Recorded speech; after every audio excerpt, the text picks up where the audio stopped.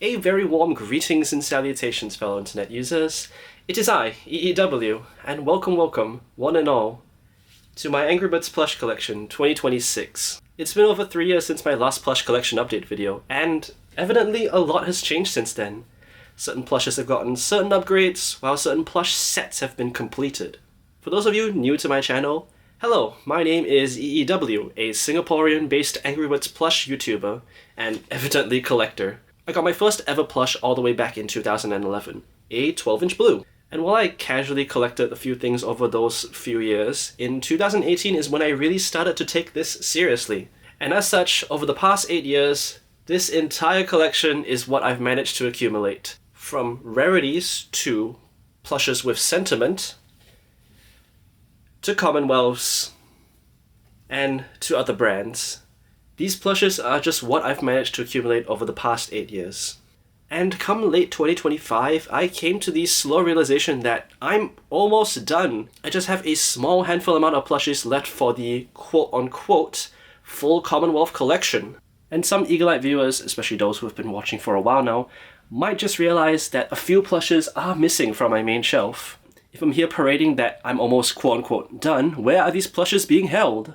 And your assumption is correct. Looking at my current shelf setup, where are my Easter set? Where is my Star Wars set? Where is my Rio set?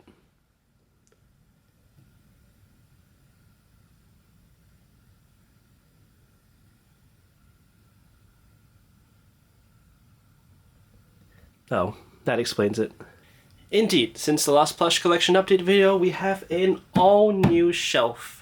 Most of the plushes here have been built from the ground up, meaning that most of them here weren't present for the previous plush collection update video. So for long-time viewers, stay tuned to figure out what new additions we have to the collection. Without further delay, let's jump right into this. This is my Angry Birds Plush Collection 2026. So, here we are after another 3 years. Long-time viewers of the channel will definitely recognize this very, very iconic look for my collection. Weird way that I sort them or organize them. But yes, let's begin. Welcome to my first of 2 major shelves, with the bottom being completely Angry Birds Classic.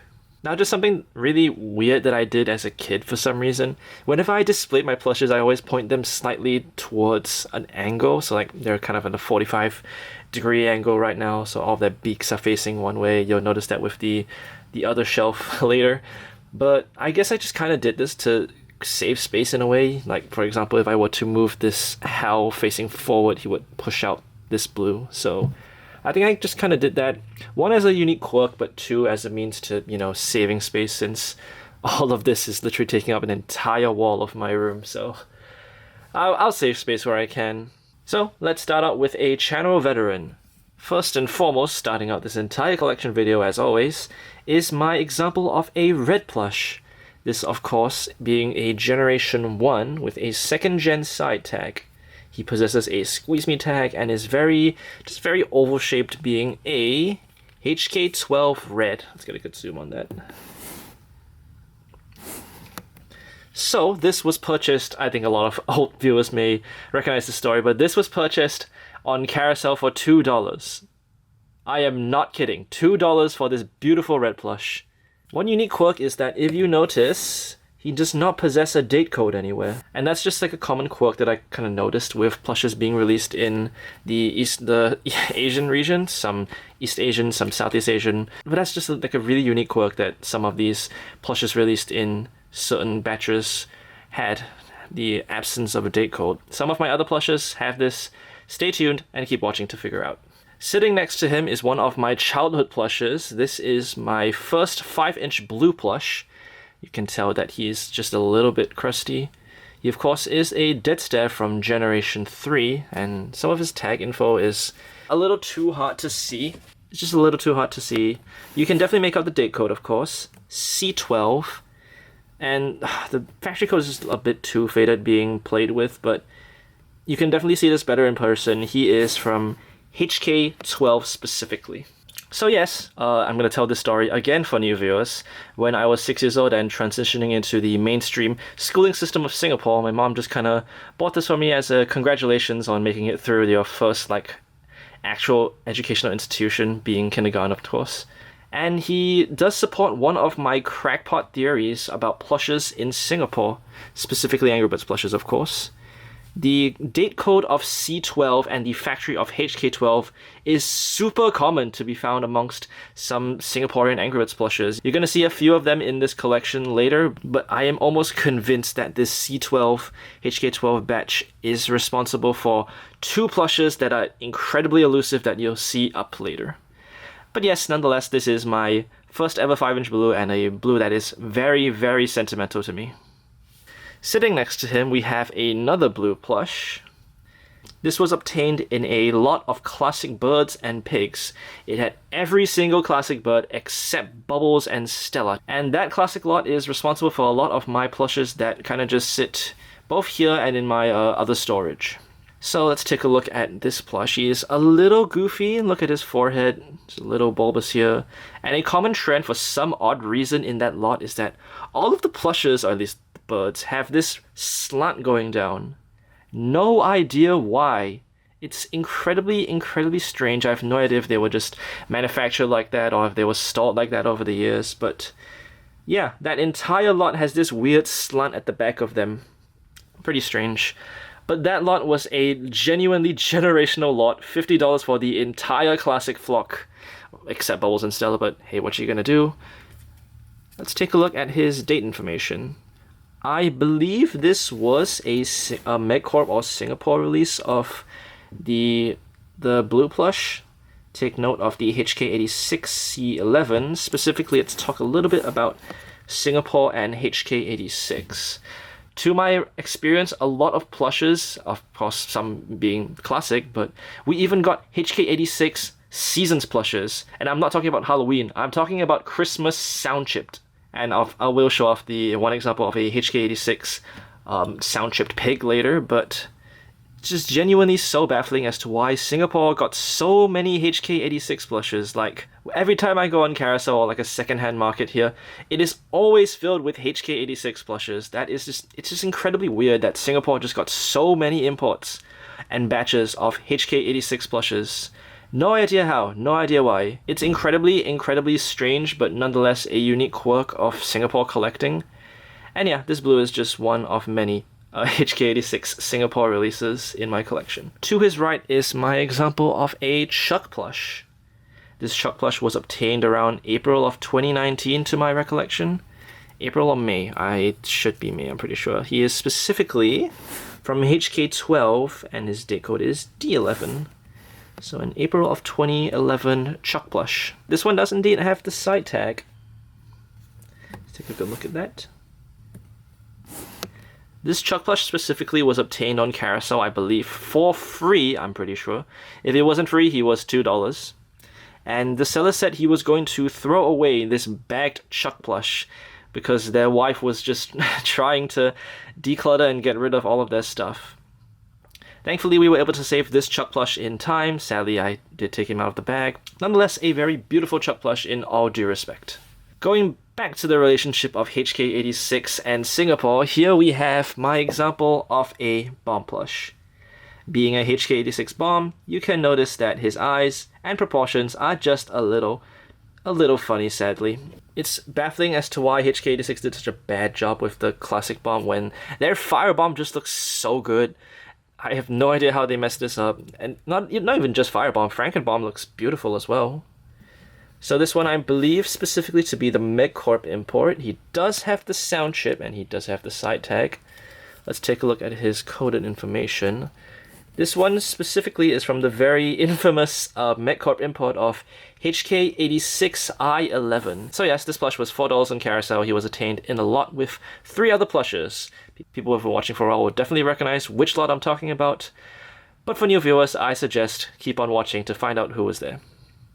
Now I do have the HK12 bomb that I could replace this one, but I don't know. I've just had this bomb plush for such a long time and he's just very iconic to my classic lot, and yeah, he's just one of the plushes that really kicks out of my collection all the way back in 2019. And just because of that, I've chosen to still display him out of respect.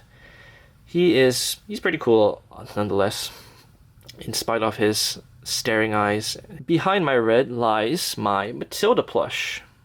This is specifically, again, HK86 I11 Matilda. Let's get a good focus on the camera.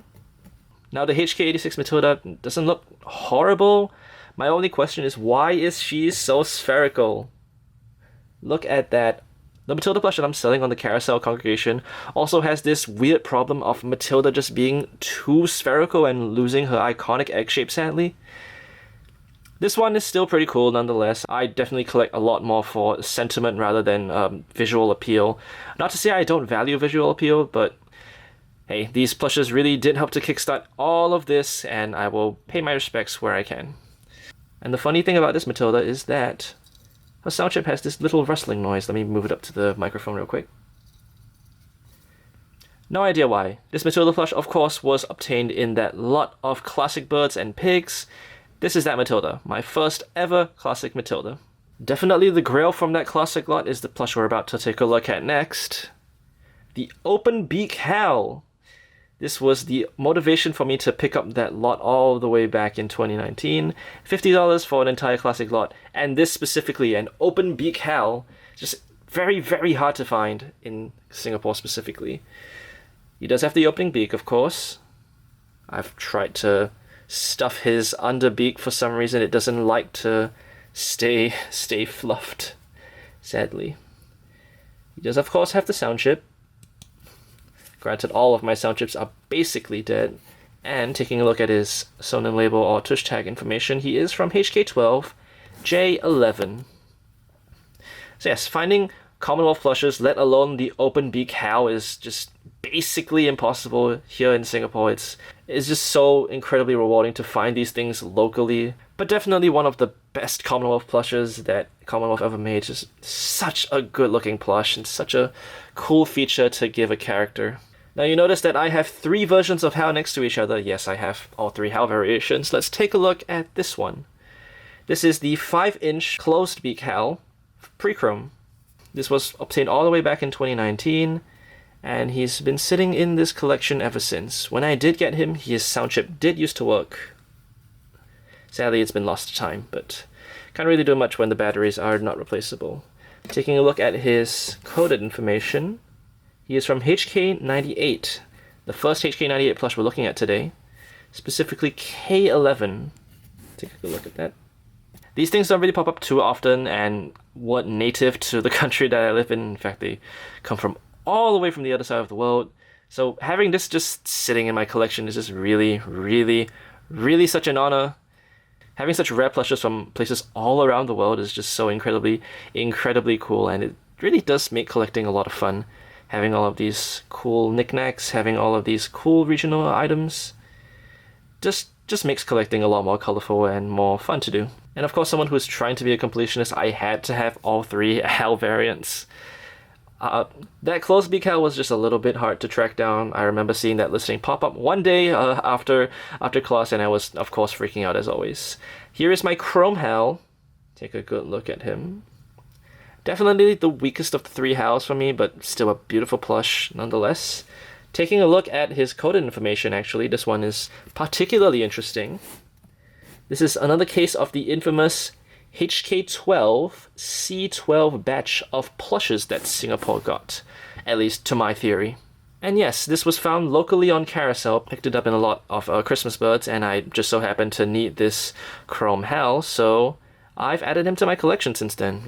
He's just a very hard plush to come by locally. I actually have no idea where the seller got this one from, but hey, you'll take what you can get, even if he is technically the inferior Hal variant, at least in my eyes.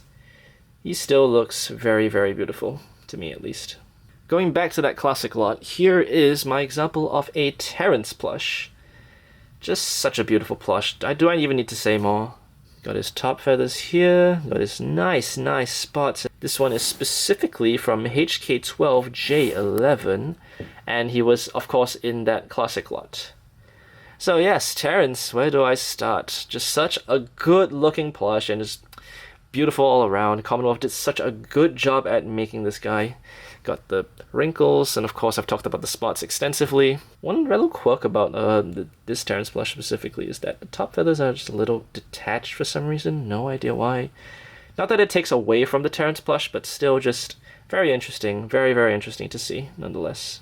And closing out the birds, gotta reach in a little far here, but here we have my example of a Stella plush. And yes, since the last plush collection video, I have learnt to properly pose her feathers. I used to keep her just like this.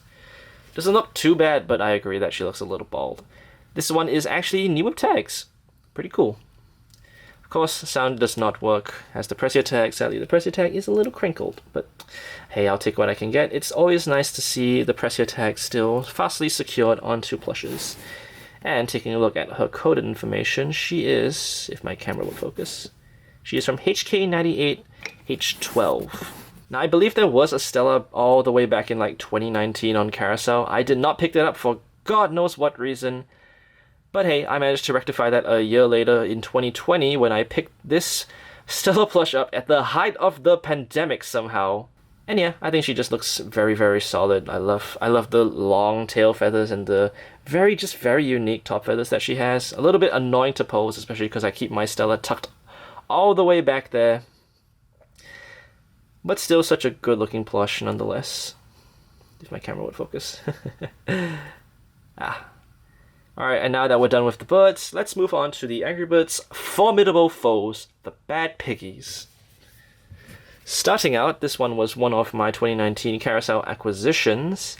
This is a 5-inch minion pig, I believe, for $12. Let's take a look at his code information. He's from HK86, Shocker, and H11. So yes, second gen minion pig, HK86. I've heard that HK86 gets a lot of flack for some reason, even though, does he really look that bad? This minion pig looks beautiful in my opinion. Granted, the HK12 and HK98 variants look very good as well, but really, this guy looks pretty cool in all due respect. And let's actually pay some attention to his side tag, because I actually do recognize now where this sticker comes from. This specifically is a sticker from Takashimaya, located in Orchard Road here in Singapore. Takashimaya is basically like a department store, like a variety store that sells just all sorts of products, from like home appliances, jewelry, clothing, and of course toys. And I've recently found out that they actually did carry a lot of Angry Birds plush for some reason. Not just Angry Birds plush actually, they carried a lot of Angry Birds related products. And this barcode is living proof that Takashimaya indeed got an import from MechCorp. Just very interesting to find out after all of these years, and it's just been so rewarding to finally solve that mystery. And yeah, it's a new with tags minion pig. I'm not going to complain when a perfectly new with tags pig just pops up on Carousel. It's just so rewarding to collect these things. Right beside him is another Carousel acquisition. This is my helmet pig. He is new with tags, and he was new in bag, Generation 2.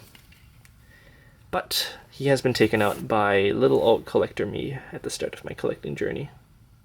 He is from HK12, C11.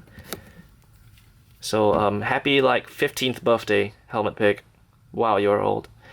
Yeah, so when I was younger, I really wanted a Helmet Pig plush. Why? No idea. I just thought he looked super neat with his little cracks, his little giant gash in his helmet, his unique facial expression that you don't really see on any other plush in the Commonwealth plush universe.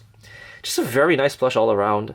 He could afford to be a little bit bigger. He is a little small compared to his piggy friends. Like even the 5-inch minion pig is towering over him. But still, just a very nice plush to have in general. It's just very well made, and I think Commonwealth did a really good job mimicking the cracked helmet of the render that they were given. Just very nice to have. Very cool. Very awesome. Finally, going back to that infamous classic lot, we're gonna reach in and grab our mustache pig, or foreman pig. Check him out. Take a wild guess which factory he's from. He is Generation 2. Let's give it up for the H11 HK86 foreman pig. So yes, mustache pig. My childhood example that I had when I was a kid was only the 8-inch version. I actually really did enjoy Mustache Pig's design. I thought his mustache was very fun to draw as a kid. He had the unique eye bags. He had this very high snout that I just very intriguing to me. And yeah, I think he looks beautiful in plush form. He's just very well detailed, very well made, and the proportions just are so incredibly right on this one. And closing out the first tier of the main shelf, here we have my King Pig plush. Check him out. Again, from that same classic lot, I think you can already guess what his coded information and his factory is from. He is, of course, HK86 H11.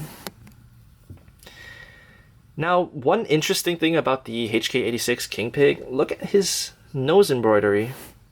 It's a little different compared to like other King Pig plushes. I do have other examples in the collection that you will get to see later, but this nose embroidery is just very unique to this HK86 variant of the King Pig. And taking a look at his crown, this specific plush has a very squished crown for God knows what reason. I've kept it like that since that's how I got it when I got the classic lot. And yeah, he's just a very nice plush in general. Alright, and that's it for the first tier off the shelf. We're going to move a tier up where you're going to see a few new acquisitions. Yes, I hope you're not bored of me talking about the same 15 plushes that I've had for the past, like, oh my gosh, 7 years at this point. So yes, we got a few new acquisitions. Let's move a tier up and check out what is in store. Welcome to the second tier of the main shelf. Longtime viewers will recognize a lot of the plushes here, but there are a few new acquisitions. I think you can see which 2 sets have been completed recently. Let's take a deep dive. I'm actually going to start all the way inside for a change. Presenting my girl bird. This one is specifically new with tags, both sides. Taking a look at her side tag. She is from HK86. She is specifically the Toys R Us release. Taking a good look, the 349th day of 2011. So yes, as a younger collector, I for some reason did not bother to finish the Hugs and Kisses set.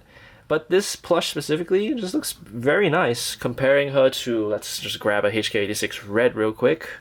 They just fit very well together. They look very, very nice together. It really does encapsulate the feeling of a gender-swapped red bird. And her design is just pretty cool altogether. Her nice lashes, her very, very awesome bow. Just so incredibly cool. This one was obtained recently, all the way back in 2025, last year. And she looks pretty good. Right next to her is a really, really old lot that I got all the way back in like 2019, I believe. Was it May? I'm pretty sure it was May. This is my Valentine's Matilda. You're going to see a very familiar date code once I swap to her back. She is 3rd gen for some reason. And she is from HK86, but more importantly, she is from that C12 batch of plushes that I'm pretty sure MedCorp just decided to import for some reason.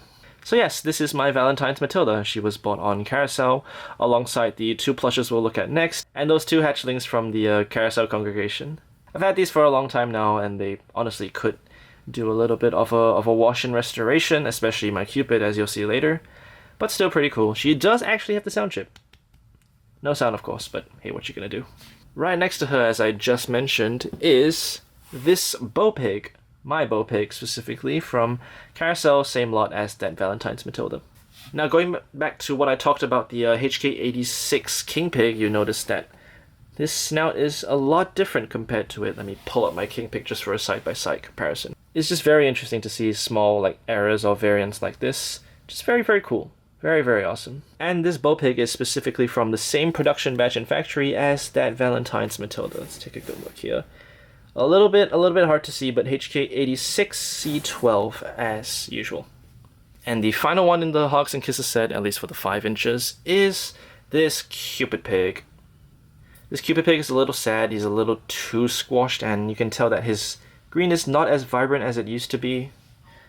Comparing the Bow Pig and the Cupid Pig, you can tell that it's a lot more pale for some reason. Have no idea why, and I should probably give it a wash. But yes, it's the Cupid Pig, specifically the with sound Cupid Pig. Pretty cool. Date code and factory are identical to the other 2. I'm still going to show them just because I want this video to be comprehensive. HK86 C12. And yes, just all around a very, very cool plush to see. Just need to give this one a little bit of wash. And before we go to the next set that populates this part of the shelf, let's take a look at the 2 box sets sitting up top. First and foremost, we have the Let's Be Lovebirds that was $7 USD. This one came from America and was just dirt cheap for some reason. I guess I can see why. No hang tag, and there's this weird sticker up front. But it's still honestly very, very cool. Taking a look at the date information, we have HK86 J11.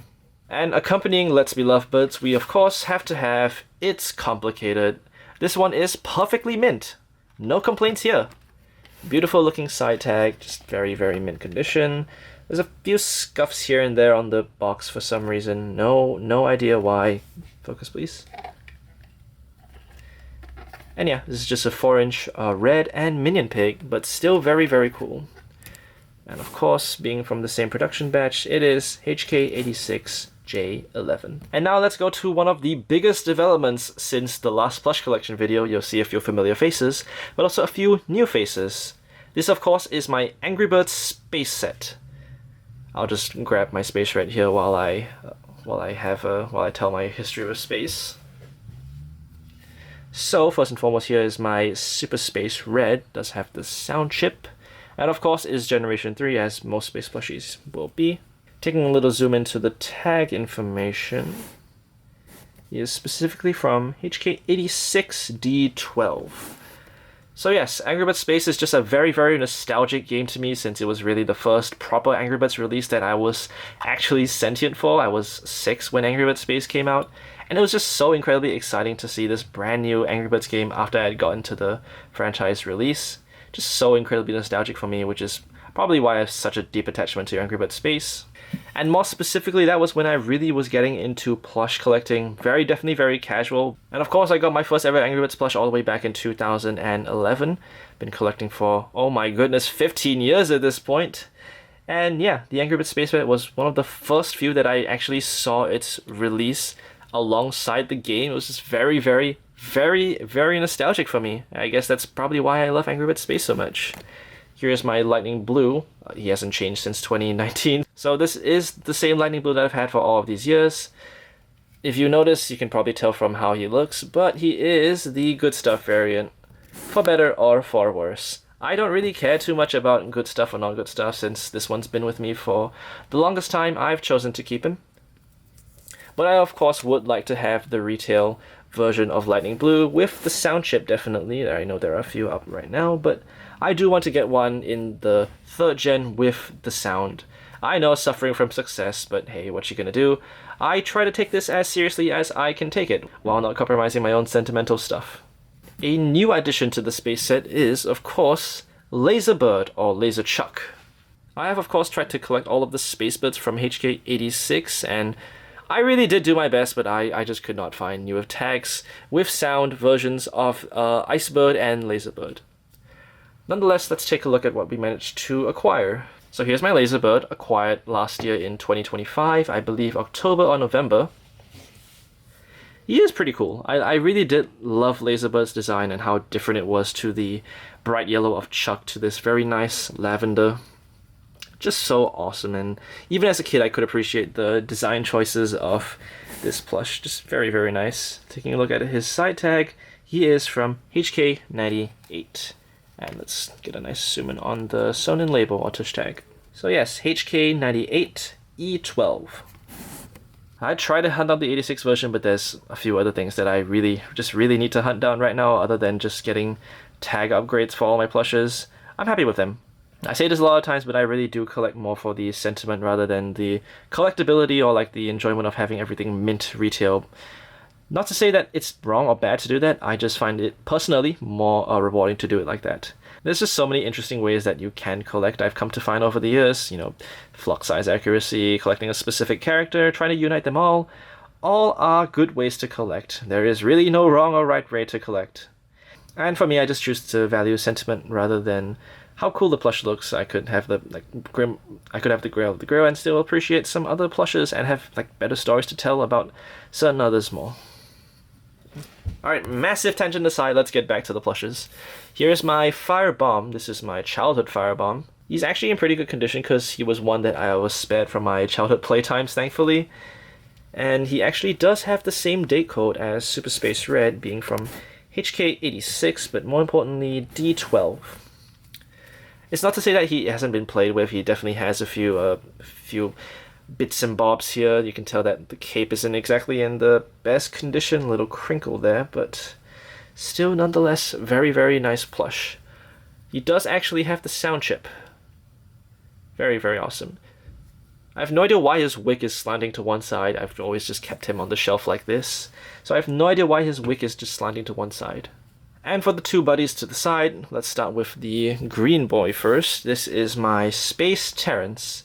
This one is a little bit more unique in that he is from the online Rovio store. So he is indeed a Rovio import, specifically from HK, if my camera will focus, HK86 C12.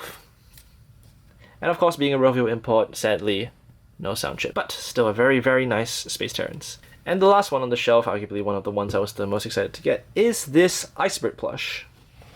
Now you may notice that he looks just a little bit too tall compared to the other plushes. Let me grab Space Red real quick. He's just a little tall for God knows what reason. That's not to say he looks bad or anything, he's just could be a lot to be improved. And looking at his factory and date info, you can probably tell why. He is from HK85D12. So yeah, at least he does have the sound chip at the bare minimum, and he doesn't look too bad in all honesty. He's just a little tall, but what you gonna do? He was a decent price, and honestly, he fits pretty well with the other Space Birds, despite being from a completely different factory. Alright, that's it for the second tier of the shelf. We're gonna move a tier up into covering some of the Seasons plushes that I have. Alright, welcome to the next tier of the shelf. We've got a few Seasons plush here. Let's just jump right into it. Starting out, we have the 5.75-inch Walmart Devil Red. So yes, finally glad that after all of these years, I could finally figure out why my Devil Red just looked and felt a little bit weird compared to the other 5-inch plushes in my collection. Being from Walmart, it's just a little too big, and there's a weird, like, pouch here in the bottom. There's just no stuffing there for God knows what reason. He doesn't look terrible, and he is very, very sentimental to me. This Devil Red specifically was the one that kickstarted a lot of this collection. I'm pretty sure he was actually the first ever purchase I made besides my Matilda backpack clip at the height of my plush collecting days. And he's just been with me ever since. He's a very, very nice plush in all due respect. I remember being a kid and just really wanting the Halloween set because they just looked very, very unique. I remember liking Devil Red's tail specifically. I just found it really funny that they bothered to replace the tail feathers of red. And of course, being from Walmart, taking a look at this Sonnen label real quick. He is indeed from HK98G11. Looking at his Walmart friend, we have the Walmart Wizard Chuck. And I have a few complaints about this plush specifically, but let's take a look at his tagged information. It's basically the same as the Devil Red, but we'll take a look at it nonetheless. He is indeed from HK98G11. Exactly the same. Now, what complaints do I have about this plush? His hat is just so incredibly flat. It looks so bad. Well, there's one right there we can take a look at later. But he just looks so incredibly wonky. The Chuck plush itself is fine. What did HK98 do to the hat? The material is so incredibly rigid and stiff. And for some reason, the stitching, you're going to see on the HK86 Wizard Chuck later, the stitching is just to the side when the stitching should be lined up with this section of the hat. It's just so incredibly weird why HK98 did it like this.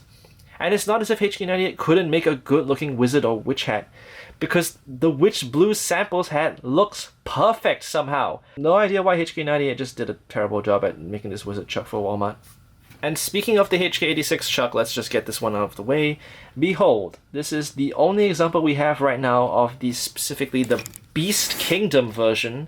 You can see that little sticker there, and we'll take a look at the import and side tag later, of the Beast Kingdom Wizard Chuck plush. He is indeed from HK86, which is ideally preferred for the Halloween set. He is from HK86, and being a plush from the Asian region of the world, he does not have a date code, sadly. And let's actually take a look at his side tag real quick. You can see there's a bunch of Chinese words there. Of course, as this plush was released in Taiwan, it only makes sense. So yes, this is the Beast Kingdom release of the Wizard Chuck plush. Never seen one in the wild until one popped up on Shopee recently. It's just very, very cool to see in general. And the good thing about being from Beast Kingdom is that he does have the press here tag. Very, very nice to see. I always loved how the press here tag was attached to his hat, even though the sound chip is not there. It's just very nice, very cool. Sadly, this wizard truck has a random fold that I've tried to get out a lot of the time, but it just doesn't want to get out, sadly. It's still very cool, though. Just a beautiful plush all around. Let's finish out the Halloween set. Let's take a look at the Frankenbomb-Bird. He is not from Walmart, thankfully. He is the 5-inch. It's got the plastic screws, the nice embroidered details. This was purchased, I believe, back in March of 2021. He has a price tag sticker there. He's $12.95 originally. And he is from the exact same production batch of G11, just from HK86. I distinctly remember that the package, I ordered this with my cowboy mustache pig, which we'll look at later. But I remember I ordered this with the mustache pig. We sent it to the package forwarding place, and they split up the two plushes for some reason. I believe this one came first, but I'll talk a little bit more about most cowboy pig's story later. But yeah, very cool. Love the plastic screws. Just very nice to see different materials used on Commonwealth plushes. And the final one in the Halloween set, or trick-or-treat set, is the Pumpkin Pig. Of course, same production batch and same factory, HK86G11. Pumpkin Pig was a pig that I just really wanted all the way back. Pumpkin Pig was one of the chases for me back in the day. Just very, very cool to see. Just a very, very cute plush in general. Sadly, no side tag, even though he was advertised as new. I find that a lot of Amazon listings tend to do that. My Christmas pig is another example that we'll look at in a bit. But yeah, it's just nice to see that one popped up for a decent price. No idea why Pumpkin Pig soared in price after that. Hey, we got one, and he sits with me now. Alright, now that Halloween's out of the way, let's clear the other two seasons that reside on this season's part of the shelf. Starting out with the Leprechaun Hat Red. This one specifically is from Toy Wiz, part of a birthday present all the way back in June of 2019.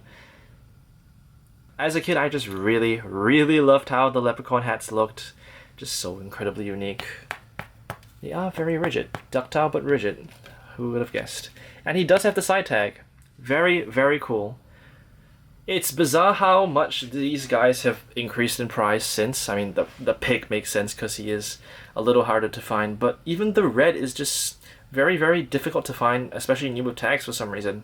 No idea why. And of course, let's take a look at the tush or sewn-in label information. He is, of course, from HK12, K11. So incredibly cool. So incredibly cool. His partner in crime to the right is, of course, the Leprechaun Hat, St. Patrick's Day, Gonku Get Lucky, however you want to call it, pig. Sadly, he is a little bit used. You can tell that some parts of his little buckle are flaking a bit, if it could focus. It's just not as crisp and not as mint. But other than that, he's just basically in perfect condition. His hat is a little bit squashed, sadly. I would like to stuff some tissue paper in there eventually. But yes, given his rarity and given his significance, he is just very, very nice to have in my collection. He was attained alongside a certain plush we will look at later. I think old-time viewers of the channel will know who I'm talking about, but nonetheless, he is from HK12, K11. I've always loved the St. Patrick's Day set. Just very, very cute, very, very fitting. And I love this tiny hats on the plushes. I think it just adds a lot of charm. Is it merchandising? Of course it is, but hey, what you gonna do? It looks very, very good. And let's finally clear the final season set on this part of the shelf. We'll start out, of course, with the main protagonist of the games, in a way, the Christmas Red plush. This one specifically is from HK12, H11. Let's get a good zoom on that. He was purchased straight from Toy Wiz, alongside that Leprechaun Hat Red. His hat is a little bit goofy, no idea why it's bending like that, but other than that, he just looks very good. But yeah, red with Santa hat. Pretty cool. The next plush is just a little bit harder to find. We have the updated Christmas Blue. This one specifically is the Kmart release, evident by his sewn-in label. Of course, got the barcode tush tag, but also from HK98, H12. And this one actually does have the little hole through the sewn-in label, if I can get it in focus. I think you can see it, it's on the N, between the N and the G. And yes, a lot of people will know that Blue is my favorite character, and I really like the design of the redesigned Blue. It just looks very, very good. And to have him in a seasonal form, you know I had to get this, right? And yeah, it's just really cool. The redesigns are surprisingly difficult to find. Of course, I don't have a redesigned Chuck on me right now, but the trend of the Dead Stare Blue being just a little hard to find is somehow consistent. I've been looking for years at this point, trying to find one mint, and it's just very, very hard to find one to pop up on eBay for a decent price, and especially with tags, since I'm trying to gun for tags right now. Nonetheless, still very cool to see, and he is a very cute plush, this specific one. I will try to pursue the OG design of the blues, but for now, I have the redesign, and he is very cute. Sitting next to him on the shelf is, of course, the OG design of the Dead Stare Chuck plush.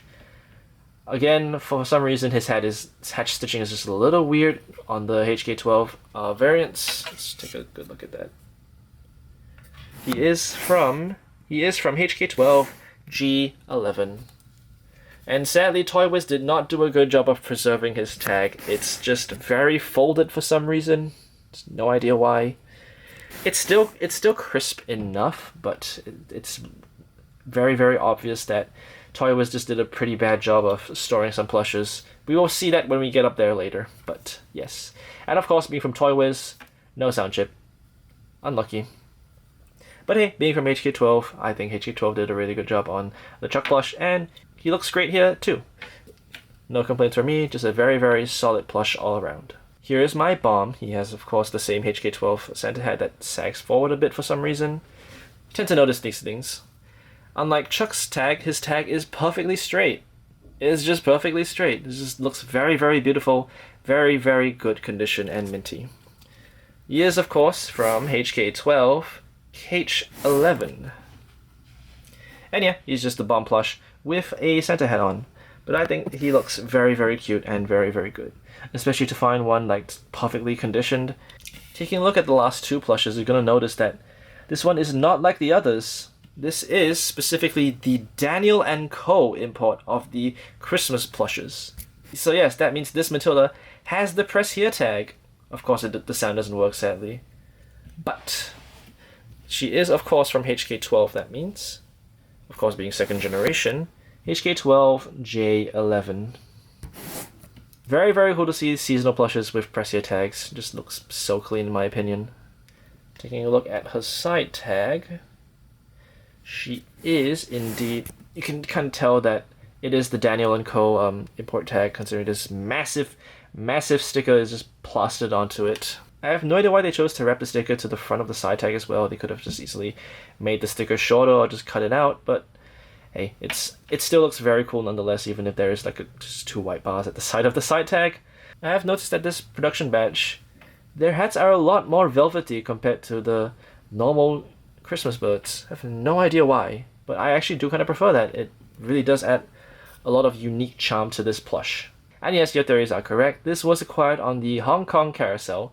I believe this was the first ever purchase, or first and second ever purchase ever made on the Hong Kong carousel. And what a beauty it is. It's just so cool to see season plushes with sound, especially mint like this. So beautiful. And the final one on this shelf is a channel OG, the Christmas Pig. My main motivation for getting this guy back in the day was that Maximus Overdrive had that video about pricing of plushes. Definitely a very bad video nowadays, but back at the time it was the only source of price gauging for plushes, and I believe it was around like $50 to like $30. Finding one on Amazon was just so incredibly cool. Now unfortunately, this is actually the second time we had to order that Christmas Pig. For some reason the original listing just did not send it out for some reason, so we had to get a refund on that. But a few days later, this one popped up and we did get it. And yeah, I was pretty scarce on pig plushes back in the day, so this really was one of my first accessorized and seasonal pigs. Very, very cool. Very, very awesome. Of course, being from HK12, the plushes look just beautiful. It's nice to have a coherent set. I do have that HK86 Christmas Pig that has the sound chip that is probably a MegCorp import. We'll look at that later, but for now, this is the one I have chosen to display, even if it does not have the side tag or sound chip. The story behind this one and the sentimental meaning of it, to me, just makes me want to display it more, you know? I treasure all of my plushes, even if they are not in perfect condition, even if they are not quote-unquote ideal for collecting.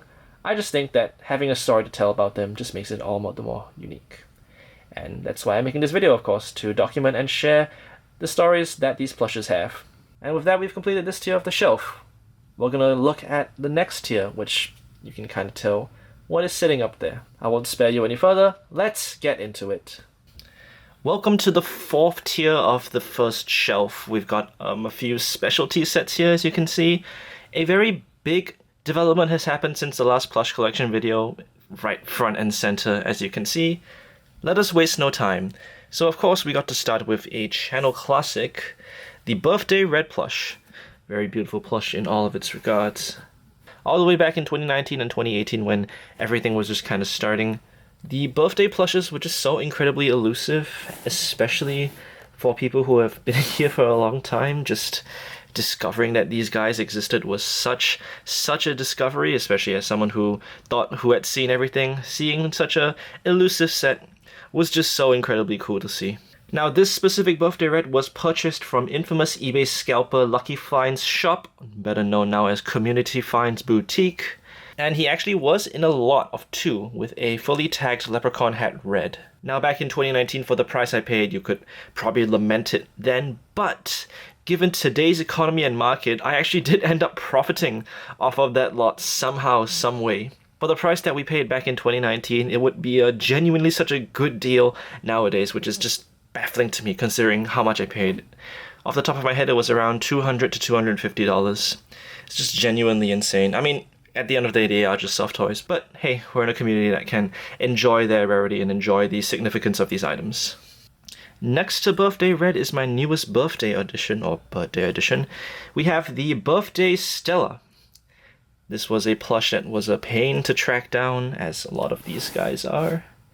The usual G12 HK85. It's a birthday plush, and as birthday plush, there's only really one production batch by one factory. So yes, this was technically the last super hard to get item that I was looking for the whole quote-unquote complete collection, barring any redesigns or fur variants. And the most interesting thing about this one is that it actually hails from Maximus Overdrive. Max actually knew that I was in the market for a Birthday Stella and was one of the last key components of my collection, and this is just genuinely such a beautiful plush. The unique facial expression, the very different top feathers. I actually do quite prefer these top feathers because they look more like feathers than the HK98 Stella. And yeah, I just think it's a very, very unique plush, and I'm just very happy to finally have a complete birthday set. Some people may recognize that my birthday set is now sitting at the bottom here in front of the set we'll look at next.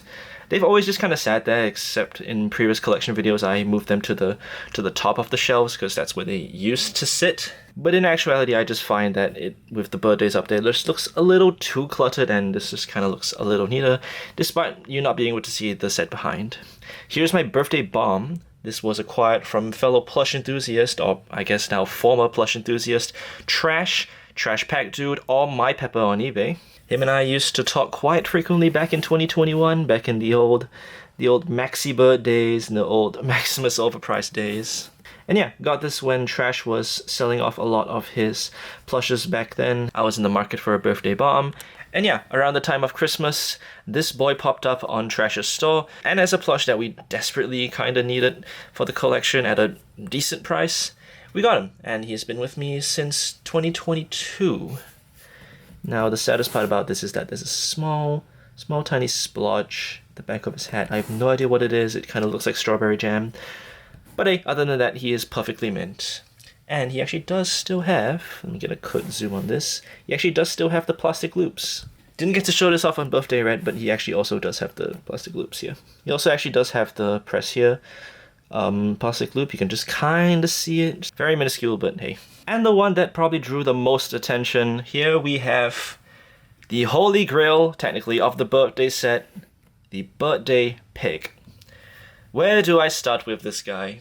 There have been multiple listings over the past few years for this specific plush, but it's just been genuinely so hard because a lot of the times eBay listings will pop up when I'm asleep, as I, of course, live across the world, and I just miss out on a lot of good stuff. So most of the birthday pigs have just not been sold when I was awake, but There was this specific one that was just a little steep, but at the end of the day, he does actually still possess the original tags, which I'm very grateful for. It's just very, very neat to have. Technically new with tags plush. Now let's take a good look at the side tag. No idea what happened and why they still chose to keep the side tag, even though it's just squished beyond oblivion. He does actually still have the original Hallmark price tag there, which is a little funny. And thankfully, even though the tag is in like a pretty bad condition, the hat is actually still intact. The press tag is lodged underneath it, of course, but it's just baffling to see one in decent condition pop up. And it was just an immediate buy for me. It was just very, very, very rewarding to finally have one of the chases after such a long time. Let's take a look at this coded information, HK85G12 as always. And yes, just one of the plushes I've been looking for the longest time, finally here in the collection. Birthday set is definitely one of my favorite sets of all time, just so incredibly cool and unique to see such a beautiful set, despite its HK85-ness. I still think it's pretty cool.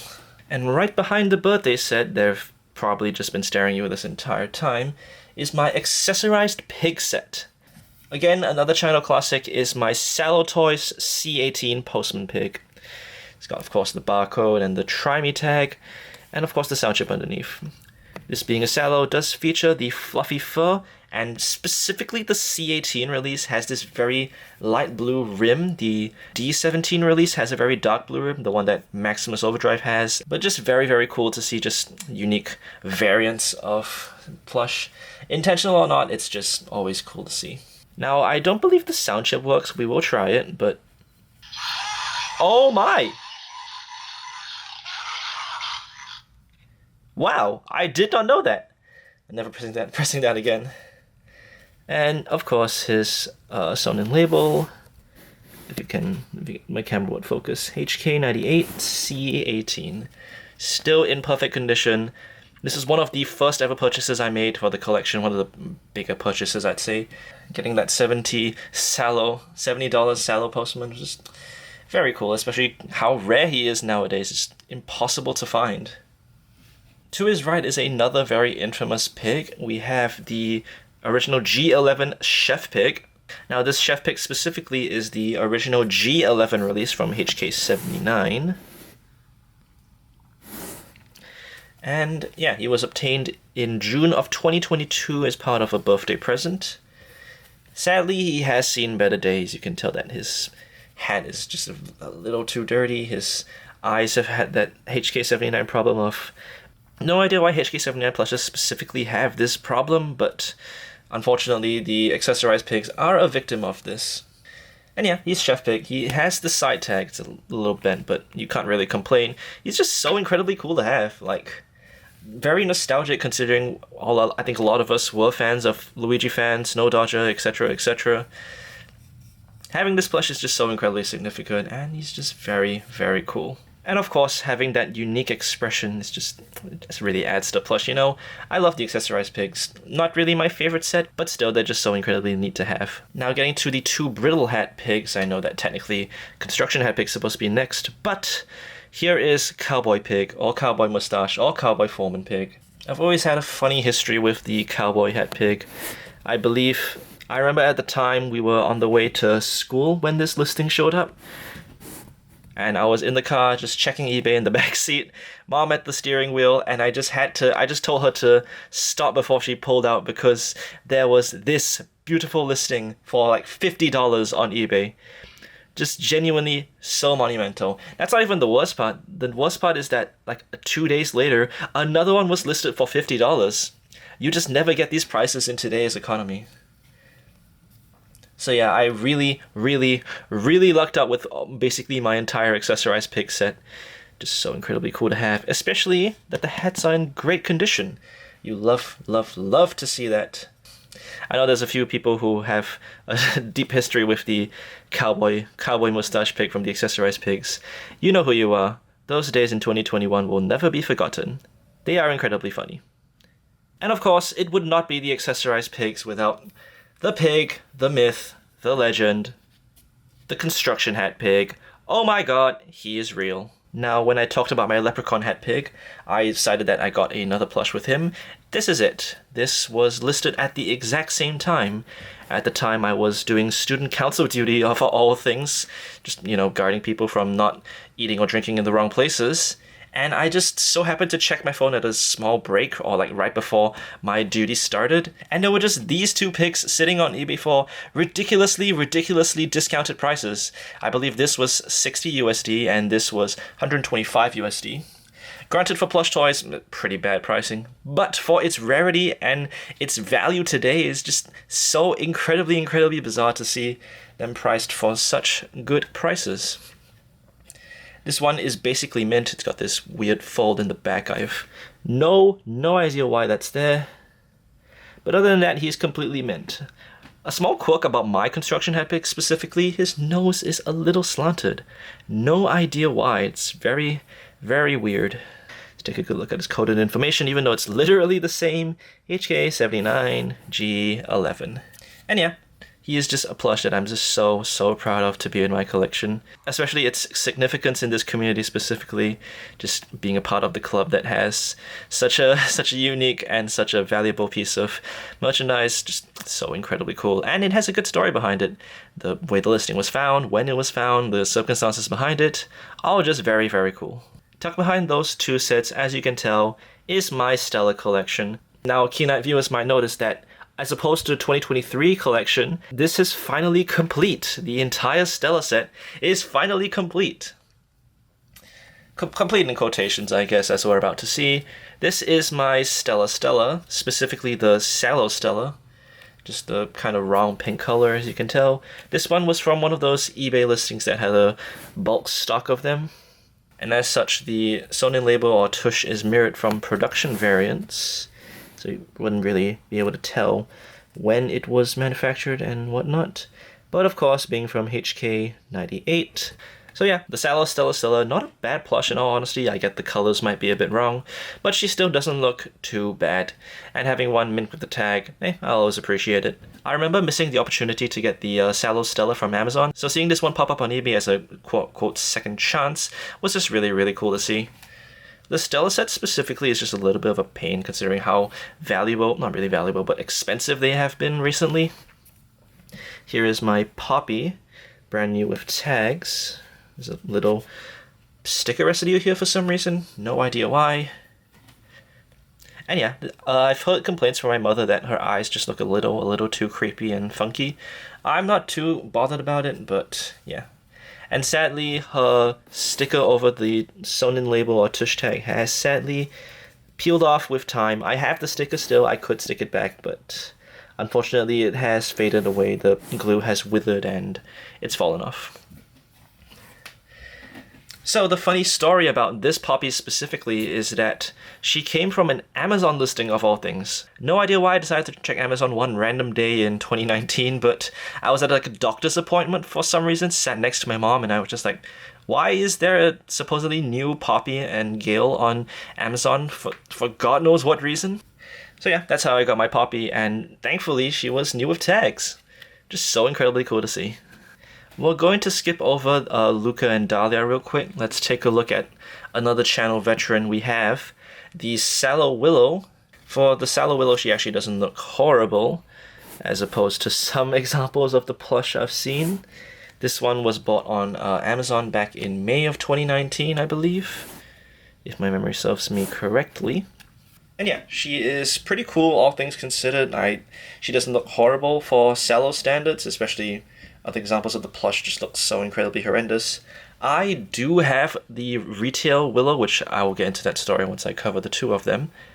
But yes, I've had this for the longest time, and having affordable plush toys, hey, I'm always going to appreciate it. And yeah, just really like the colors all around, the yellow and red hat, the very nice pastel blue used for her feathers, just all around a very solid plush. Alright, let's finally get into the story behind the two newest acquisitions here. Let's do both of them at once. Here we have the Rovio Import, or I guess Angry Birds Activity Park versions of the Luca and Dahlia plushes. Let's take a good look at them. Now, these two are the fruits of my own carousel listing somehow. all the way back in 2021, I put out this looking for Angry Birds plush listing, trying to fish out anyone who might have like any sort of Angry Birds plush for sale. And it didn't really bear any fruit until one random day in 2024 where this girl texted me and said that, hey, she has some plush that she's willing to offer. And usually I get those messages, but don't really bother with them too much because there's usually nothing that they're offering that's pretty good. Like, it's all Changi, it's all bootlegged. But to my sheer surprise, she was offering almost the entire Stella set. She was offering a Stella, Poppy, Luca, Dahlia, Willow, everyone but Gale, surprisingly. They were all Rovio imports, which is the surprising thing. So, which just tells me that she got them from an activity park. Which one? No idea. How they ended up in Singapore? Also no idea. I have a small sneaky suspicion that they might have been acquired from the Angry Birds activity park in Johor Bahru, which has sadly been closed. As we know, Stella plushes were sold in the activity parks. There have also been other examples of the Stella plushes here in Singapore. I think there's this infamous picture of a bunch of 8 inches sitting on top of a mailbox. One of my friends encountered on her Instagram story for some reason. So that just tells me that there are a bunch of Stella plushes in Singapore just running about. How they got here, no idea. The theory of Johor Bahru still sits. But it's still nice to have these two, and it's so incredibly rewarding that that listing finally had some traffic after 3 years. So yeah, that's the story of my Luca and my Dahlia plushes. And the last one on the shelf, she's just been kind of sitting here, is my Gale. Same exact Gale from the previous plush collection video. She does have the side tag, which is always nice, and unlike Poppy, she still has the sticker on there. Very cool. Now sadly she could be in, of course, better condition.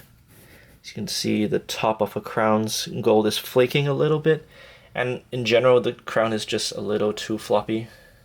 She does still have the sticker on her Sonin label. I'm trying to keep that pristine right now.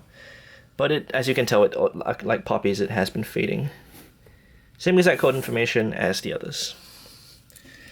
So yes, acquired all the way back in 2021. That was when I was still trying to acquire the entire Stella set, mint with side tags, because, I mean, all of mine already had one, so might as well continue the trend. And yeah, she's just such a unique character. It's like deep purple with the slightly lighter purple, the beautiful, beautiful crown, and such a unique part for her cape or cloak or whatever. And yeah, she's just a really cool plush all around. And with that, we've come to the end of this tier of the shelf. We're gonna go up, which you can probably see a few familiar faces up there. Let's go, let's cut to that. Welcome back to a very, very iconic shot of my collection. I'm gonna say this phrase a lot, but longtime viewers of the channel will recognize this exact setup. Nothing has changed since 2019. Nothing has changed. It's genuinely so funny. So clearly up here we have my two quote-unquote favorite sets, at least young collector me thought these were my favorites, and they are pretty good sets in their own respect. You'll see a lot of rarities here soon. So clearly we have the, of course, winter set and the Rio caged bird set. So let's take a look at what we have. We're going to start off with the caged birds first. So reaching into the back, here we have my purple caged bird. So here's my purple caged bird. He was acquired all the way back in June of 2022 alongside my chef pig. He is the US release, which means he is from HK98H12. And yeah, younger me was very, very enamored by the caged birds. I'll get more into that story when I talk about the green and the blue caged birds. But yes, this is my purple caged bird. Surprisingly, I was missing the least rare caged bird to complete my caged bird set. I had everything except the purple one because I was being kind of nitpicky with what I wanted. I wanted with the sound chip, of course, not the good stuff, and I wanted with the side tag as well. And I guess this was compromised. It was still pretty cool though, honestly. Like, the caged birds themselves are just so incredibly cute and so incredibly beautiful. Like, not much to complain about. I just really like them. Accompanying my purple caged bird is, of course, my pink caged bird. Real ones remember when we call it the Fuschia caged bird. Good times. Very good times. So yes, this was acquired all the way back in June of 2019. Technically part of a birthday present. And yeah, that was during my cage bird fanatic phase, and not to say it hasn't died down. Like, I still love the cage birds so much. They're just such nice plushes. These from HK98 H12, same exact production batch as the purple cage bird. I'm going to talk about the green cage bird on my other shelf later. This was bought from the same seller, so yeah. I always find it cute when I buy stuff from the same seller and they just stay united with me. Like, these guys have been together for God knows how long. I really hate splitting up lots, so I'm just happy to keep plushes united with their friends when I can. And yeah, that's the story of this pink cage bird. Got in June of 2019 and has been with me ever since.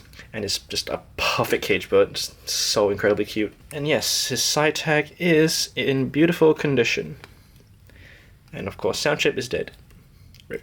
Now, going by tradition, I'm going to talk about these two next, and I will definitely have the longest tangent that I will for these two. What are these? These are of course, the green and blue cage bird, evidently, but these are incredibly technically infamous. You can tell that these are the HK12 cage birds just from their body shape. I'll show the tush tags off individually. Is that these are the HK12 C12 batch of plushes. And this is also true for my blue cage bird, as you can see here. HK12 C12. So I'm about to go on this like massive tangent about these two. So, where did I find these? All the way back in January of 2019, I saw this listing on Singaporean Carousel. This lot of 4 for $16. I talked about the story when I talked about the HK86 bomb that's sitting on my shelf right now. These two were part of that lot. It was just so incredibly cool to see cage birds, especially because that was when I was freshly new to the community, but I still knew the rarity of the cage birds. So to find these two locally was a gem, a genuine gem. That was a 9-month-old listing at the time. I was a little concerned that maybe it's been sold, maybe it's been thrown out or something. But yes, that is where we got, of course, the green cage bird, but the grail being the retail 5-inch blue cage bird. The earliest example of a cage bird that we've ever seen. Like, just genuinely baffling. Where did these guys come from?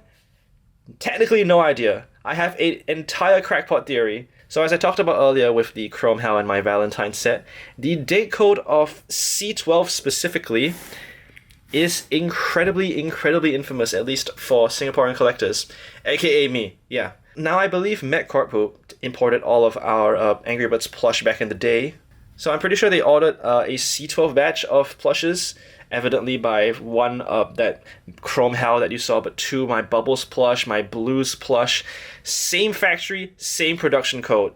So the signs are there, but we only had 2 examples previously until that 8-inch green cage bird that is being sold on the Carousel congregation showed up.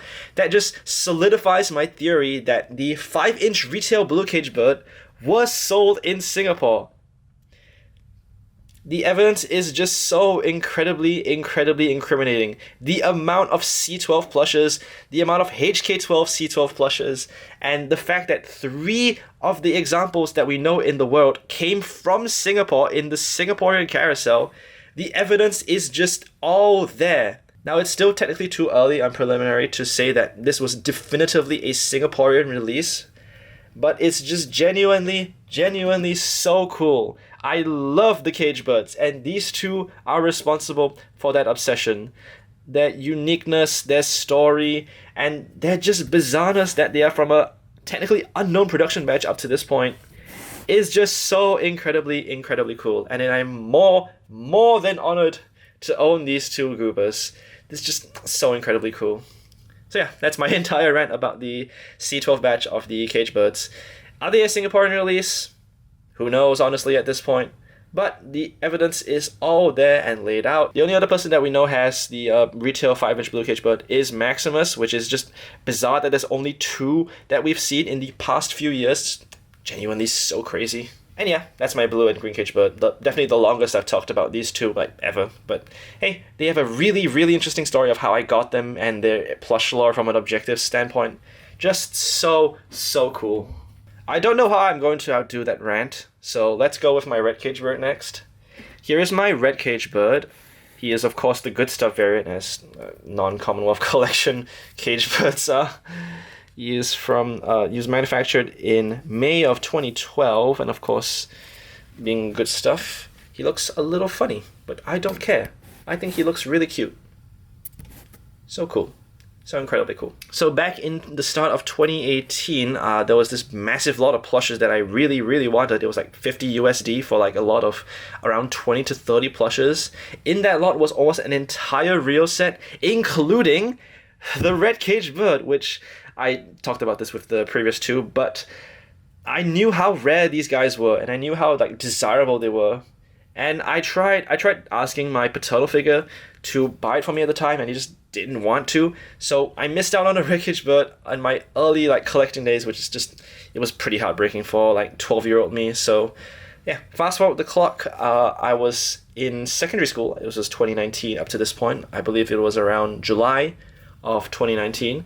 I was walking out of choir practice with a choir mate, and I just randomly checked my phone, and I see a very well-priced red cage bird on eBay, and I just start freaking out in school. I was jumping in the hallway, I was dancing, I was singing.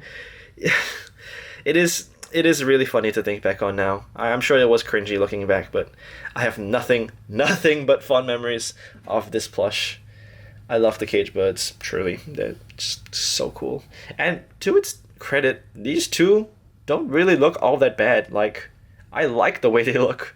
The cage birds. Never gets old talking about them. So yeah, that's my story of my red cage bird. A very sentimental plush. All of my cage birds are technically sentimental plush to me. And they all have a fantastic story to tell behind all of them.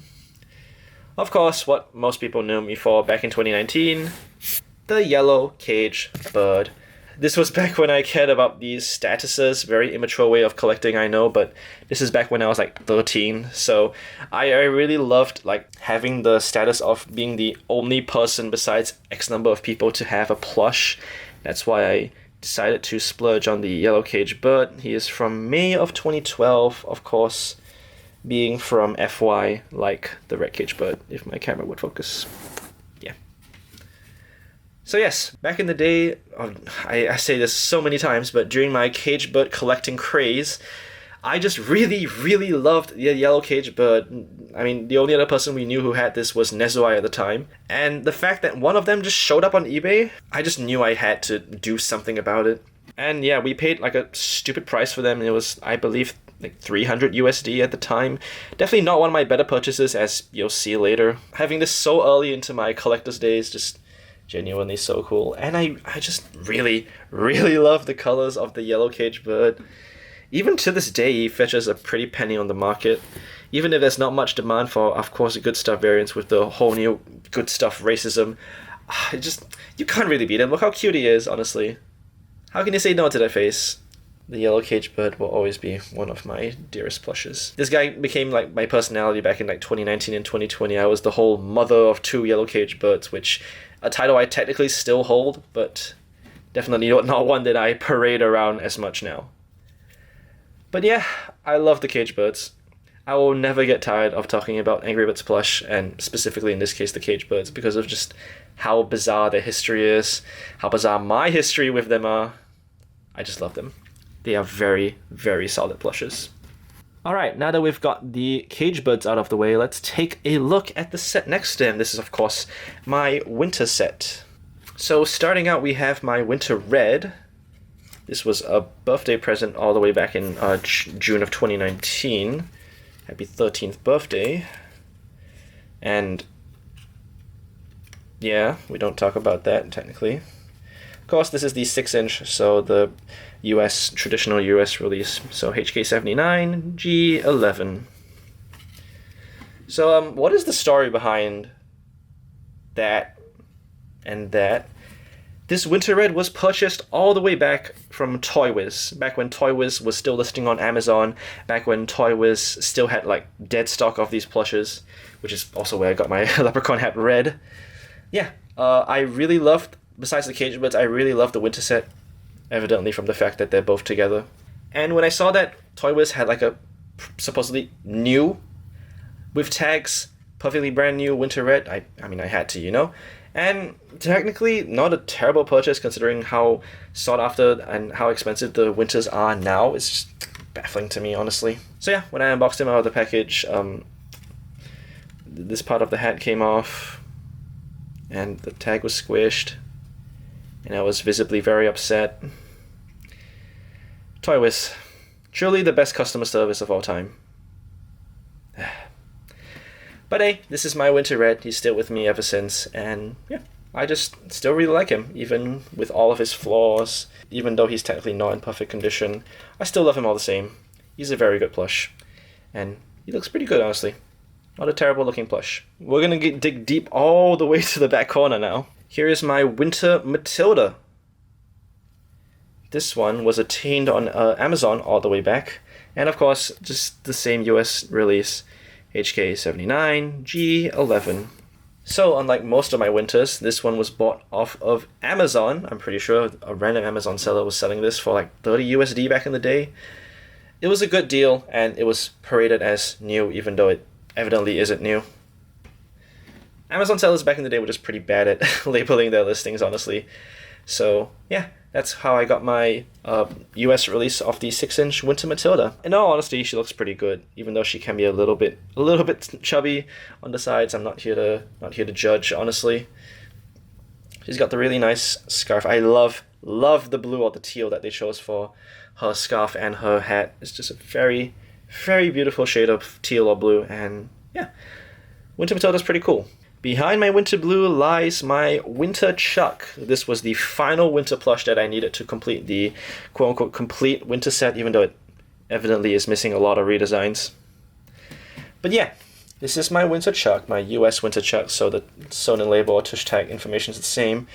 You've heard this so many times, HK79 G11. Yay! So winter Chucks were actually pretty hard to come by back in 2019. I remember scouring eBay and Amazon for an example of these, and I just really wanted the winter plushes because they're little soft toys with hats. How can you not love them? It's just so incredibly cool. And yeah, one eventually popped up in December for a decent price, brand new with tags, which is what I desperately wanted as a kid.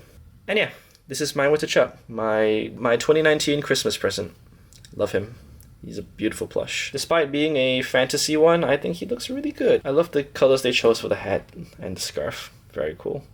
Even if he is a 79 Chuck, he's still cool. Taking a look at who is next to Winter Chuck, here we have my Winter Pig, who has suffered from the HK79 pink eye.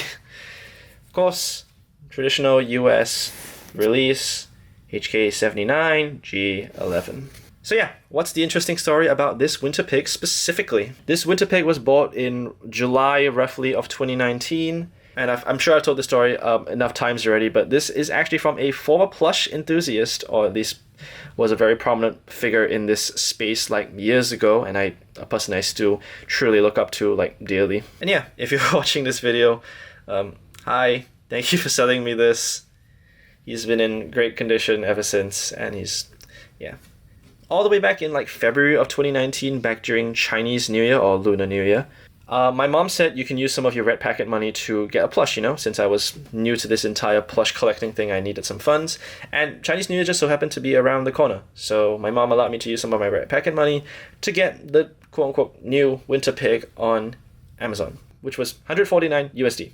Why was it so expensive? No idea. No idea at all.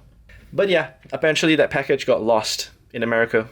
So there's just a new with tags Winter Pig running about in America.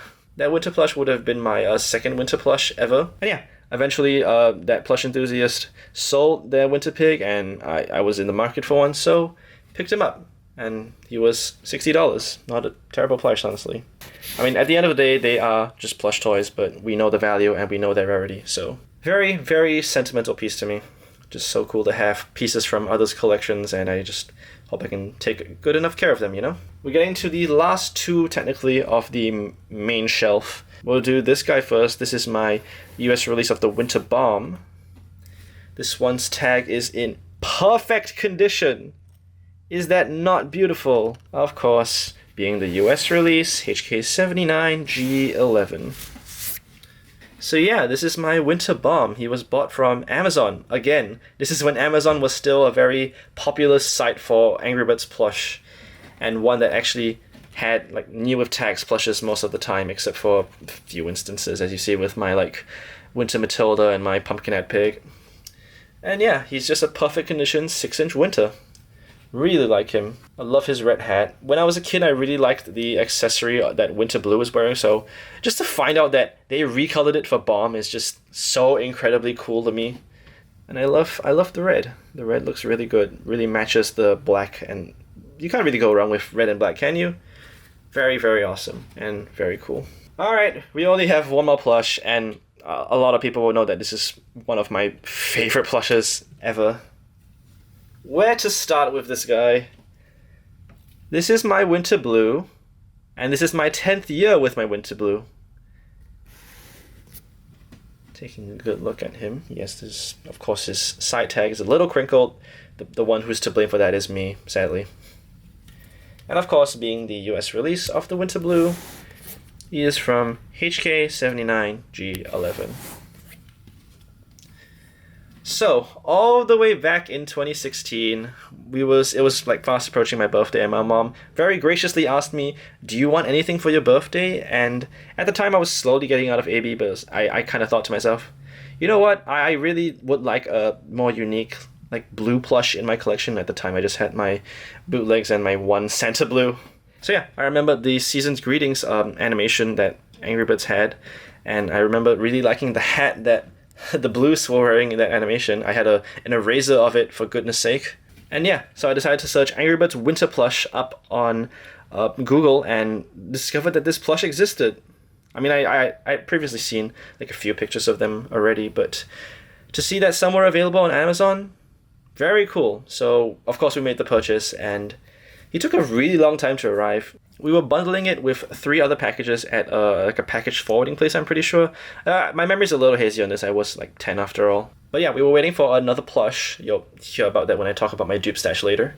And yeah, that's the story of my Winter Blue. He arrived a little late for my birthday, but I wasn't really too fussed. As long as the plush got here safely, that's all that really mattered. And I actually do still have the Amazon receipt. That's really funny to me. So fast forward to when I started collecting around like 3 years after I got him. He quickly became my quote-unquote rarest plush in a sense. And yeah, he was there from the start. He has been here ever since. He is my Winter Blue plush, and a very, very remarkable plush nonetheless. Even if he has the dead stare, even if he looks a little funny with his eyes, I think he's just very, very cute. Can't really go wrong with this guy. I love the yellow, and of course he's the blues. You'll never guess who my favorite character is. Very, very awesome. I love the winter set, and I love Winter Blue. Lovely plush. Alright, and with that, you've seen it all, at least the stuff in the shelf. We're gonna go one tier up before we talk about everything that lies to its left. Welcome to the skies of my collection, everyone. This is what lies on top of everything. Of course, you have to have the Mighty Eagle and a random 12-inch in all regards. But both of these have a very, very interesting story. We'll take a look at the 12-inch blue. Let's see if I can get this nice and focused, because my camera is very close to the plush right now. Taking a look at his code information, we have a C11HK86 12-inch blue. This 12-inch blue was actually my first ever Commonwealth plush, which is kind of why he's sitting on top here. And yeah, back when my Angry Birds craze was really taking off back in like 2010, 2011. I mean, this plush was made in 2011, so the time I bought this would have to have been after March of 2011. And yeah, my paternal figure took me and my sibling out to look for Angry Birds. I mean, owing to it being our new obsession. And yeah, 5-year-old me got a 12-inch blue as my first ever Commonwealth plush that at least I wanted. I had another backpack clip back in the day, but this is the one that I truly like sought out and truly wanted first. At least one that I've like ever seen in a store. Seeing these plushes in retail is just something I really would like to go back to. I mean, those days I really were some of the fondest. Going into a store and seeing actual Angry Birds was just very heartwarming and very cool to see. And yeah, this blue has been with me ever since. You've seen the entire collection all the way from 2011 to now. Happy 15 years, I just realized. Happy 15 years to my 12-inch blue. And of course, he has the sound chip. No sound, sadly. But yeah, a very sentimental plush and one that I'm very proud to still have in my collection. Very, very cool and very, very beautiful. Which is why he sits on top here. And yeah, that's my 12-inch blue. And of course, sitting with that 12-inch blue is my Mighty Eagle. Where do I start with the story of this one? All the way back in 2011, back when Angry Birds craze was at its peak, I remember knowing of these plushes' existence from, of course, the one and only Luigi Fan Quadruple Dot 1. And I didn't really make it my mission to find it. I never thought it would show up locally. But one day in 2011, as my family was just walking through a mall, which, fun fact, that outlet is the one that I filmed the video on in my second channel, the one where I found an Angry Birds plush in 2022. That is the store I got this plush from. So we were just walking around in that mall past that Gifts Greetings. Gifts Greetings is like a local toy chain, and of course for gifts out to its name, they sell cards, they sell party supplies, they sell toys, which is also where my 12-inch blue came from. I'm gonna backtrack a little to this 12-inch blue. That store very recently closed down, and it's especially sad because left in that store was some dead stock Angry Birds. I'm not kidding. Jumbo Mighty and 2 Jumbo Chucks. That is mental to me. I would pick them up if I had the space, and I would give them to community members if I had the means to ship them, but they're just so incredibly big that even holding them would be a liability to my space, sadly. Nonetheless, let's get back to this Mighty specifically. So we were walking through that mall, and through the window, I instantly spot a Mighty Eagle plush sitting on the shelf, and I freak out. My sibling, who at the time was also kinda into Angry Birds, I was definitely more of the fanatic rather than them, but I was just genuinely so shocked and appalled that this guy showed up locally. And my mom, who was also very surprised and very enamored by this character, decided to do a very, very nice thing and just pick it up on the spot. I believe there were 2 of these. I still remember that day vividly, and the shelf that this guy used to sit on still is standing tall to this day. And yeah, that makes this plush the Meg Corp import of the Mighty Eagle. Of course, Generation 1. Let me see if I can get a nice zoom on the tush tag for HK12J11. So yeah, that's the story of my Mighty Eagle. Been with me ever since, all the way back in 2011. I don't think any plush at retail will ever match the sheer awe and amazement that I got from the Mighty Eagle staring back at me in a window on top of a shelf. That's just very special. And with that, we've come to the end of the first shelf. Thank you for sticking all the way through if you've been here. We're going to take a look at the middle shelves now before we move on to the all-new shelf that is completely new to this collection. Welcome to the middle section of my collection. These 2 shelves have been here for the longest time. In fact, the shelf you're looking at right now, this one, is the first ever shelf that I got for the collection. So yes, as I mentioned at the start of the video, with the addition of the new shelf over there, a lot of the plushes in this specific segment, I think long-time viewers will remember what was in here, my updated Easters, Spot Bomb, etc, etc.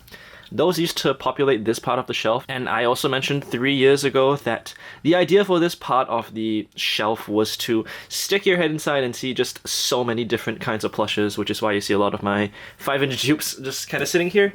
And that hasn't really changed. I use this part of the shelf to store, as you can tell, different brands, but also a few duplicates, as you can see back there, and some 8 inches. So yes, let us take a look at what lies in here. We'll start with the front. So here is my movie Blue.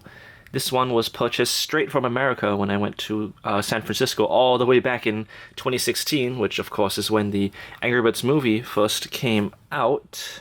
And yeah, this is a movie plush that I got to buy in the flesh from America, no less.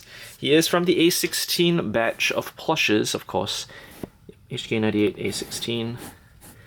And yeah, Back when I was in San Francisco, my paternal figure asked me, you want to get anything since we're at a Toys R Us? And they just so happened to be the movie plushes, which were brand spanking new all the way back in 2016. So I did choose this one. And something that I just recently remembered is that when I picked this plush up, the other plushes from the Angry Birds movie were also in there, which means I have seen the movie PDQ in the flesh, which I just think is really cool. Just thinking about it now and how obsessed I am with these things. This is a really, really funny thing to think about all these years later when this, obsession has really grown. It's really funny to think back on. I have no idea why I chose to keep the side tag on. I'm pretty sure it was because I didn't have access to scissors at the time when I used to D-tag plushes during my childhood. Usually I would take the scissors and make an incision here on the plastic loop, and then I would just remove the tag, but I have no idea why I chose to keep it on. Really, really weird. But yeah, it's been with me ever since 2016. Happy 10 years, little guy. Thank you for sticking around with me. Here's my movie Minion pig. Did not acquire this one in 2016. This one was from 2022, a series of eBay acquisitions, I believe for $15 to my recollection. Very cheap for what it is, honestly. And yes, being a movie Minion pig, of course HK98, but also G16. So yes, I remember all the way back in 2019 I had the chance to pick up the movie Minion pig plush for like a unfathomable price. I'm pretty sure that was the listing with the weird press here tag in the stomach. I should have a screenshot lying around somewhere. He is a pretty cool plush. He's got the 3D brows, he's got the very decent proportions, and he just looks pretty cool, honestly.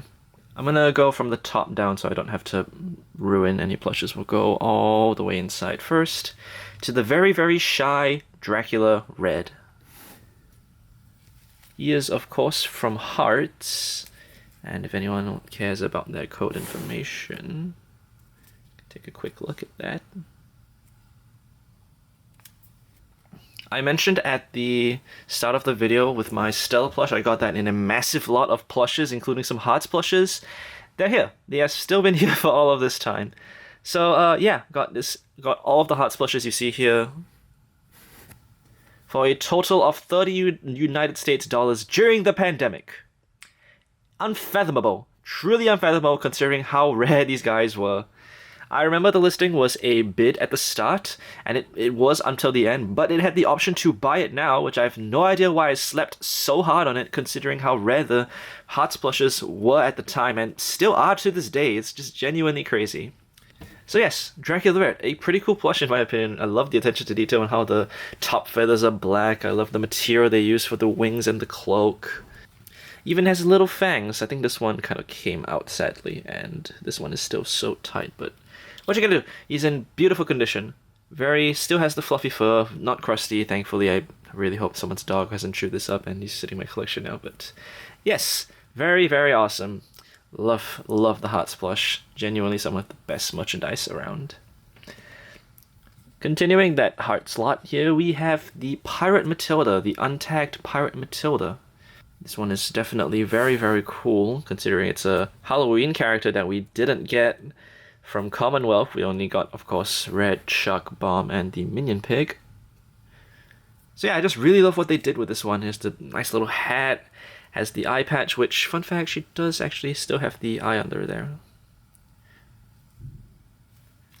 Very awesome and very cool. Her tail is a little high up. I do wonder why, though. It's a very interesting detail.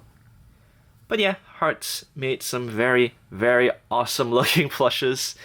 Definitely would like to track down the entire Hartz set one day, but for now I think I have bigger priorities to worry about. If they come along during my journey, I'll pick them up, of course, but am I happy with what I have right now? Of course.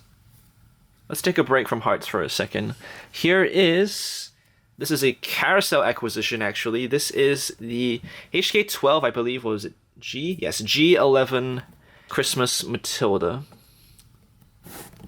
Very awesome and very cool. Some people may recognize this from my Christmas set all the way up there. Since I got the Daniel and Co variant, which has the side tag and the press here tag, kinda didn't really need to display this one anymore, but still has quite a decent amount of sentimental value to me. So she sits here now. Yeah, she's a really cool plush. I got this in a lot of I got this in a lot of the only seasons plushes on Carousel. There was a Christmas Red, a Christmas Chuck, a Christmas Bomb, this Christmas Matilda, and I talked about my Chrome Hal just now, the HK12 C12 Chrome Hal. And the really funny thing is, at that time, that was when I was slowly getting back into Angry Birds.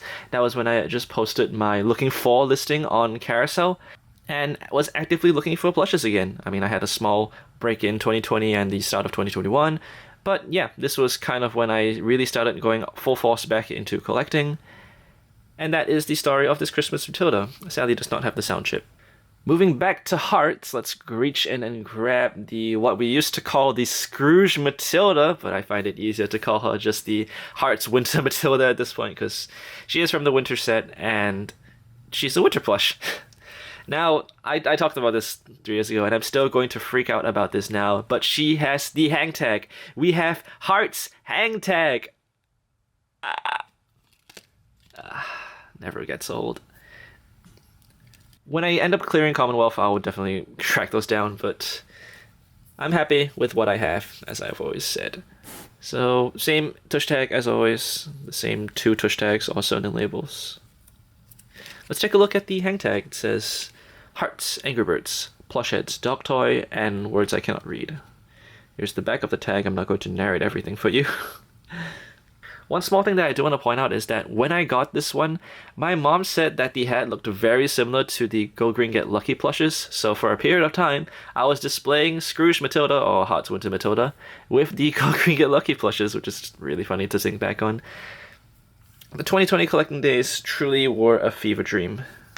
We're gonna go to the side now to our newest acquisition on this shelf. Here we have the Hartz Mummy Blue. My mom surprised me with this one on Christmas, and I immediately knew which seller was the one selling it. This plush likely comes from none other than the infamous Lucky Finds shop / community finds boutique, and wow, is he dirty. When I got this guy and I opened it up on Christmas, I was, understandably quite upset because I don't want to support Lucky Finds considering I know how much of a scalper they are. And it's just scummy, but hey, the Hartz Mummy Blue is impossible to find now, so I'll be grateful where I can. And at the end of the day, a plush is a plush, even though if I hate contributing to the crappy prices online. Sadly, he is quite dirty. I'm quite upset about that, but maybe one day I'll get around to giving this guy a clean. And now going to my favorite Hartz plush of all of the Hartz plushes. The Reindeer Pig. The one, the only Hartz Reindeer Pig. Check him out. He is such a beautiful plush. He does have the squeaker.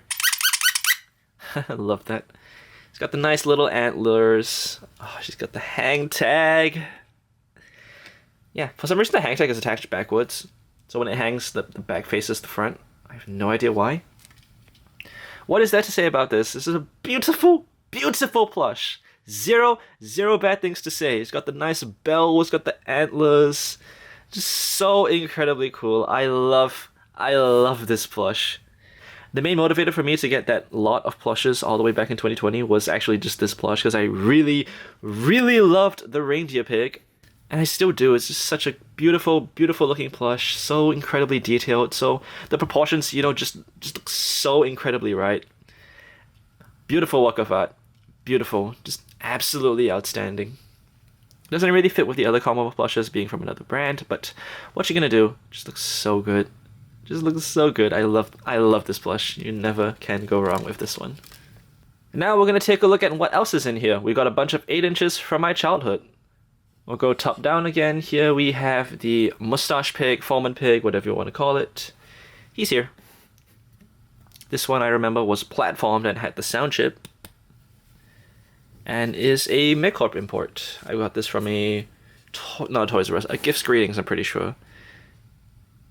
The sewn and label details here. HK86 as always. Singapore loves the HK86. I11. For some reason, I liked 8 inches when I was younger.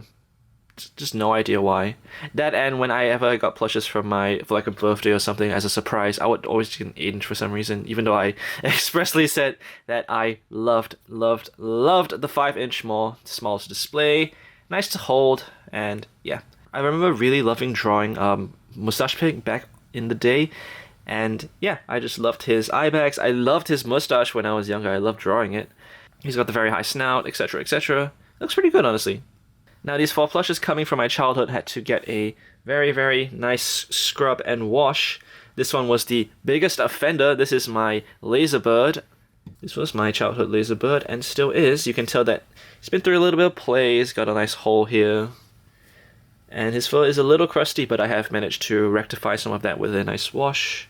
Yeah, he was just very dirty a few months ago, and finally got around to giving him a nice wash. And very, very happy that he is safe and sound now. Happy to see my plushes be in good condition. Check out his beak. So much cleaner. I love it. Of course, he's from Gen 3. He is a Rovio import. Take a good look at this. HK86C12. So yes, when Angry Birds Space was coming out, I remember seeing the plushes and really, really, really wanting them.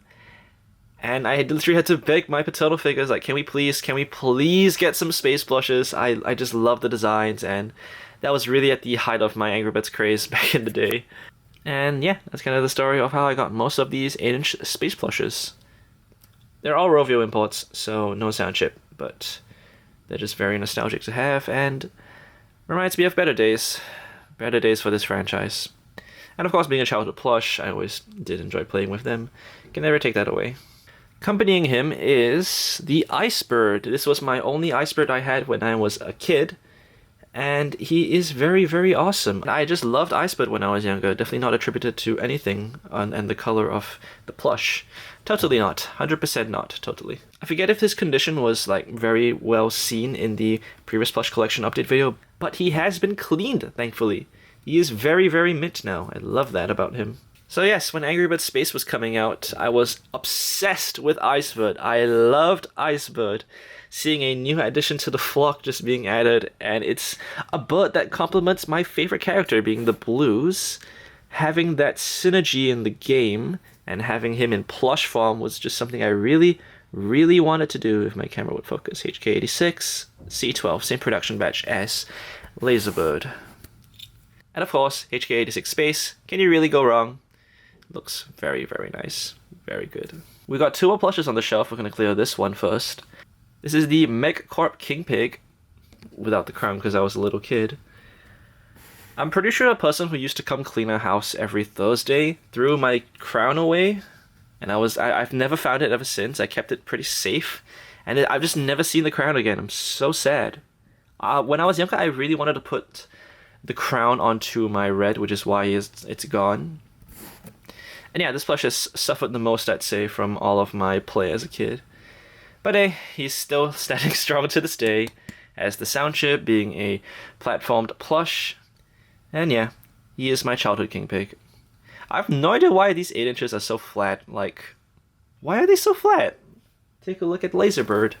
These are supposed to be the same size. I just love the fact that my childhood examples of my plush toys are still standing in my collection today. It's just very sentimental to me, and gives a really good story when I talk about the plushes. It's nice to have. Always nice to have. Alright, I've put this guy off for long enough. This is my 8-inch MechCorp Minion Pig. And he is the pig that I always use for my Moon Pig. All Moon Festival pig, blah blah blah. Let's talk about that a little. When I was younger, I recognized that the Moon Festival chapter was very largely based on Chinese culture, which of course is my culture. And seeing the headgear the pigs wore really, really made me want a plush version of them. Now, of course, it would never come to fruition until 2025, but for the longest time, I really, really loved the Guapi Mao, which is the name of the hat, or at least the traditional hat, the one with the ponytail, basically. I just loved the design, I loved the ponytail, I loved everything about it, and I really, really wanted it in plush form. So I asked my mom, can we get, like, this hat specifically? I want to put it on a plush, and she obliged. She got me 2 hats for some odd reason, but I'm not really here to complain. And yeah, since then, he's been my Moon Festival pig, my 8-inch Minion pig, blah, blah, blah, blah, blah. But to me, he will always be my Guapi Mao pig. He's been through a lot with me. He's been to the park many times for Moon Festival. I loved Minion Pig when I was younger. I always wanted a Minion Pig. I remember back in 2013 when we still had Angry Birds plush in store, there were these 2 5-inch Minion Pigs that were in Toys R Us that I frequented. And I just really, really, really wanted them. They were just so cute. I loved the Minion Pigs when I was younger, and this was kind of a compromise. Even though I really wanted the 5-inch, I couldn't really complain, you know, at the end of the day. Still very awesome, and still very cool. Alright, and the next plush is this, well, I'm not sure particularly is too terribly important.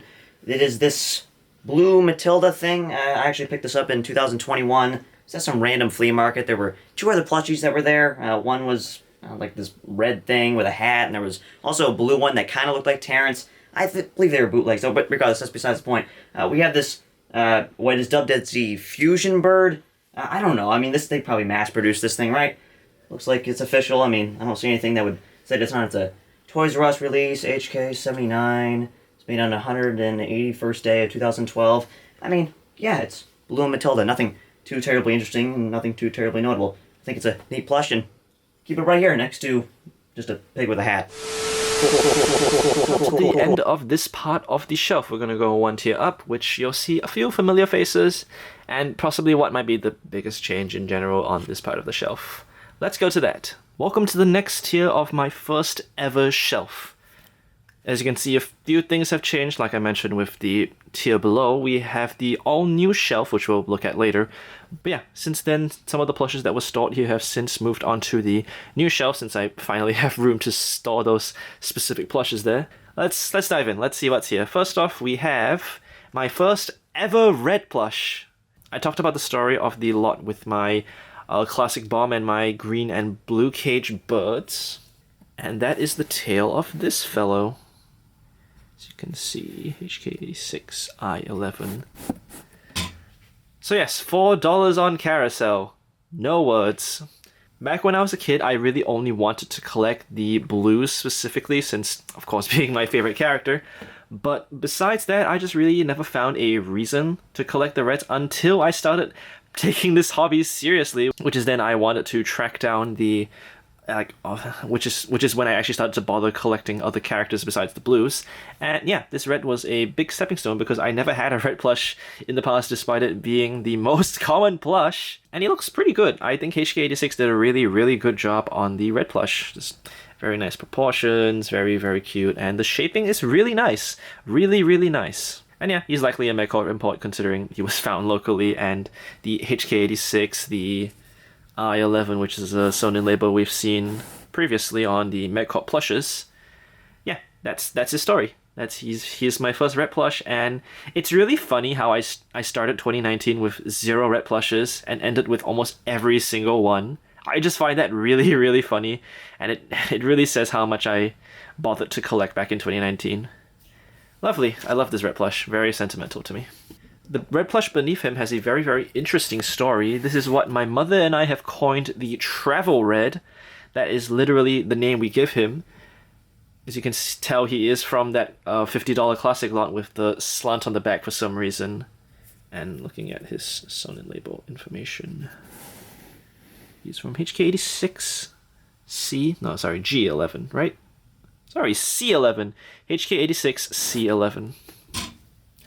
So why is this guy called Travel Red?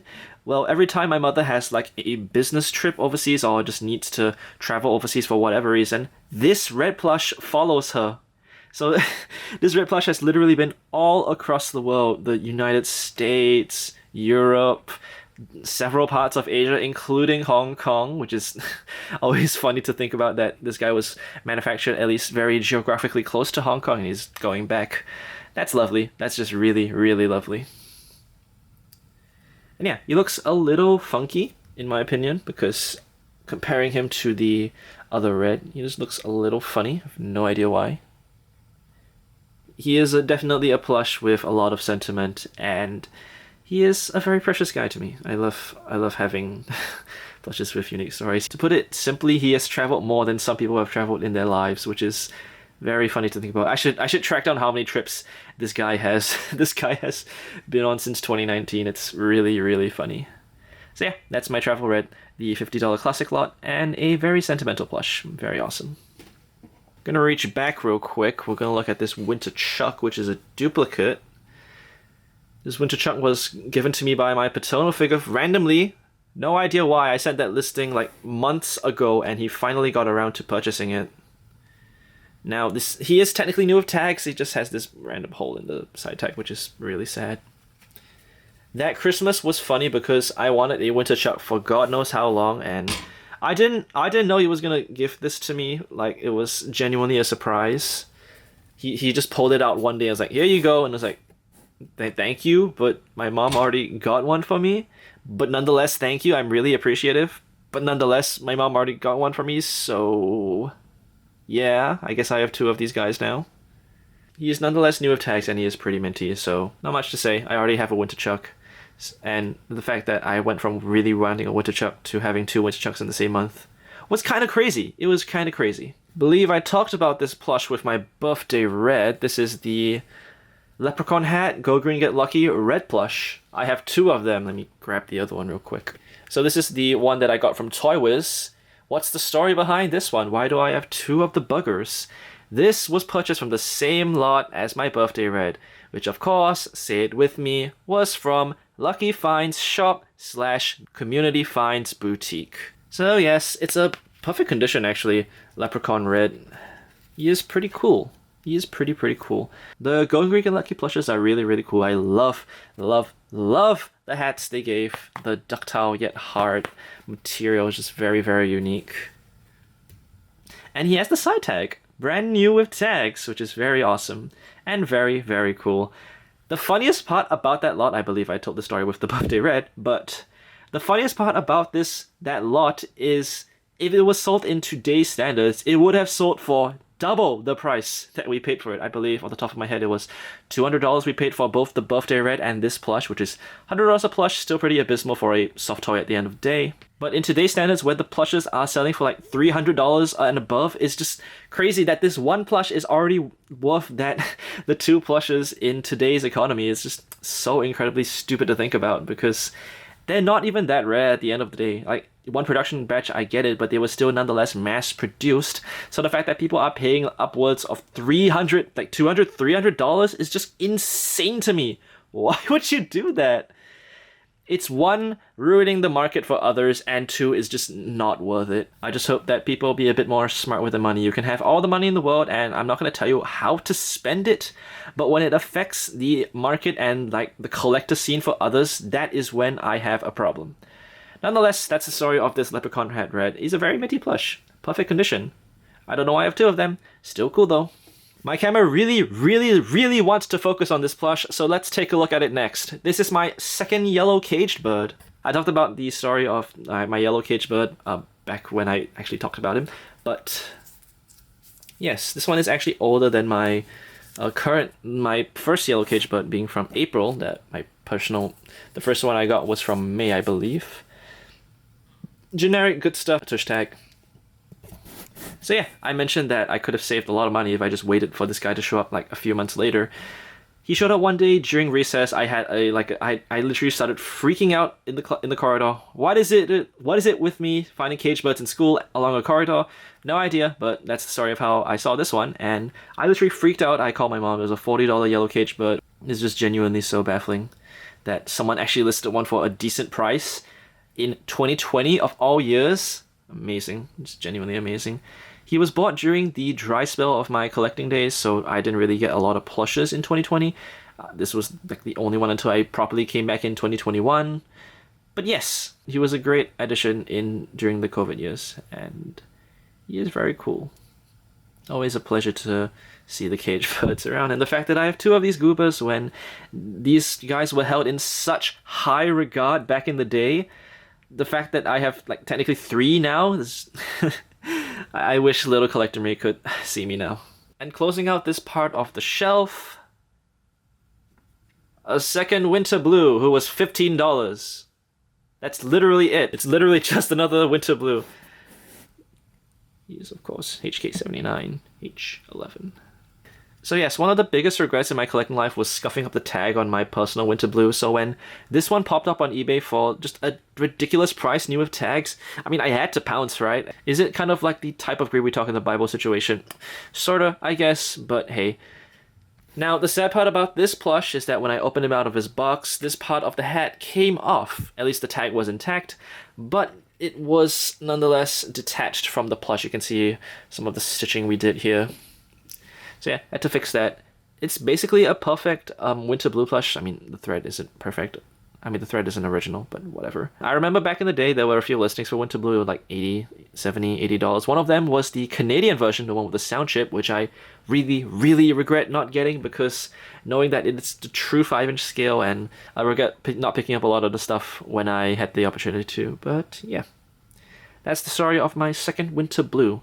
Definitely not as sentimental to me as my first. I mean, not that it's a competition, but objectively speaking, not as sentimental as the first winter blue that I got. But yeah, the tag is in decent condition, and always nice to have more of the blues. Always nice. And as you can see, I'm not going to take them down because it's a pain to put them back, but we've got a few more stuff on the shelf. Of course, we have this random egg that I got when I was 6 years old that I was so excited to get the white one. They were giving out like multicolored eggs, and I got okay, this is kind of a cream, and it doesn't really show up very well on camera, but it's basically a white egg. And as an Angry Birds fan, you know, I really wanted one of the eggs to have like a quote-unquote nest for my plushes, and that's why I kind of brought it back. It's been sitting in storage for a while, but I just kind of slapped it onto the shelf since there wasn't much to populate. Speaking of some of the reasons that it's not as populous anymore is because of this thing. This is the Plush PDQ, or it's kind of the case box. Indeed, I have the full set of Plush dots. I've opened them all up. It's all in there somewhere. Let me grab it real quick. So here they are in a very appropriate PDQ, as you can tell. Sitting in a Sonic Movie 3 PDQ from Jax. All of the Plush dot figures. These are all of the unique ones. All the golds, all the frozens, all the unique minion pick facial expressions. Every single character is all in here. I keep my dupes in a separate room, but yes, I have all of the Plush dots. You know I had to when they came locally, right? Of course. They just kind of sit in that PDQ, so yeah. That's the story of the Plush dots. And sitting to the left is the framed Congregation Certificate. Yes, so this is the Carousel Congregation Certificate. This is the first one ever printed, which was, I mean, the first one that was on top of the stack of certificates I got. And yeah, I just keep it framed. It's a very, very wicked piece of art from a very, very good friend. You can see her signature in the bottom left, UTF. One of my best friends I've made in this community, and even just life in general. Just very honored to have an official piece of work from her, and having her help on the congregation was just genuinely such an honor. Such a good-looking piece of artwork. Oh my gosh, she did an amazing job. And she was just genuinely such a pleasure to work with. I mean, we've known each other for, at this point, 7 years. Oh my god, 7 years! It's kind of crazy, but I just kind of keep it framed up here because it's a very important memento to me. Alright, that's it for this part of the shelf. We're gonna go one tier up. You can probably see who's looking up there. Welcome to the section where I keep some of my two most iconic plushes. You can probably tell who it is. These are the Changi Airport Space Pigs, two plushes that I've just been associated with over the past few years. Taking them out of the shelves. They've always just been a bit annoying to take out because they don't really fit in that part of the shelf, but nonetheless, he is here. So, here he is. He measures roughly 10-inch in scale with a 10-inch Commonwealth. Being Changi's, they have the Changi Airport tush tag, of course. Give it a nice zoom. Angry Birds is a registered trademark by Off-Road Entertainment, all rights reserved. Licensee Changi Airport Group, Changi Airport, Singapore. Taking a look at his side tag, it's like a little 3D, which is really, really cool. He's here.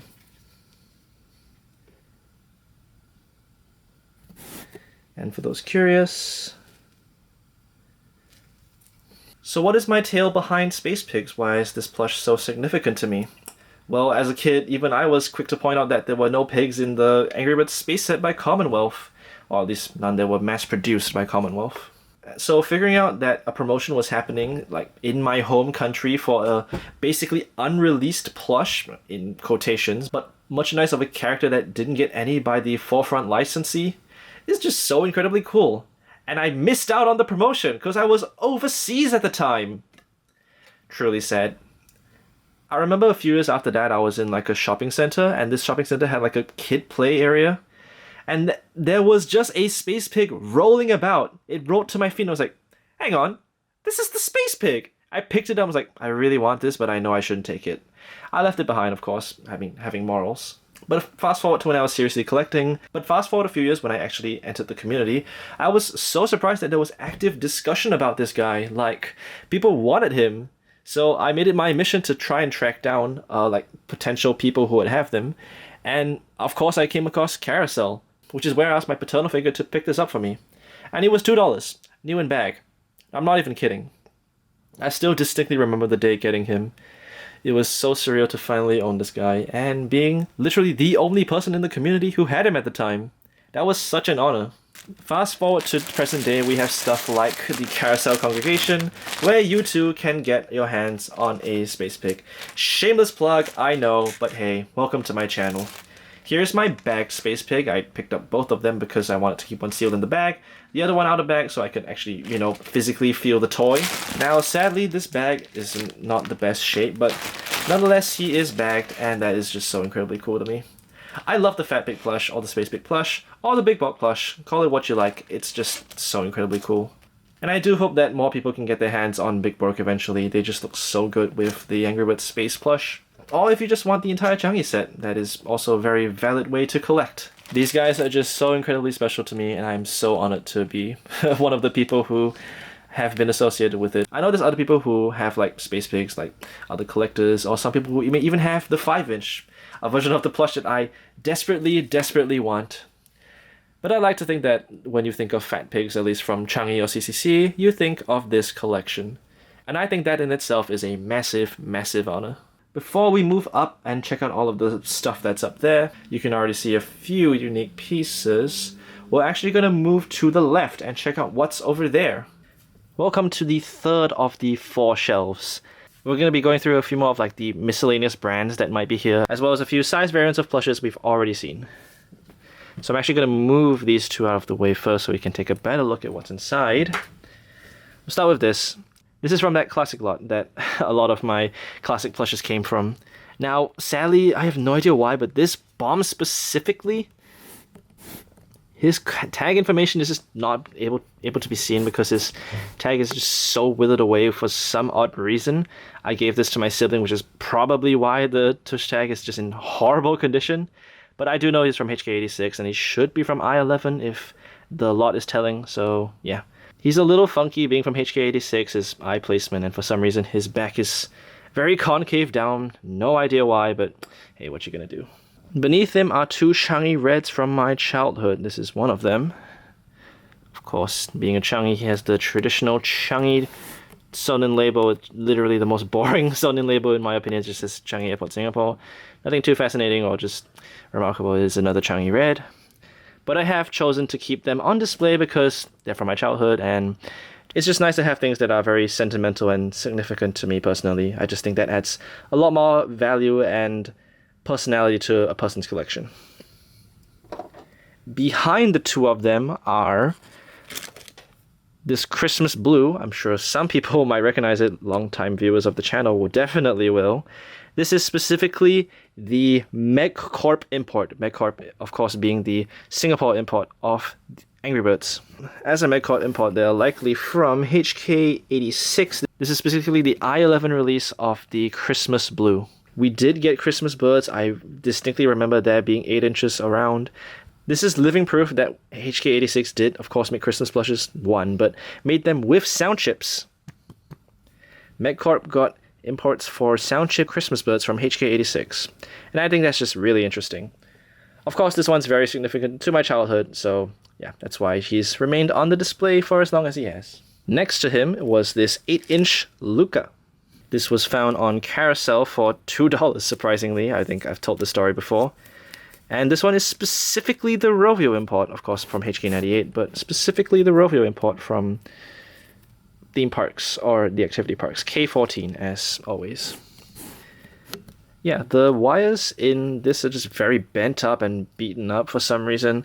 The girl who used to play with this obviously did that, so yeah.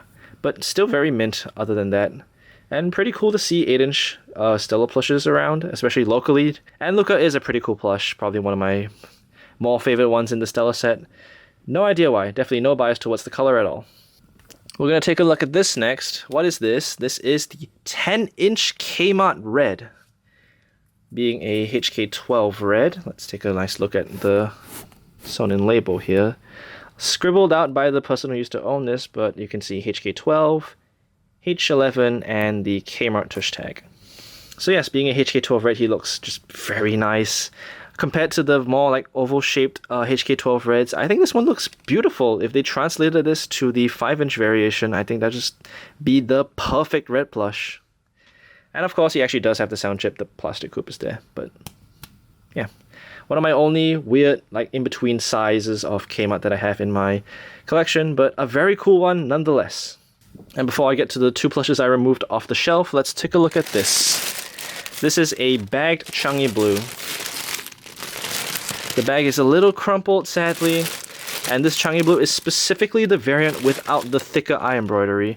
So as such, he looks just very derpy. It looks very goofy. Let's take a look at his sewn-in label. Of course, the generic Angry Birds, 2009 to 2011, but Changi Airport, Singapore. Oh, to being a Changi plush. 2 tail feathers, 2 top feathers. I actually do prefer the variant with the thicker eye embroidery and the smaller eyes. Just looks very, very cute, but yeah, I've had this ever since and haven't really found a reason to collect the different like small iterations of each plush, the eye embroidery, eye position, beak size, etc. So hence I've chosen to keep this one. I think it's just still a really cool plush nonetheless. Sitting proud in my collection since all the way back in 2019. Very cool. Still cool though. Alright, after those specific entries, we are going to take a look at some of my reversibles. This one specifically is a Stella to Blue combination, which is not too bad. I think this is the only blue combination in the collection. With the reversibles, the flap is usually only seen on the hidden side, whereas the main side mainly just features the zip exposed. This is blue. He's definitely a different tinge from your regular Commonwealth. As you can see, this one's more brighter, and this one has more of a darker appearance. Even including the what do you call them? The eye bags being a more orange rather than the red on your classic Commonwealth blue. Still a very nice addition. Obviously, he doesn't have the scary 1,000-yard stare like the first release of the blues, so this is more of a modern incarnation of the blues. Still cool though. Next we have is a Stella to Bubbles combination. Figured it would be better just to feature this one as Bubbles since we just saw Stella, but very interesting shape seen on this plush. The eyebrows are very reminiscent of the original Bubbles release from Commonwealth, being printed so close to the eyes, but the head feathers are pretty accurate. The beak is quite an odd shape, but I feel like they kind of nailed it there in terms of how he appears in game. He's got his tail as well, but yeah, nothing really to say about this Bubbles specifically. He just looks pretty accurate, at least for a reversible standard.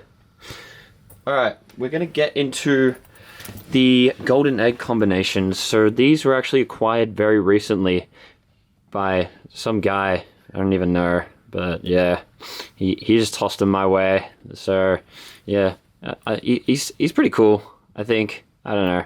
Anyway, this guy is red. So this is your regular appearance of red. There are spots on the side of his face. And yeah, so this one has a very specific combination, being the super red appearance. We're just going to zip this up real quick. And there's the flap. So yeah, it's pretty standard. It's just super red. He's got the spiky tail, spiky head feathers, and he's got his very classic eye mask. He's got this very nice pattern used for the mask specifically, which we can showcase on some of the other combinations in just a bit. But there you go, that is red to super red, the first golden egg combination. Second being Chuck.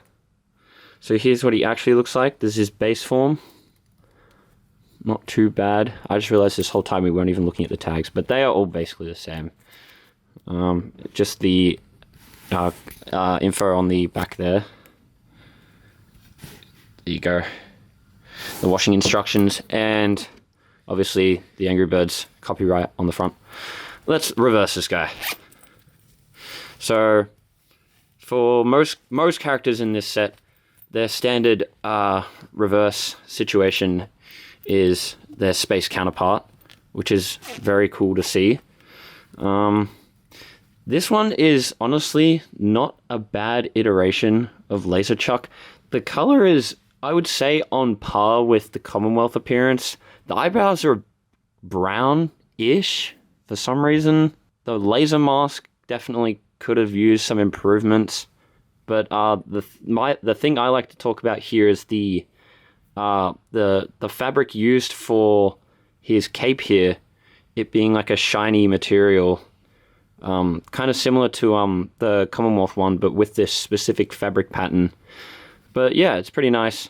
And you've got his laser head feather as well. Not too bad. Next combination we have is Bomb. Again, pretty standard. Just your regular Bomb appearance. We'll reverse this guy. Again, same case. We've got Firebomb from the Space series. Again, same material used for the cape, which is pretty cool. He's got his Eggstroid, which doesn't really line up with his cape for some reason, but sure. He's also got his flame on his fuse there. Yeah, this is just your regular space bomb, firebomb appearance. So yeah, nothing too out of the ordinary. Next up is our Stellar combination, which, believe it or not, does not have a space iteration when reversing her. It is actually quite an interesting one. Whereas this is the first plush in the line of classic reversibles where she literally just reverses back into herself. So yeah, she just has a different expression, which is very nice. And most people who would know regular Commonwealth collecting would attribute this expression with the birthday Stella, and the other expression just being her usual appearance in plush form. But yeah, again, pretty standard appearance, not too bad. Still cool though. And last but not least, we have a Minion Pig. Honestly, probably one of the more nicer looking reversibles appearances so far, just because the shape and color is quite accurate. Like this one is very on par with how he appears in like any Chrome Angry Birds game, rather than the light green being used on Commonwealth minions. But this one is probably the holy grail for reversible collectors, and probably just collectors in general. This one being a Frozen Pig from Angry Birds Space. If we can just get this zipped up. This one is really nice, just because this was the first appearance of the Frozen Pig in plush form, at least in retail. So yeah, honestly, definitely a worthwhile cop for most collectors. He's even got the frozen icicles dripping down from his nose. But yeah, this is also honestly very nice color as well, and it's very reminiscent of the gameplay from Space. But this is definitely one of the go-tos if you're looking to collect some of the reversibles. Very nice addition. But yeah, that is the full reversibles collection. Unfortunately, the only combination we've been missing of all is Matilda, but yeah, outside of that, that's basically all the reversible appearances so far. Sorry, no idea what happened there. I think a little stuff got stuck in my throat. Nonetheless, let's check out what's over here. I think among all of my shelves, this one has had the most change over the past few years. You can probably tell there's a few unique ones here. Let's pick up the elephants in the room first. So this is the silver plush, the LogoNet silver plush.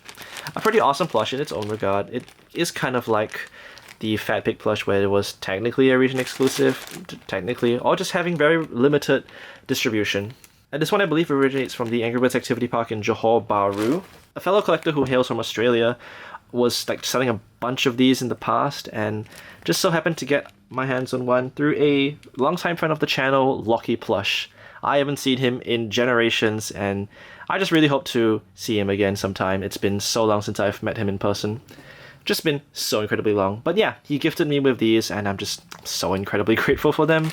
They are so awesome. I say they because this bagged silver is not the only one that he gave me. He also gave me the backpack clip. It's actually really cool because it kind of fits with the 5-inch. Kinda. The slant on the head really just sells it. But yeah, always nice to have unique flock members in the collection.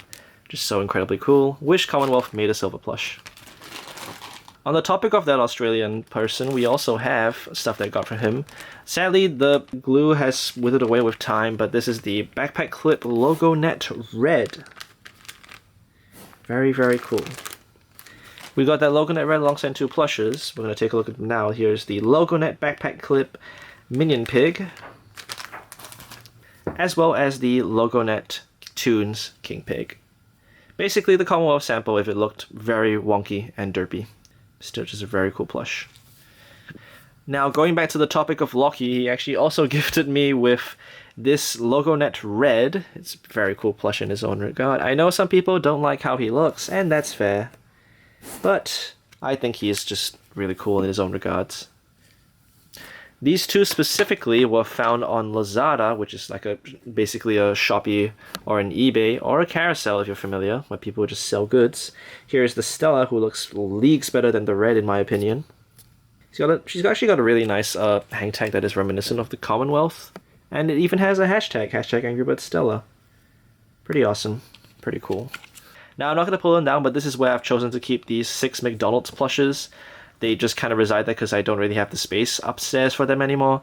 And alongside them, we just have a bunch of backpack clips. We're going to rapid fire through them because this video is long enough, I'm sure. Here is an updated Chuck with a very malnourished beak. He is from HK85 I-12, I believe. Yes. On the topic of redesigned Chucks, here we have a PPW Chuck for some reason. Got them in a lot with backpack clips, which we will talk about later. On the topic of PPW, here we have the PPW Matilda backpack clip. Promotional partners worldwide, blah, blah, blah, blah, blah. Very, very cool nonetheless. Honestly, I believe that this was a Commonwealth from the listing images. Just very good at deception and lying, I guess. And these other backpack clips were also acquired from the same seller. Here's a Super Space Red from a HK111, a very fascinating factory, K13. I believe most of these backpack clips are from HK111. Here's Laserbird, who does not have a date code, surprisingly, who is also HK111. Firebomb is the only different one in that he is from HK85 H12. Taking a look at the Incredible Terrence, Space Terrence, Monster Terrence, however you want to call him. He is from the same batch as Space Red, being from HK111 K13. And the final one being Icebird is also from HK85, just like Firebomb, but is from J12. Very, very awesome. And that does it for this segment of the shelf. We're going to go one level up and see who lies up there before we check out everything that's lying on the top of the shelves. Alright, one more tier before we move up to everything there. Some people may realize that it's not very different compared to what it looked like a few years ago. But there have been some new additions hidden behind these two here. So evidently this is a Changi Chuck and a Changi Bomb, or Cartoon Character Co. 8-inch, or 10-inch. So let's take a look at who's in front first. Here's my Changi Chuck, who's been sitting on the shelf for a few years now. Here's this Changi tag, a little squashed, but hey, what you gonna do? So yeah, he's a classic Changi. I got this guy in the same lot as the Bomb and Matilda. You can kind of see the mess I left back there. Let's grab the bomb. I've noticed that there are a few alterations with some of the Changi plush. The eye position. This one has the higher eyes. Some Changi bombs have the lower eyes. Not sure if that's a production specific quirk of certain batches or is just CCC being a little stupid. Of course, same tush tag, slotting label Changi Airport, Singapore. And the first one states 2009 to 2011. Rovio Entertainment Limited. Awesome. You can kind of see what I mean by stuff has changed. There's a bunch of stuff sitting there now. Take a look at these first. These are the Singapore Airlines hangers. I'm fairly certain that these were given out on your flight.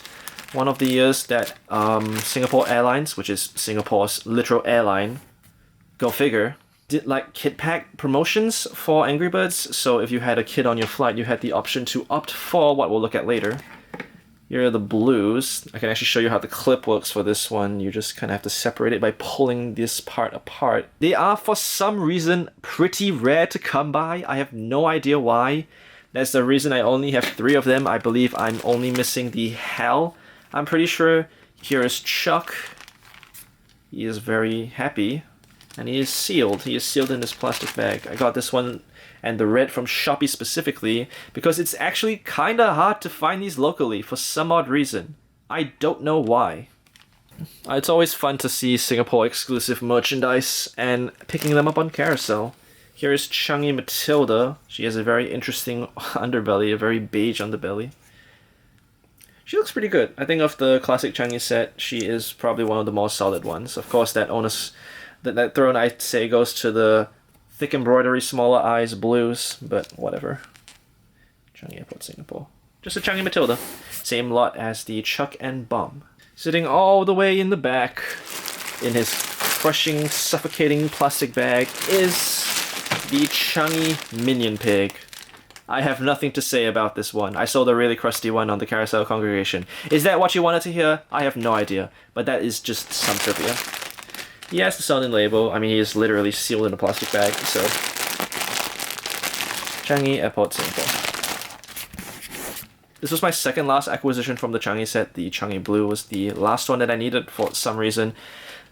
Taking a look at the stuff that just fell, I talked about the kids pack just now. This is kind of what you would expect. I have 2 copies here. One is mine, one is my siblings. I can actually show what's inside, since both are unsealed. Got some coloring pencils. Got an activity folder, I believe the stickers in there. We'll look at my personal example. Because yes, I have 2 of them. Don't ask why. There's also a little plastic bag in here. What's inside? That is the Bubbles Eye Mask plastic bag. I kept it. So there are 2 things in here. One is the activity folder and one is the activity fun pad. Let's look at the activity folder since I pulled it out first. I'd say this one is a little bit more lackluster. It's just a red. You can color him with the color pencils. Got a bunch of stickers. Bunch of chrome sprites as well. Got, for some reason, Gerber is there. I have no idea why. I got this really funny expression of red. A lot of chrome designs. Got a few activities in here that you could do if you were literally bored in your flight. You can draw Hal! You can draw Hal! Yay! That is amazing. I haven't actually looked through this in like a while, so... And coloring. You can color everyone. There's only one of the blues for some reason. Egg hunt. Help Red get through this maze to his eggs on the other side. That's about it. You got a nice picture of Hal, the blues, and Chuck on the back. Here is the activity fun pad. It's very cheap looking, admittedly. Literally just a bunch of breakable red, orange plastic and a bunch of color pencils in there. You just got a bunch of activities for you to do on your flight. I'm not going to go through it all because at the end of the day, this is a plush collection video, not a merchandise specific video, so I don't really have the need to show everything off, but if anyone's interested, just message me on Discord. I will literally show you every single page. And the final thing on this part of the shelf is actually my latest acquisition. It is a sealed Coloring in the Sky. I actually had no idea this existed until the Carousel seller actually sold this. I assume it's literally just a coloring book with a bunch of the chrome sprites inside. Honestly, not bad. And to find it sealed in 2026 was just jaw-dropping. Just genuinely jaw-dropping. Very proud to have some very exclusive Singapore merchandise here. On display, no less.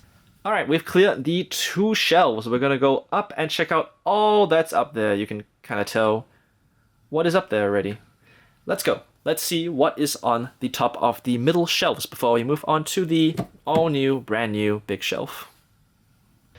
Alright, congrats. You finally made it to the top of my middle shelves. Welcome to where I put all of my backpack clips, my carded, my off-card, and a few other things here and there. I'm going to try and go through these a little more rapid fire because I don't really have a need to show everything, but if there are some cool stories, I will tell them, of course. I think we'll do backpack clips and then whatever's up there. We'll start with who is all the way... Well, actually start with this guy. This is technically my first ever Commonwealth Red. Take a look at this guy. He is a backpack clip, of course. He is very, very old, and I have brought him a few places. His code information says HK86C11. And yeah, he was my first ever red plush, technically. My paternal figure gave this to me all the way when my Angry Birds craze was starting. For some reason, he had this. I have no idea why or how. But yeah, sometime in 2011, he just passed this off to me. And now he is with me ever since. And yeah, when I was starting collecting, my backpack clip craze was genuinely so bad. Like, all I wanted to collect were backpack clips. And I kind of made it my mission to try and track them down, which evidently I haven't really followed through. But nonetheless, this is what I've managed to acquire in the meantime. Let's take a look at this guy. This is my blue backpack clip, the first blue backpack clip. His top feathers are a little funny. You can tell he has a little defect. His top feathers are placed on incorrectly, evident by the fact that he's hanging differently and his top feathers are facing you. When I was younger, I was wondering, why does he look like that? Is he supposed to look like that? Nah. Taking a look at his code information, a very, very familiar code for Singaporean plushes, HK86I11. Get that in focus. That's right. So yeah, this is one of the first purchases I made when I was a little child, when I was just very new to collecting. That's the story of this one. He's cool because he's got that little defect there. I just think that's really interesting to me. We'll take a look at his friend here, the color matched blue. Take a look at his code information. He is from HK85G11.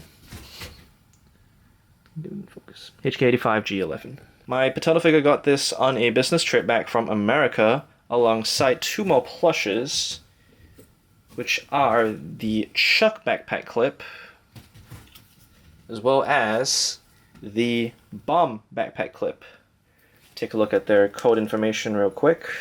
So Chuck is from HK85E11, and Bomb is also from HK85E11, so it'd be from the same exact assortment. No idea where my paternal figure got them from, but hey, they live in the collection now, and they've been here ever since. Let's take a look at this guy next. The Minion Pig backpack clip. This one is special in a sense that I got this locally. He is what I believe to be some of Singapore's and MedCorp's only imports of the HK98 plushes, and this one specifically from H12.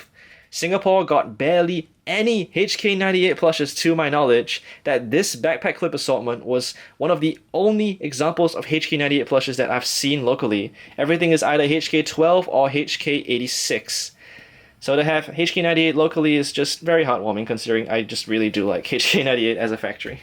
Talking about assortments, here we have the HAL backpack clip. This was a Mother's Day gift to my mother, and she eventually wanted it to be united with the collection. So this HAL is here now. HK98, H12, same exact production batch and factory as that Minion Pig.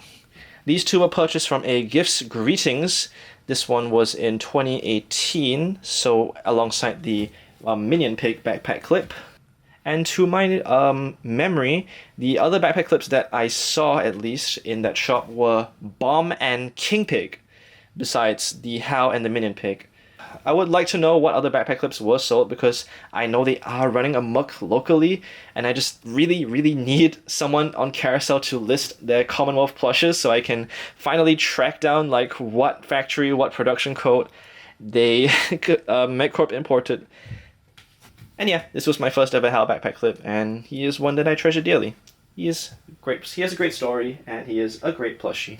We'll look at this one next. The infamous Matilda backpack clip. We once remember when it was very, very enigmatic and very, very hard to come by, in a sense that there was this like deep fascination with the Matilda backpack clip, when in reality she was just less assorted in less countries. And I know that Singapore did get imports of the Matilda backpack clip because I've seen listings locally, and we've seen pictures of like actual physical Singapore stalls having them in stock. So we know that Singapore was one of the countries that got the Matilda backpack clip in Generation 2. I actually do have an example of that one. I think we'll pull that next. So here's the one I believe to be the MedCorp import. So the previous Matilda backpack clip was purchased like right at the start of my collector's journey, back when Maximus released that Matilda backpack clip video. And to see such an enigmatic, at least at the time, plush to be listed, and you can just literally just buy it for like $10 was just so incredibly cool to me.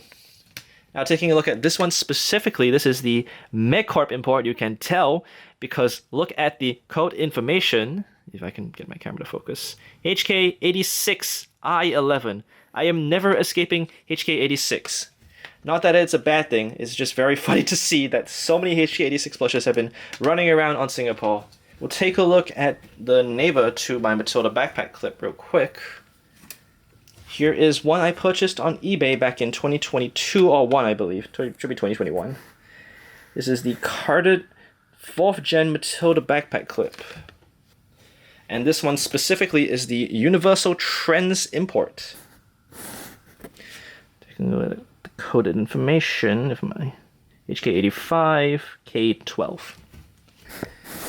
This one is pretty mint. I really, really like the fact that the card is in such good condition. You can tell my MedCorp Singapore one wasn't in the most beautiful condition. This one just looks very solid and very, very cool. And the card does look very great. I love how the card looks in tandem with the tags. Let's look at this one next. This is the Winter Red Claire's backpack clip. Sadly without the hang tag, but can't really complain for how cool this one is. This is specifically from HK98 I11. So yeah, the Winter Red backpack clip. I love this plush. I love the unique colors that uses the sample design. And my mom is also very, very fond of this one. I mean, probably because of the colors, but it's an accessorized backpack clip. How can you not love this one? It's so cute. Actually so cute. And of course, being a HK98, you can really tell from the face and the proportions. He is very cute. He is very awesome. I'm trying not to lap too long on about the backpack clips because at the end of the day, you can see what they are. Alright, time for this one. This one has haunted me for the longest time. This is basically the exact same batch as that Hal backpack clip you just saw, but you can tell that the price tag is still on, and he's still carded. Which means I would have to have got this in the later parts of my collecting days. Indeed, this was purchased all the way in 2022. Now, for people who have seen my second channel, they will know that this plush specifically is responsible for over 10,000 views on that channel.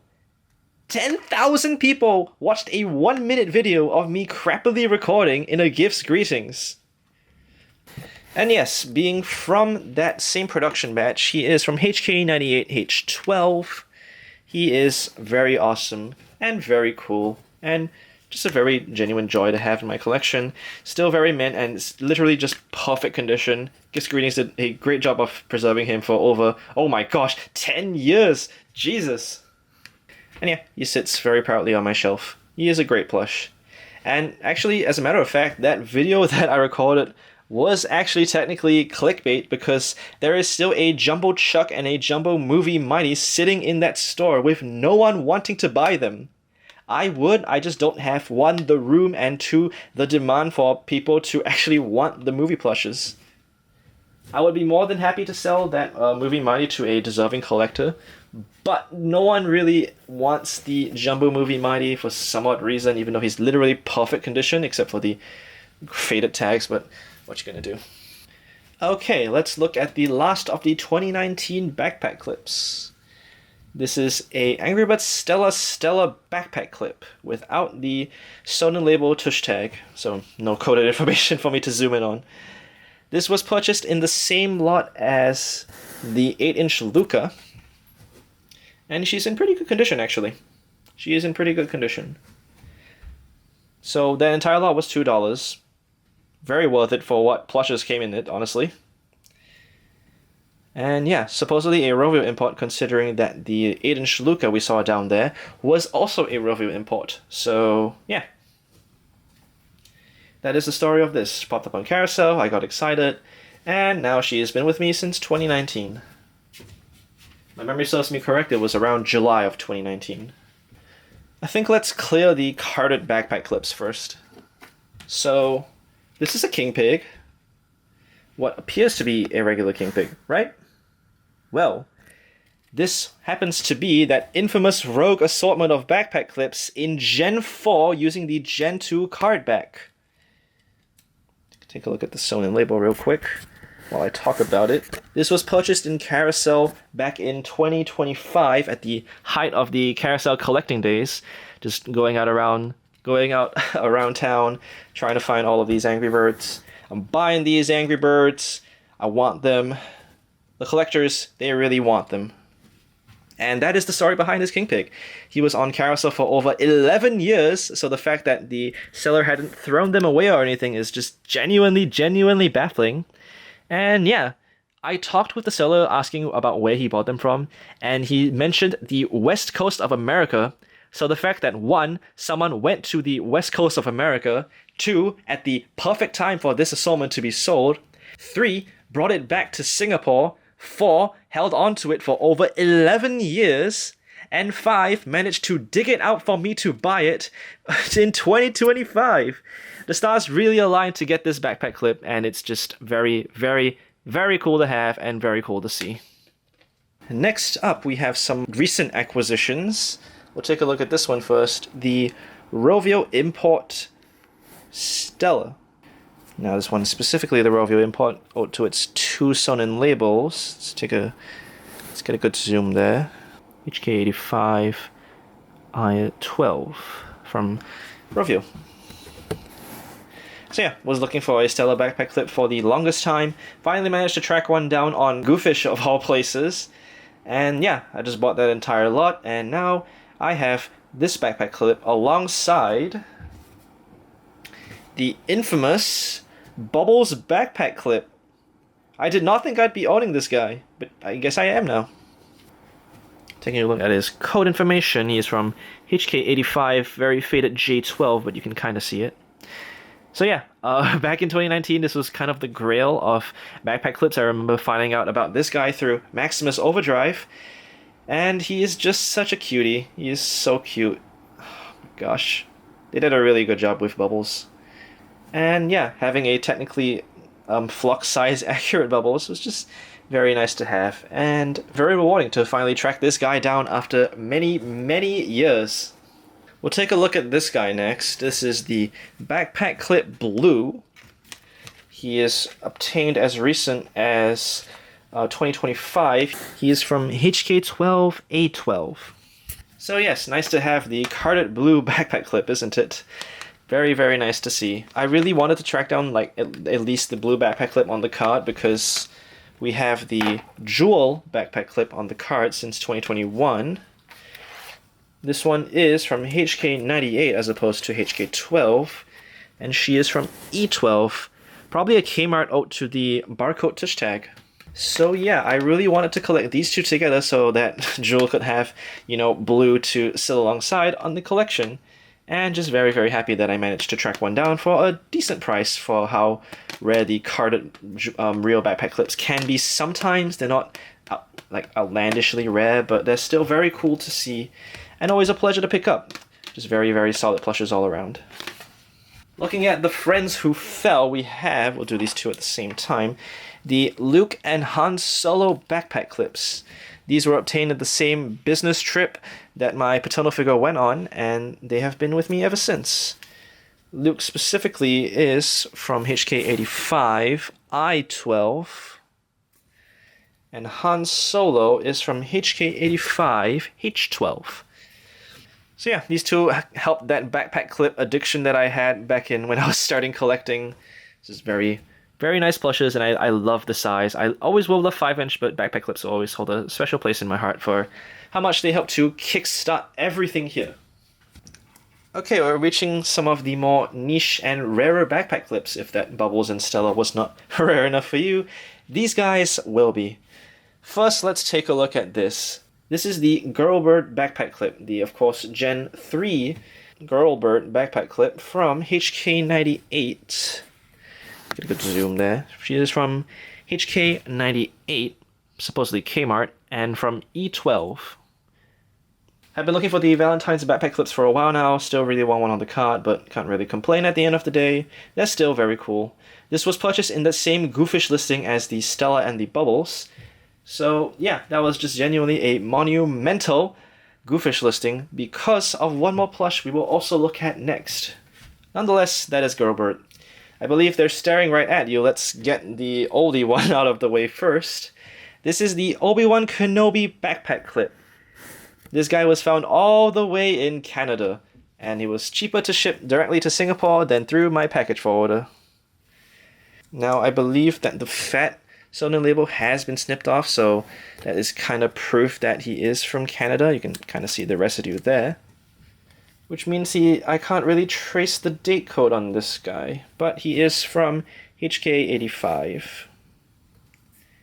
And like I pointed out, his sewn-in label is, instead of being attached to his body, attached to his cloak for some reason. This was my first ever Obi-Wan Kenobi plush. It's just very funny to see because he is so incredibly rare. I have no idea why. He's just so incredibly rare, this backpack clip. And sadly, he does have a small slit here.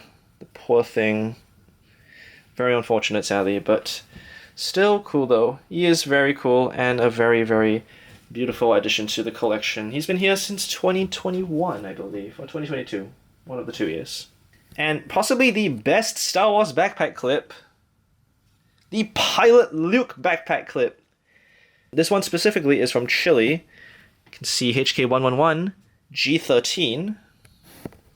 Where did I get this guy? This seemingly very rare backpack clip. This one is from that same exact lot as the backpack clip Bubbles and Stella. That is his story, and he has been with me for a few months now. I love this plush. He is so incredibly cute, especially in backpack clip form. It's genuinely so immaculate, and he's in actually very good condition. I mean, I did give all of the backpack clips a nice wash when they came back from Goofish and my package forwarder. So yes, this finishes off the backpack clips for Commonwealth. We'll take a look at some of the other brands that populate the shelf. Here we have the Chef Pig pencil topper. I have him. His tush tag is a little withered, sadly. It's floppy for some reason. He is pretty cute. He is very rare, but he's a little crusty, sadly. If anyone cares, here is his tush information, MZB Imagination, blah blah blah blah blah blah blah. Very rare and very cool to see. We only have a few documented owners of this guy, but yeah, he's just pretty cute. Back to the topic of hangers next. Here we have something that a lot of people will be familiar with. Let's take a look at red first. These are the Dream CNC Sunwoo plushes. All these hangers, as you can kind of tell, they have hangers here that are detachable. I love that feature. You can actually take them out. Oh, well, I'm not doing that ever again, but you can unclip the hooks on the plushes, which means you can just take them out. I really like that addition. I would prefer if Commonwealth had done something similar, but still cool though. It's still nice to have little tiny plushes that you can hold and play around with. So I have the Sunwoo Dream CNC Red. He came in a box set with the blue, which also came in the box set with the only documented Sunwoo Slingshot. Granted, the elastic has worn with age, but yeah, a plush slingshot. Have you ever seen anything cooler than this? An officially licensed slingshot. That is so cool. The elastic used to work beautifully back in the day. It doesn't anymore, sadly, but you can still kind of recreate it. So that's the story of these three. I got them on a holiday in Korea, which, fun fact, I also did get a Western Roundup all the way in Korea. I remember that day. It's like, I really, really want a Mattel Bubbles. I really, really want a Mattel Bubbles. There probably won't be one locally, but I really want a Mattel Bubbles. We go to a toy store, and I see a Mattel set I've never seen before with bubbles on the packaging. Go figure. The final backpack clip hanger we'll be looking at today is the Dream CNC Sunwoo Bomb. This was from that same Goofish listing, and he looks pretty good actually. Looks very decent. He has that same clip. And yeah, since I had the Sunwoo, Dream CNC Sunwoo red and blue, might as well collect the bomb, you know, since he's already in the lot. You might as well. Might as well. Okay, let's take a look at who's next to the backpack clips. We have that aforementioned Bubbles eye mask from the activity pack, Singapore Airlines activity pack. This was my personal item. I actually did used to use it back in 2014. Just a very lovely piece of merchandise. Now, when I move this guy, a bunch of stuff is going to fall. We'll pick that up later. This is the King Pig golf cover from Amazon all the way in June of 2019. He is very mint. He is very, very mint. If we look at his code information, he is from HK85L12. And yeah, he's new on the backer. He is in very perfect condition. He's just nice to see. He's very cool, and I'm very happy to own such a unique piece of merchandise. My mom is actually used to play golf very often, which is partially the reason that we got this, so yeah, kudos to that. Behind the King Pig golf cover, we had face masks. These were from the Angry Birds Adventure atop Mount Faber all the way back in 2012. So of course we have red, there's nothing notable on the back. We of course have the blues, we have Chuck, as well as a perfect condition Girl Bird. I just kind of keep these things around because they're very cool. They are very cool pieces of merchandise. Behind them was this, I believe is either a fridge magnet or a coaster of some kind. This is from the Angry Birds Adventure Top Mount Faber. Again, I have no idea how the person who I got this from bought it. I got this as a freebie from Gabu when I got the silver plushes down there. As you can see, kind of says some stuff on the back. It's copyright details. Having the Mount Faber merchandise here is just very cool and very rewarding because no one, and I mean no one, is selling them for some reason. It's very, very sad. I would love to pick up some Mount Faber merchandise if there was actual like supply on Carousel. This was also behind. This is a fridge magnet from the Angry Birds Activity Park in Johor Bahru when it was still open.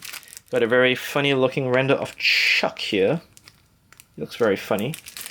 And if you take a look at the copyright, he is actually copyrighted in 2018, which is very interesting. Still sealed. This was obtained in the same package as the Logonet King Pig, the Logonet Backpack Clip Red, and the Logonet Backpack Clip Minion Pig. So yes, Gabu is just genuinely one of the legends of all time, just throwing in random freebies in people's packages. What a legend. This is something relatively recent. We have the luggage tag from the Singapore Airlines promotion, the Fun Pack. I actually have one out of bag and I believe another one on the luggage. This was obtained like a few months ago on the Carousel. When I was gathering stuff for the Carousel congregation, I kind of noticed that some of these luggage tags were available, and yeah, it's very cool. Very cool to have some sealed Singapore exclusive merchandise. And it looks pretty good. It's practical as well. That's what I love about these things. We also have a sealed version of the Bubbles eye mask. This one belonged to my sibling, which when they kind of stopped being interested in Angry Birds, I just took this for myself and had no resistance at all. So it sits on the shelf now. Perfect condition elastic, perfect condition, very clean, very beautiful. I swear we'll get to the plushes soon, okay? I swear we'll get to the plushes soon. Take a look at these. These are some of the tags that I've collected over the past few years. This one was bought in conjunction with the Winter Pig. Not the original one because it's the smaller sized one, but hey, it's still here. This reversibles one is actually from my personal Stella to Blue. I don't know what happened with my voice when I was talking about it, but hey, still cool though. I found this randomly just sitting in my house, so I kind of just put it in the collection as well. We got a 1 Star Wars tag actually. This is from a Darth Vader, a MechCorp Darth Vader, which HK86, never escaping, never ever escaping. I don't have that Darth Vader, it's stuck in another house. Maxi reference? Maybe, but this one's actually true. And I don't have, I'm not in contact with that owner of the house anymore, so I can't exactly go back and get some of the plushes, which is really heartbreaking. Maybe one day, but we'll see. Taking a look at these 3 next. These are a bunch of Angry Birds movie side tags. These are from the platformed ones, the ones that have sound. And yeah, exact same information, nothing too interesting. Tag design is pretty nice. HK98, blah blah blah blah blah. And here's a limited edition tag from the Winter Pig as well. Very cool. Not much to say, it is literally just a side tag. The final thing that isn't a plush is the Reversibles Fortune Teller.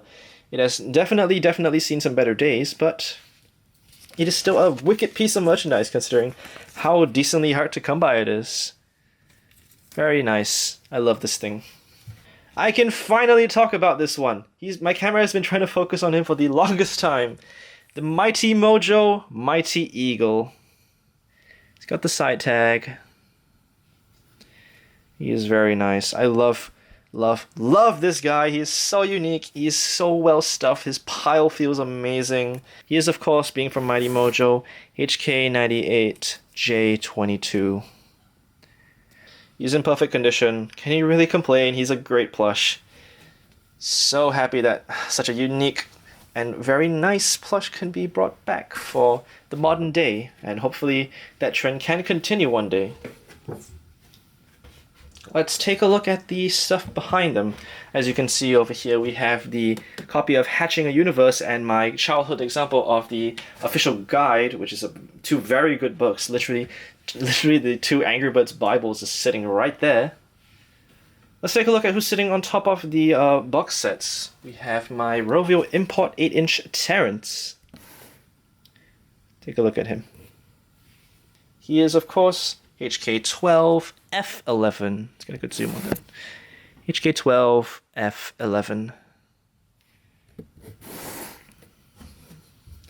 Back at it again with the 8-inch Rovio Imports. No idea why, no idea how. He's a great plush though. His body proportions are perfect. His spots are very nice. Can you really go wrong with Commonwealth's Terrence plush? Some people may say yeah, but I think they all look pretty good in all due respect. Here we have my puffed up bubbles, inflated bubbles, whatever you want to call them. The return of the Rovio Import 8 inches, as always in my collection. Let's get a good zoom on the code information. HK12 D12. So yeah, I really liked Bubbles when I was younger, and that hasn't changed. This is still a really, really good plush. And he is very unique. I love the puffed up expression, the small tiny beak, the little tongue, his very sad expression.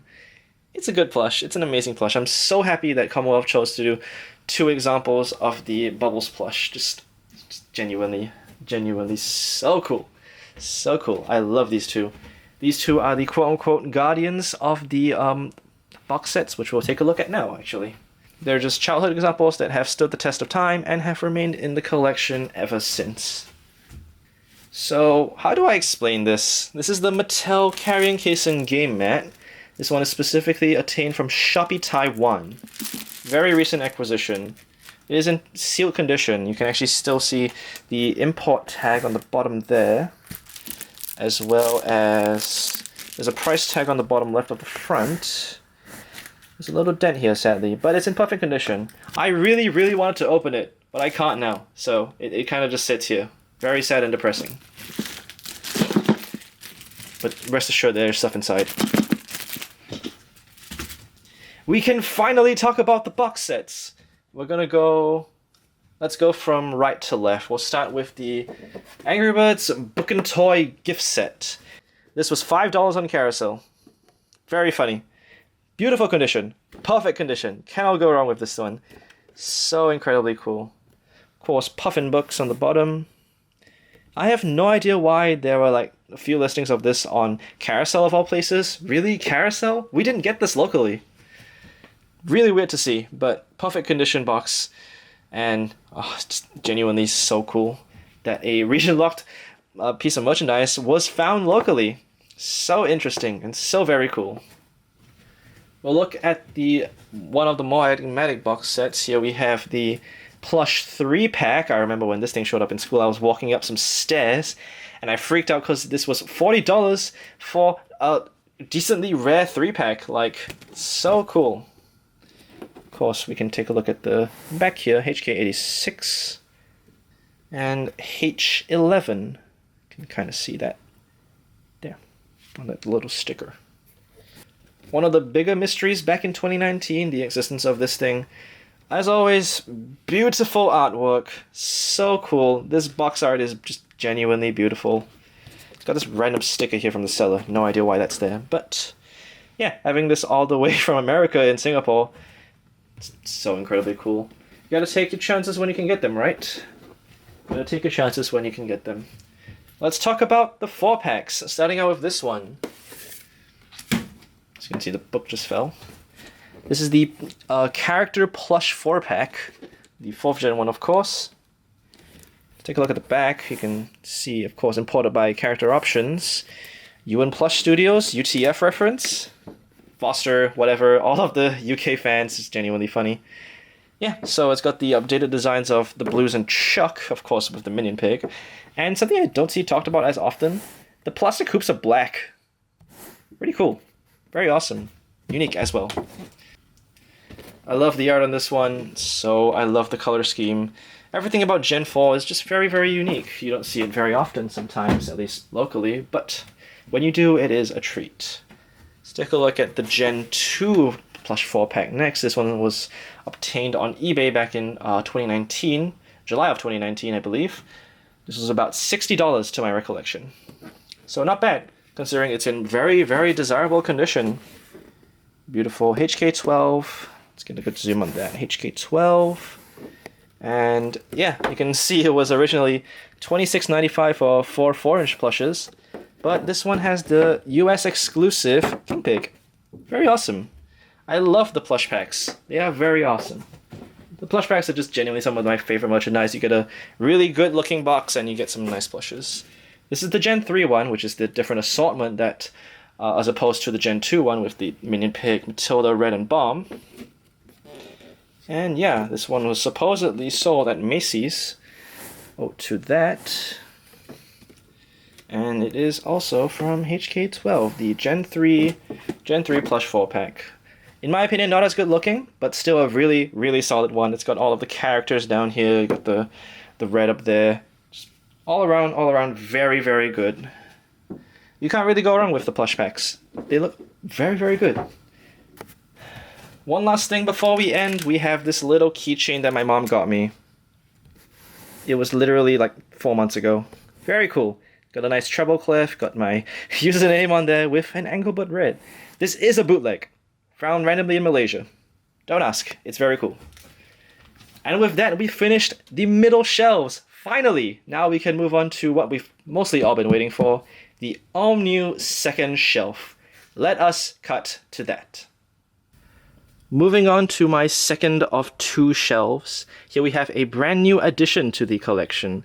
I figured I was running out of space with the first shelf. So yeah, we have a second shelf identical to the first, just so we can get some visual coherence with the 2 shelves. Nonetheless, let's see what this all new addition to the plush collection looks like. You can see a few unique items in here. Let's go through the first part of the shelves. Starting out, one of our newest additions to the collection, we have this redesigned blue, this Gen 4 redesigned blue, specifically a Toys R Us release. Let's take a good look at the date and info. So yes, the 233rd day of 2012. He is actually very nice. The top feathers are a little funny. He kind of looks like a rabbit with his top feathers, but he's still a very, very nice plush. Very hard to find mint, sadly, even though this is one of the better of the classic lot. So yes, here is the redesigned blue. Accompanying him is his friend, also from HK79. This is the Mint with Tags redesigned Chuck, a very famous seller among in the plush space.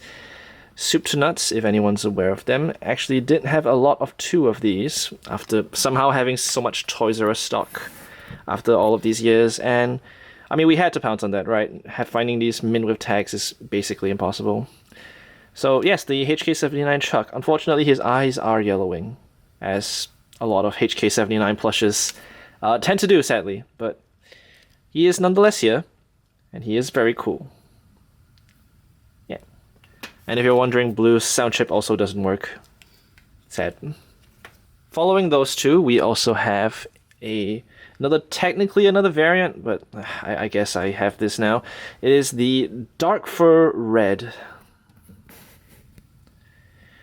So unlike a traditional in a sense, but unlike the usual reds you find, this one has a noticeably darker red fur.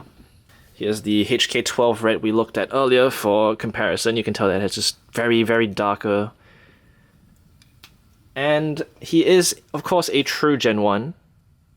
Let's take a look at his tag info. HK12, of course, but he is from K10. Very cool. Those who may have watched the previous Plush Collection video would recognize this lot, actually. This is the lot I got my Spot Bomb in. Here's the blue. He's also from K10 Generation 1. And the sad part about this lot is that a lot of the beaks were malnourished, so like it's literally so floppy. No idea why, but hey, they came like that. And they're still cool plushes nonetheless, in pretty mint condition. Here is the Chuck, akin to the red and the blue. He is very floppy beak. Their fur actually is a little bit played with. It's not the worst thing in the world, but could be a lot better. HK12, K10 as usual. Arguably the coolest one in the lot was the Spot Bomb, a $30 Spot Bomb basically. The Spot Bomb was literally the only reason why I bought that lot. Here he is. Like the others, he is from HK12, K10 as well. And yeah, it's just really nice to have a basically mint Spot Bomb. Very, very awesome. Very, very cool. And closing out that lot was this Gen 1 Matilda. Again, very malnourished beak. First gen, HK12, K10. Nice to have some Gen 1 plushes in the collection. They look really good, actually. Now, taking a look at some of the pigs that fell, let's take a look at this mustache pig first. So here he is. He is new with tags, as you can see. He is a very recent addition. Keen-eyed viewers may notice that he does not have ear embroidery, which means he is from HK98, that one specific Toys R Us batch. 227 day of 2011. Now, sadly, the kid who owned this did write their name on the tush tag, and I'm pretty sure the side tag as well. The other 2 that are tucked inside deep away are these were also got from the same lot as the Gen 1 birds. Here is the Minion Pig. And I went back and looked at the plush after the entire ear embroidery situation was discovered. And I discovered that these are actually from HK98 despite not having the tush tag, because he does not have ear embroidery. So yes, we have an ear embroideryless Minion Pig. Accompanying him is ear embroideryless King Pig. He does not have the tush tag or the sewn label, and his crown is in just a little beat up condition, but he's a distinct variant, so I'm okay with it. They used to make sound, I'm pretty sure. I think one of them used to make sound, but hey, now we have a King Pig without the ear embroidery, so good to accidentally complete that one part of the collection. Now, taking a look back at the shelf, we also have this very new acquisition, this PDQ, my first and only PDQ as of now.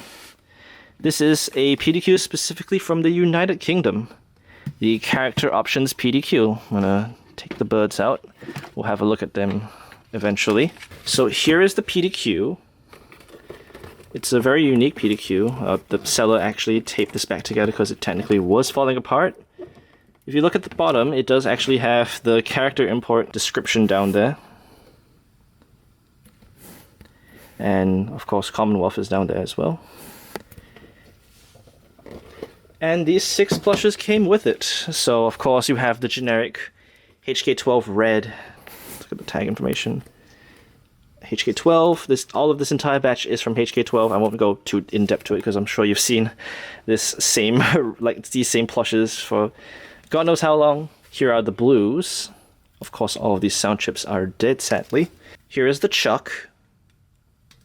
Here is the bomb, and finally we have a HK12 bomb that doesn't have the really funny looking eyes. This one looks very good, very mint. We also have the HK12 Matilda. Very happy to have this one because the HK86 Matilda just looks a little too spherical in my opinion. This one just looks so much more like the actual egg and looks just beautiful, honestly. And finally, closing out that lot, we have the HK12 character Minion Pig. And that does it for this first part of the shelf. We're going to go up where you see a few familiar characters up there. Let's take a deep dive. Moving up a tier of the shelves, here we have the Angry Birds Rio set. A set that isn't very rare, but a set that I've only just very recently completed. I chose to pursue ones specifically new with tags in both the sound chip and the side tag. And I'm very happy to announce that I have completed the main Rio flock. We're not counting the cage bugs.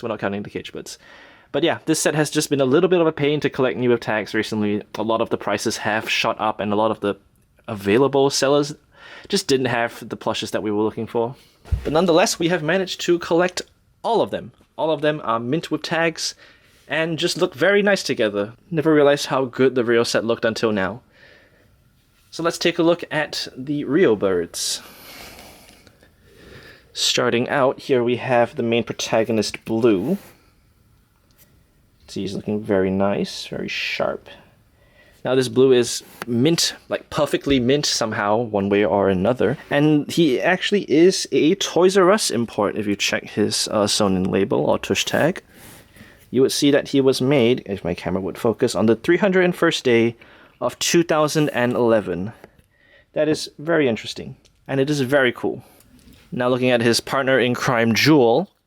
So she actually is also a HK12 Toys R Us release. She's actually older than Blue, I'm pretty sure, if we look at her tush tag here. 264th day, 66th day of 2011. So she actually is older than Blue. It would be nice to have both Blue and Jewel be from the same batch, but hey, we'll take what we can get, right? Right. The biggest pain in the ass recently to collect is actually this red and white bird, I guess gray and black as well. Pedro has just been so incredibly hard to find that it took literal years for one to actually pop up new with tags from HK12, all of that. Genuinely such a pain in the ass to find because, well, just not enough people were selling them. The interesting thing about this Pedro is that he actually hails from Maximus. So yes, I was asleep one day, I'm pretty sure, and Max knew I was hunting for Pedro specifically, and he managed to cop this one for me at a very, very good price for a new with tags Pedro. So yes, thank you, Maximus. Let's look at his code info. He's from HK12J11, if my camera will focus. HK12J11. His top feathers tend to sag a little bit because of the press here tag just pulling down on his top feathers. But still a very nice plush regardless. I like his body proportions. They look very nice. And he looks like an egg. I don't know why, but he looks like an egg. Following him is his best friend, Nico. No idea why his side tag likes to bend backwards, but hey, what you gonna do? So here's my Nico. Perfectly new with tags. Unfortunately, I don't know if the camera's gonna pick this up very well, but there is a small wrinkle, I think you can see that in the reflection, in the press here tag. I'm just nitpicky, but hey, he's basically perfect condition. And the interesting thing about this Nico is that he actually is from the Commonwealth collection. Let's take a nice little peek at his sewn-in label here. He is from HK12G11. Very nice looking plush. I love the bottle cap, honestly. It's a little harder compared to his actual like plush, of course. So just small details like that just really make me appreciate Commonwealth all the more. A returning face from the previous plush collection. Here is my Nigel. Some people who have watched the previous collection video would recognize him. Here is my Nigel. He's still sticking around. He was perfectly with tags, even though sadly the press here tag is just a little Just a little scuffed, just very sad, but it's, hey, what you're gonna do is newer tags, Nigel. We've actually seen that Nigel has just gotten a little harder to collect new with tags, sadly. So just very happy to have gotten both Blue and Jewel, or just the entire Rio set in general, in just very mint condition. It's really satisfying to see these guys just sit on the shelf and just look beautiful. HK12 did a fantastic job with the Rio set. Let's look at this Sonnen label information now. He is from HK12, and he actually is from the same production batch as my Blue.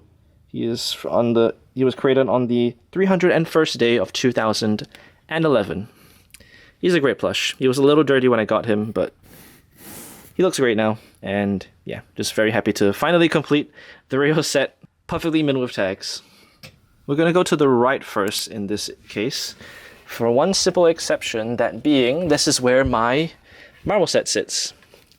This marble set was obtained all the way back in 2019. It was the April of 2019, I'm pretty sure. Sorry, the May of 2019. Beautiful plush. The first plush to ever have a unique sound chip.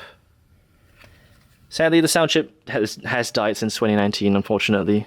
This one was purchased again on Amazon. He's from HK98 and he is from K11. See if you can get that in focus. Very fluffy, very well put together. Commonwealth did a fantastic job on the Rio set. Now you notice in the background we have 4 plushes sitting there. These have been included in my plush collection videos like all the way back in 2019, 2022, and 2023. These are just some cage birds. I already covered my my other cage birds who are sitting on the top of the other shelf, but since I had a few spares, hey, I might as well display them, right? And they look pretty good in their own rights. This is a perfect condition tagged green cage bird from HK98, I believe. Yes, from HK98. From that H12 batch. You notice on this tush tag there's a little like stain. No idea why that's there. But hey, it's a perfectly mint green cage bird. I'll take that any day. And HK12 did a better job on the cage birds, but don't count HK98 out. Theirs look a little too spherical, but still pretty cool. Moving on to the other 3, these are actually from everyone's favorite Good Stuff Toys! Yay! Here is the pink cage bird from Good Stuff Toys. I had a few extra slots on the Rio shelf, so I might as well display all of the cage birds that I have. Let's take a look at the tush tag information. So, of course, being a Good Stuff Toys, not for retail sale. When were you manufactured? May of 2012.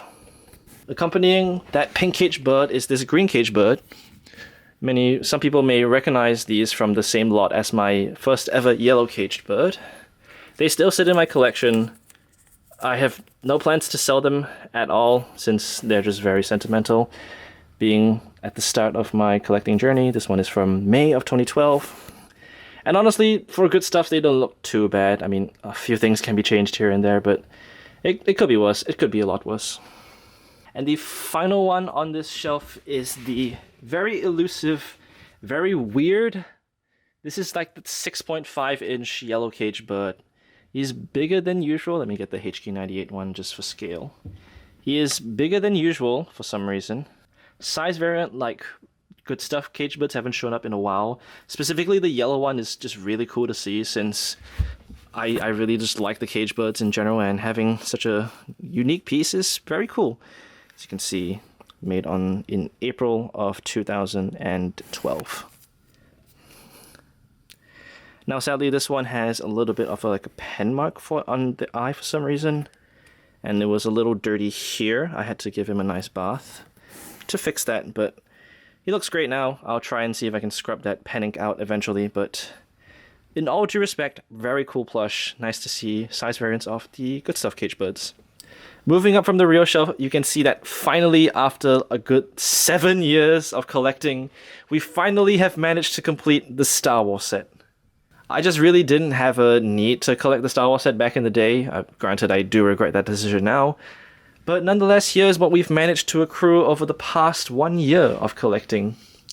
People familiar with me may recognize this as my own Luke Skywalker, or Red Skywalker.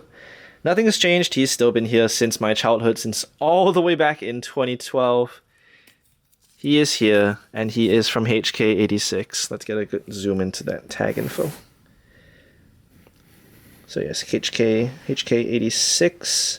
He is a Rovio import, so he was ordered on the online Rovio store all the way back in the day, and he is here now. He is here, and he has still been here for the past few years.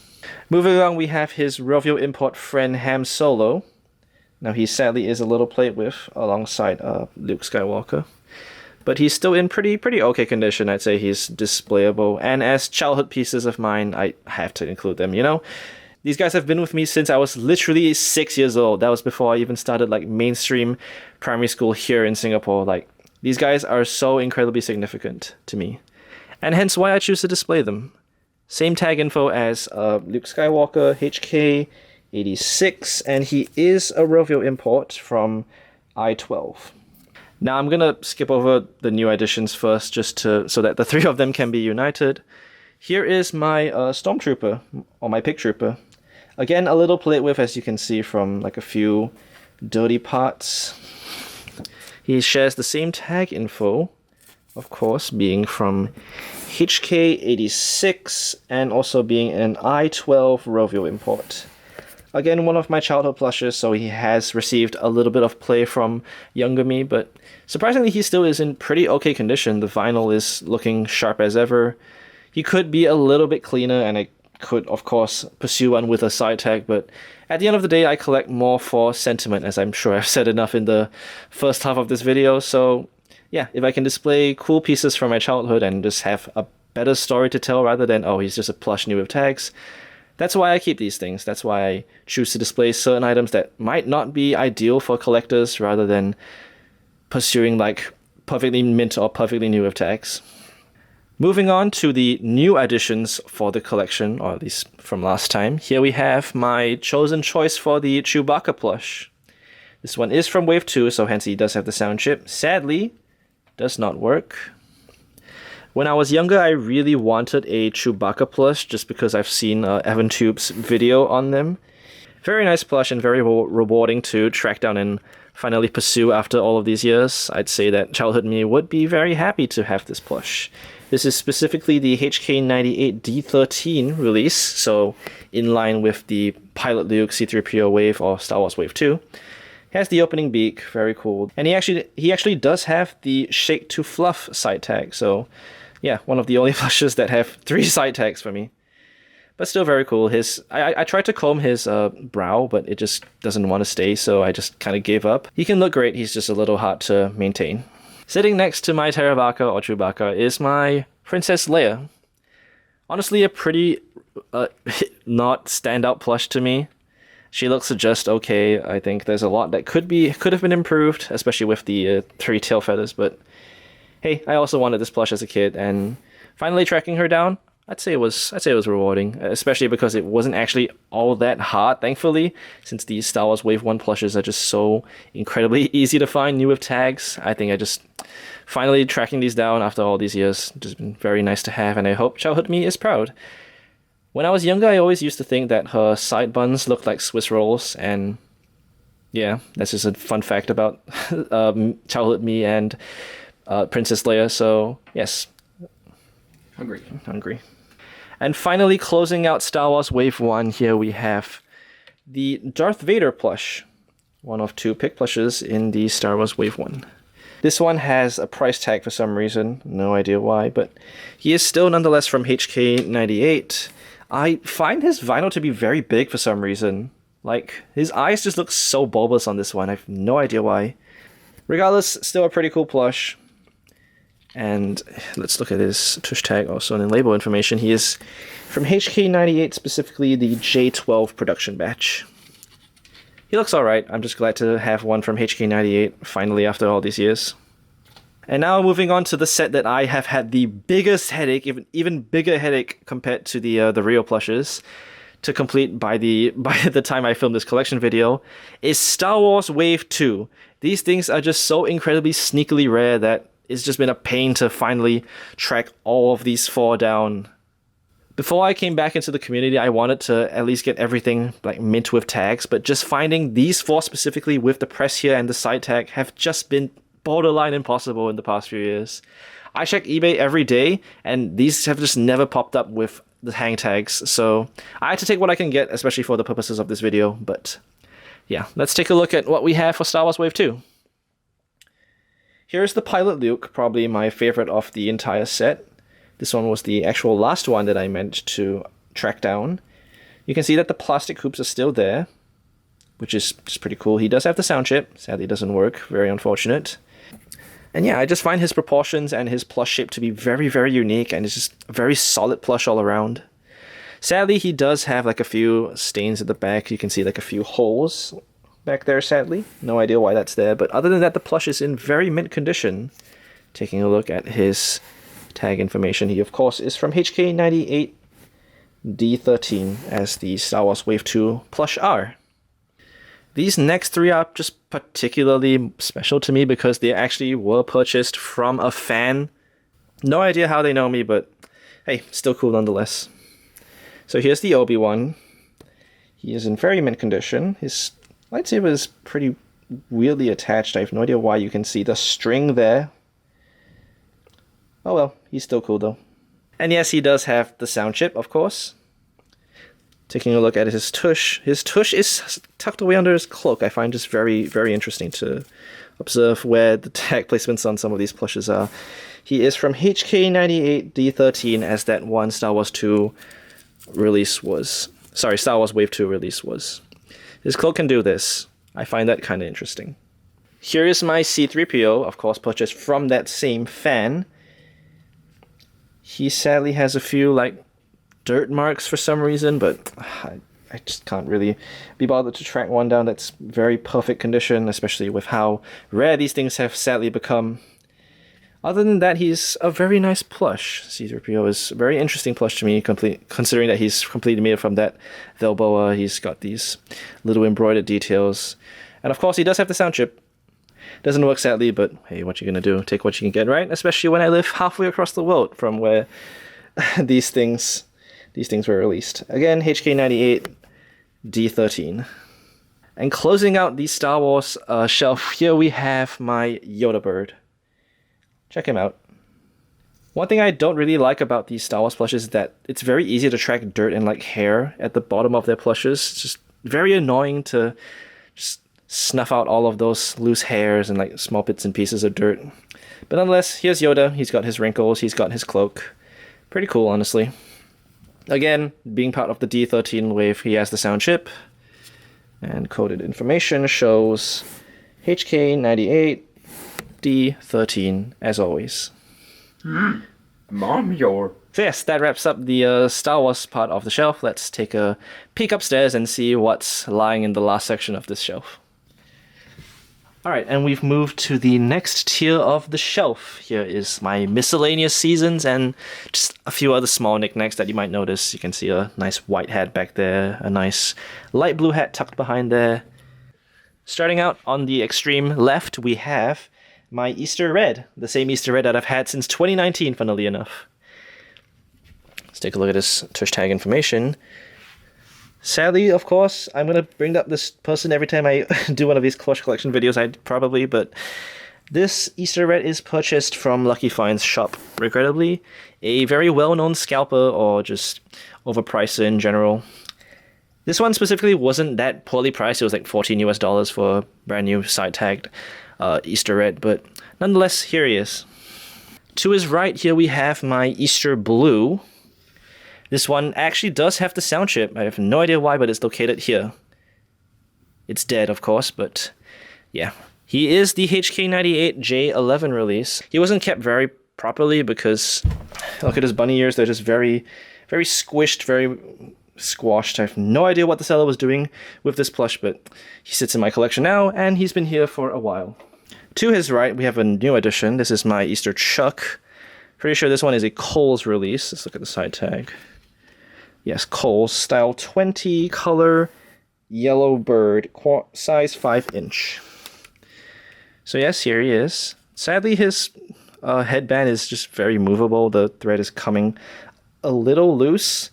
And taking a look at his coded information, he is indeed from HK85 K11. So not exactly the ideal release, but He's new with tags. I'll take what I can get, especially when I don't live in the same region that these things were released in. To his right, we have a collection of veteran. We have my Easter Stella. Again, same problem with a lot of the Target matte furs. The scrungly tush tag that likes to fold in on itself for some reason.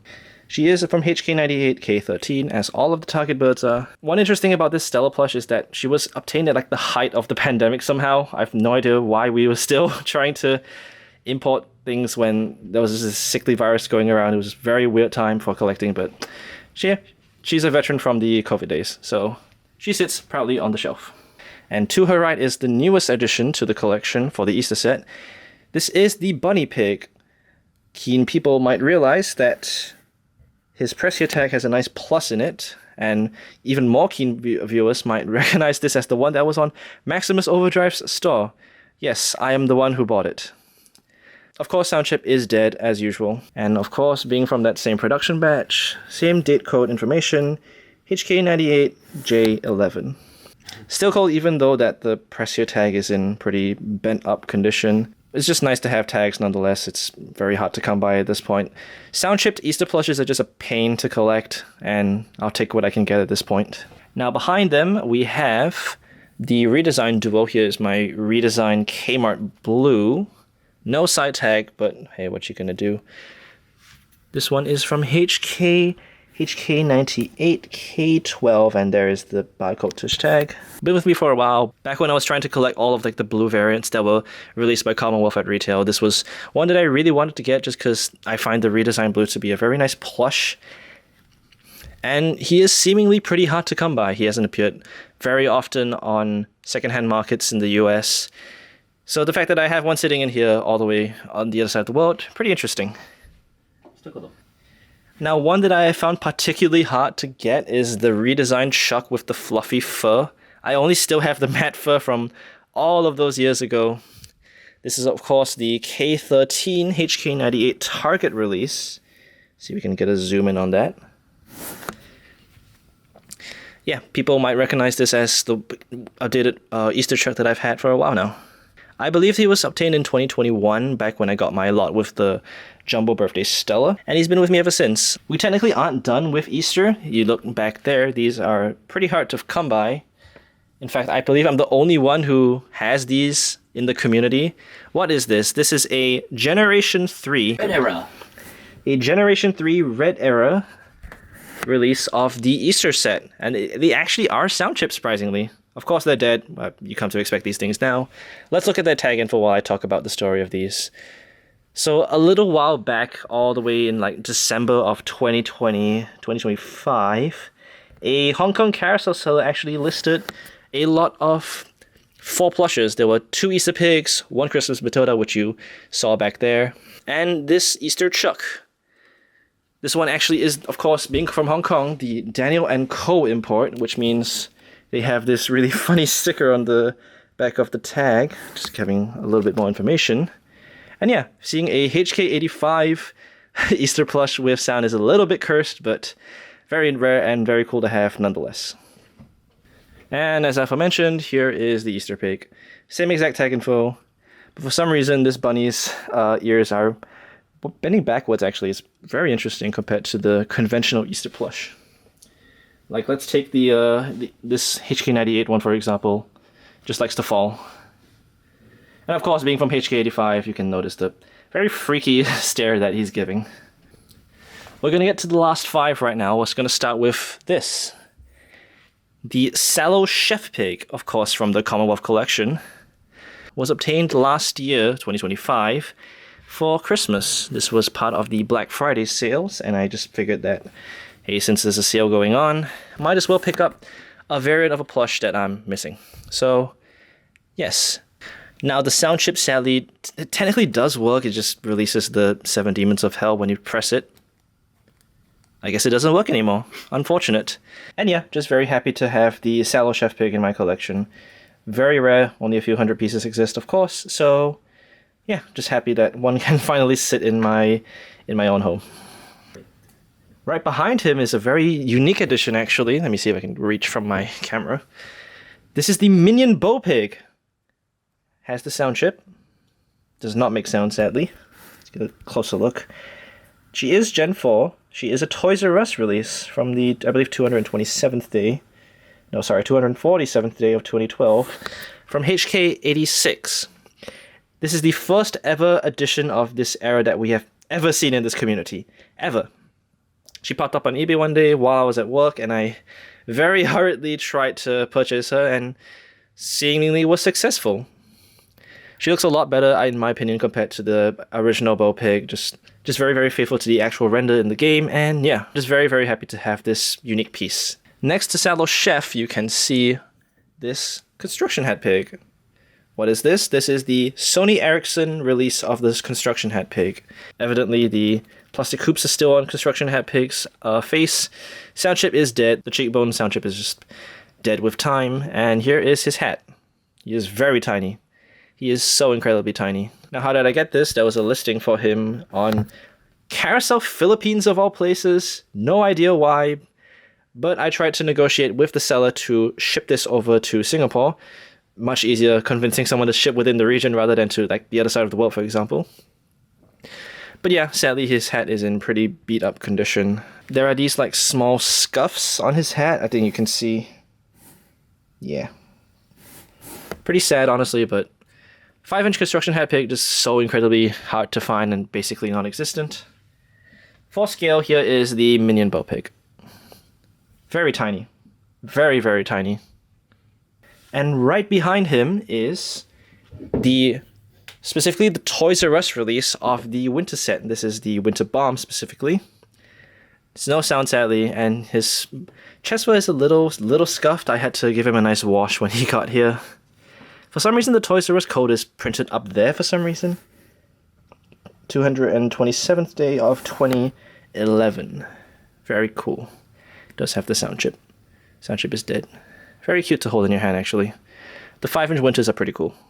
And for the final plush of this part of the shelf, I'm going to reach back here real quick. We have the Winter Matilda. The updated Winter Matilda, specifically the Ammo Winter Matilda from, I believe, the E12 batch. Let's take a good look at the tush tag. Yes, the E12 batch. Had this for a while, popped up on eBay around sometime in 2021 or 2022, if I'm remembering correctly. So yes, pretty okay price for what was being offered. An ammo updated winter. It was around $40 to my recollection, and looking back at it now, that's actually such a steal for what was being offered. And yeah, evidently this is sadly my only updated winter bird. I mean, you can see from the shelf that no other updated winter birds are in my collection. This has just been the only one that I've had for years. And honestly, pretty proud to have this one. I find that small variants like these are just very fun to collect and really just helps prolong the collecting journey. It's nice to have something to chase even when there is seemingly nothing to chase. Always nice to prolong a hobby. Alright, and that's it for the main shelf. Let's go all the way to the top, where we'll take a look at the jumbo sitting on top there, along with another 5-inch. Alright. Now before we get to whatever's on top of the shelf up there, let's take a look at a brand new addition to the collection right here. So of course, the returning face is the Blues hat, novelty hat, with sadly a snipped sewn-in label right here. This was acquired on eBay back in 2021. It was the same month I got the Fusion Bird and the Sallow Stella. And now sitting beneath him is the ultra-rare 12-inch Terrence. This guy is pretty sought after because for people who, like to scale their flock and whatnot. And he is ridiculously rare. You might notice that he has a little fluffing here on his beak for some reason. That is because I had to brush him. There was a big stain here that I had to remove through restoration. But nonetheless, he's in great condition in all honesty. Take a look at him. And a unique quirk is that he does have the sound chip, which is pretty cool, which means he is actually not a Rovio import. When I asked the seller where he found this guy, he said he did not remember, but he thinks it was from Changi Airport. So that might be telling. He's not the Rovio import, he has the sound chip, which I think is just really cool. And sadly, his tush tag is a little frayed. You can see that the wording is flaking a little. all in all, still just a beautiful, beautiful plush, and very happy to own him. He's very, very good looking, in all honesty. He sits proudly on top of this part of the side shelf, in a sense. And the hat just kind of sits on top of him. And I guess since I'm here, we have 2 Christmas bootlegs that I got very recently. That's literally it. There's nothing else to talk about it. It's a bootleg Christmas How and a bootleg Christmas Blue. What more do you want me to say, in all honesty? Alright, let's take a look at the top of the shelf now. We're gonna see who populates that part of the shelf, and after that, we'll move on to the dupe stash in a separate room. Alright, welcome to the top of this brand new shelf. Keynote viewers will finally realize that the Jumbo Birthday Stella, which is halfway across the world from where it was sold, finally has a home here in Singapore, and in the main shelf. Some people may even realize that this 5-inch blue right here is the same exact plush that was accompanying the Jumbo Birthday Stella when she was still sleeping on my mom's bed, funnily enough. In fact, let's take a good look at this. This one came from the $30 Hartz lot, and he is a HK86 Blue from I-11. You can kind of see that he has a price tag here. I have no idea what it means. Regular price, our price, $17.25 to $12.99. How true is that? I have no idea, in all honesty. He is perfectly new with tags, which is something I really, really appreciate. Always, always cool to see. And of course, the bird sitting on top of everything here. As you can tell, it is of course the Jumbo Birthday Stella. No way, right? No way. So you can see that I finally learned how to pose the Stella's top feathers. You can kind of tell through the entire plush collection video that a few things have changed here and there, but the ethos of my collection is always the same. So here she is. She is pretty cool, in all honesty. To have such a plush so far away from the place it was made and sold, it's just genuinely, genuinely such an honor. She's in great condition, actually. Like apart from a few small scuffs here and there, the eyes could be a little cleaner and could use a little bit of a brush. She is actually in pretty good condition. Having just such a big toy populate this part of the collection will always be satisfying. And since we're here and have the time, let's take a look at her code information. It's gonna be a bit hard to do this because I only have 2 hands, but it's identical to the production of the other birthday plushes. Let's get a good zoom. HK85 G12. And in a sense, that's it. You've seen everything on this main part of the shelf. We've got a few more things to go through. Don't click off yet. I'm actually going to pull a few of the plushes that are in storage right now into this room here, just because I can't be bothered to show the rooms that they're being held in right now. Let's go to that. Let's see who we have to showcase. Alright, I've displaced Birthday Stella temporarily to fit in all of these guys. We'll spare you the chitter chatter. Here is a new with tags with the sound chip of what I believe to be a MegCorp import. We're going to take a nice zoom here. As you can see, he's from HK86 as opposed to the usual HK12 release. And from I-11, which is a tush tag we've seen on other Singaporean released products. So to find the HK86 Christmas plushes is just already hard enough. To find them with the sound chip is just, really? How do these things even come into play? And it's not even the first instance that we've seen a HK86 plush with the sound chip. There is a listing on Carousel right now with, albeit the Matilda is sold, but there is a HK86 Matilda, Christmas Matilda, with the sound chip, surprisingly. So this kind of implies that Singapore, being the HK86 meat rider, did indeed get a very unique import of the Christmas set. Yeah, picked them up on Carousel a few years ago. Very, very pleased and very, very happy. I still prefer the look of my HK12 Minion Pig, but this one actually doesn't look too horrible in its own right. Let's try and clear the elephant in the room first. Pun not intended. This is the Jumbo Movie Mighty plush. He was obtained from Gifts Greetings, as a lot of my plushes were. And yeah, Singapore did get imports of the big Jumbo Movie plushes for some reason. We have evidence of a Chuck and Mighty sold at retail, whatever else there is, no idea. There's a sticker over the barcode for some reason. HK98, of course. And taking a look at his tush tag or sewn in label info. Now this one specifically does still have the press here sound. The sound's dead, it's been dead for years, sadly. And yeah, just genuinely my least favorite Commonwealth plush ever because of his face. Why is his face on his beak? It looks so bad. It genuinely looks so bad. I am so sorry to this plush. Could have been cool since, you know, it is a Jumbo Mighty after all. But it is my least favorite Commonwealth plush because of just how it looks. And he's fallen off the stairs. That's a little sad. Okay, who else is populating the shelf right now? Taking a look at these guys. These look to be your run-of-the-mill Changi plush, no? But you very obviously notice that they are much, much smaller compared to the Changi plush. Indeed, I finally managed to properly track down the 5-inch cartoon character co-set. Or at least some of them, still trying to hunt down a lot of the others. So we have here an example of red. We also have 3 of the blues.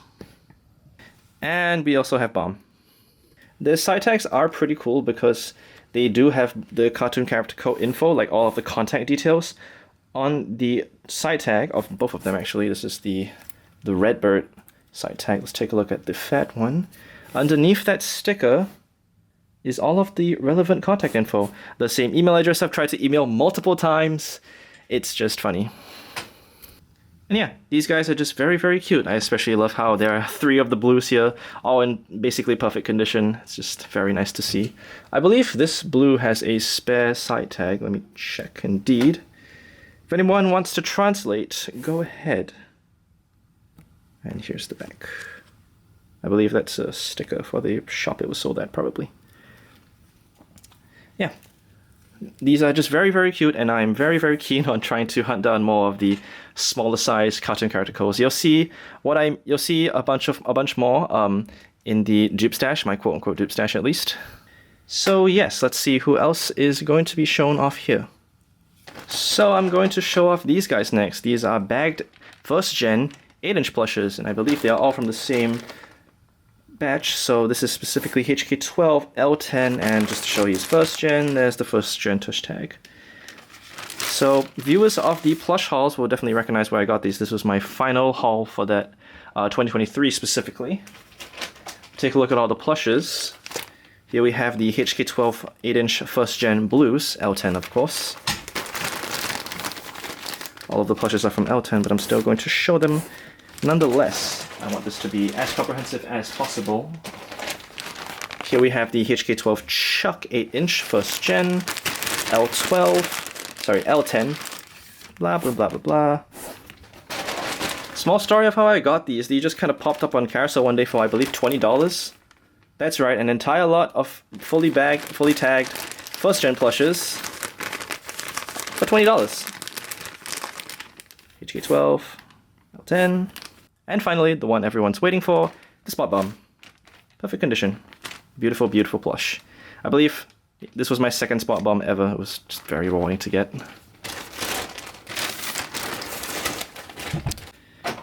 We, for some reason, aren't done with this room yet. Here we have a bunch of matte fur plushes.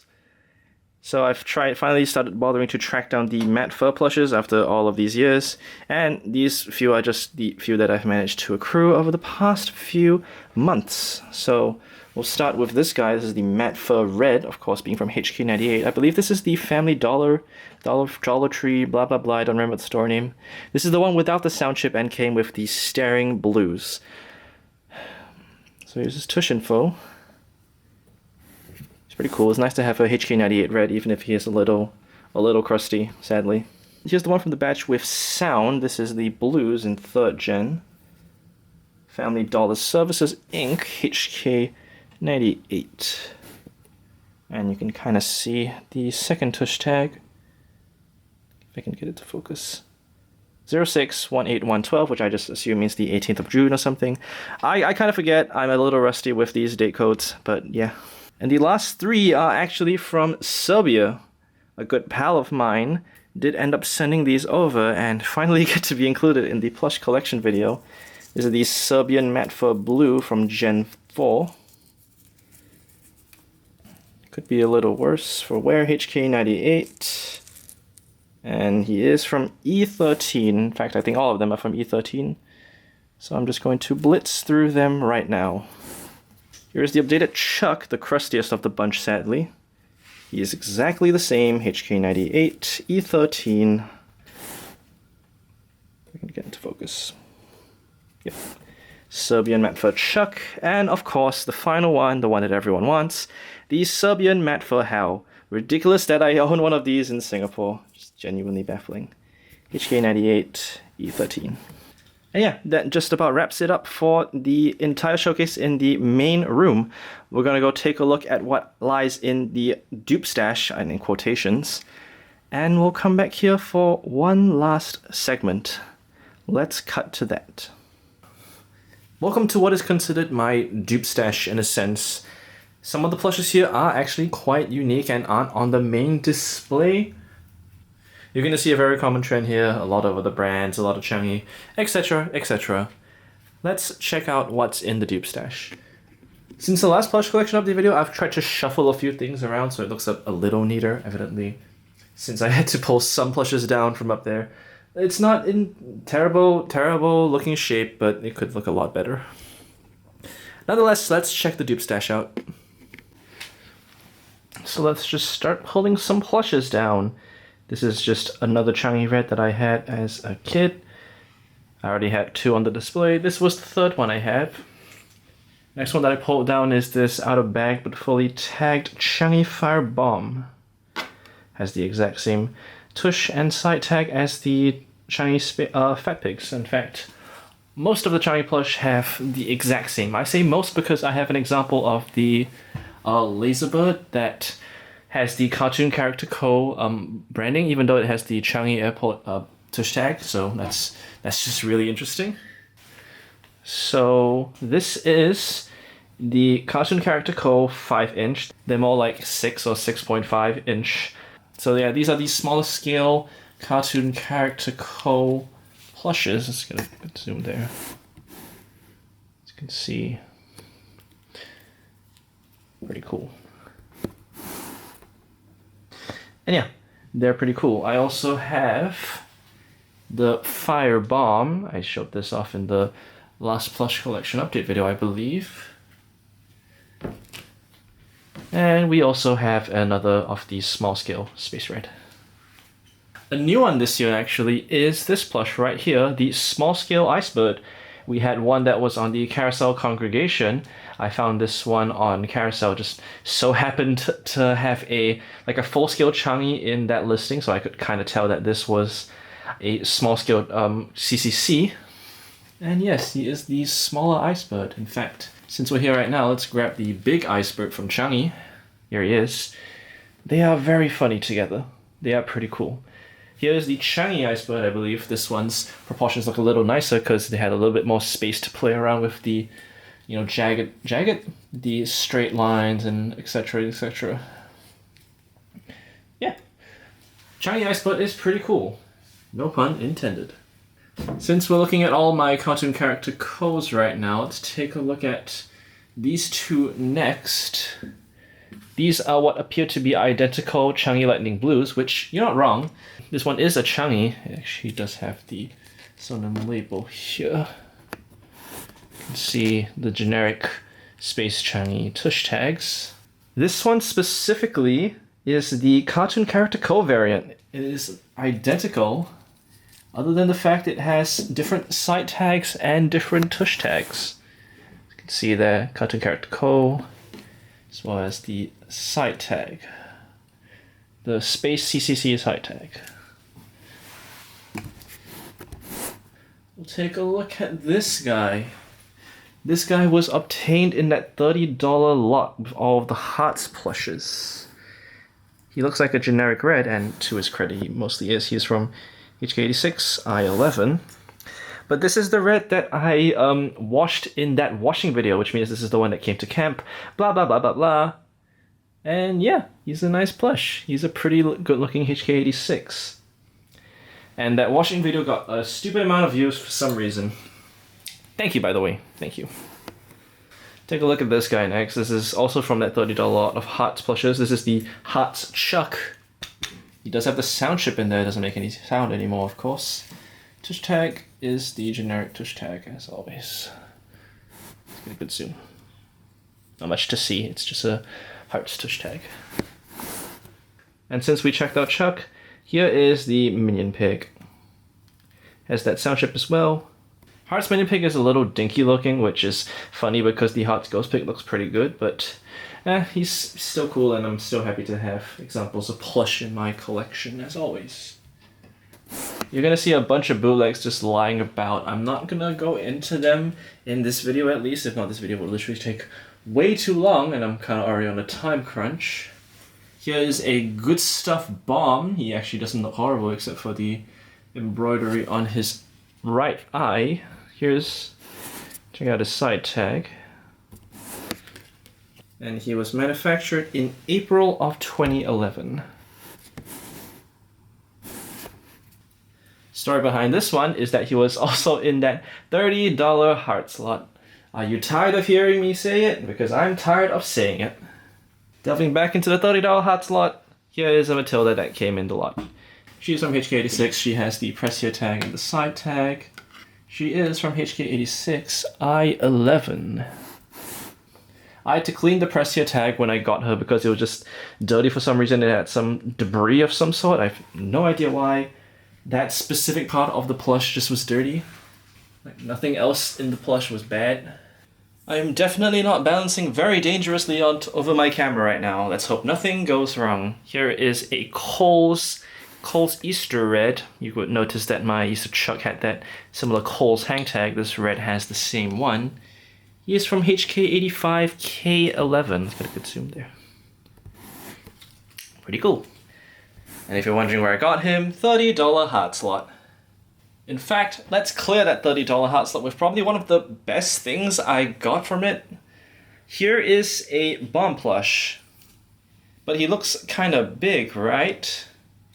Indeed, this just so happens to be a perfectly tagged HK12 F11 6.5 Kmart bomb.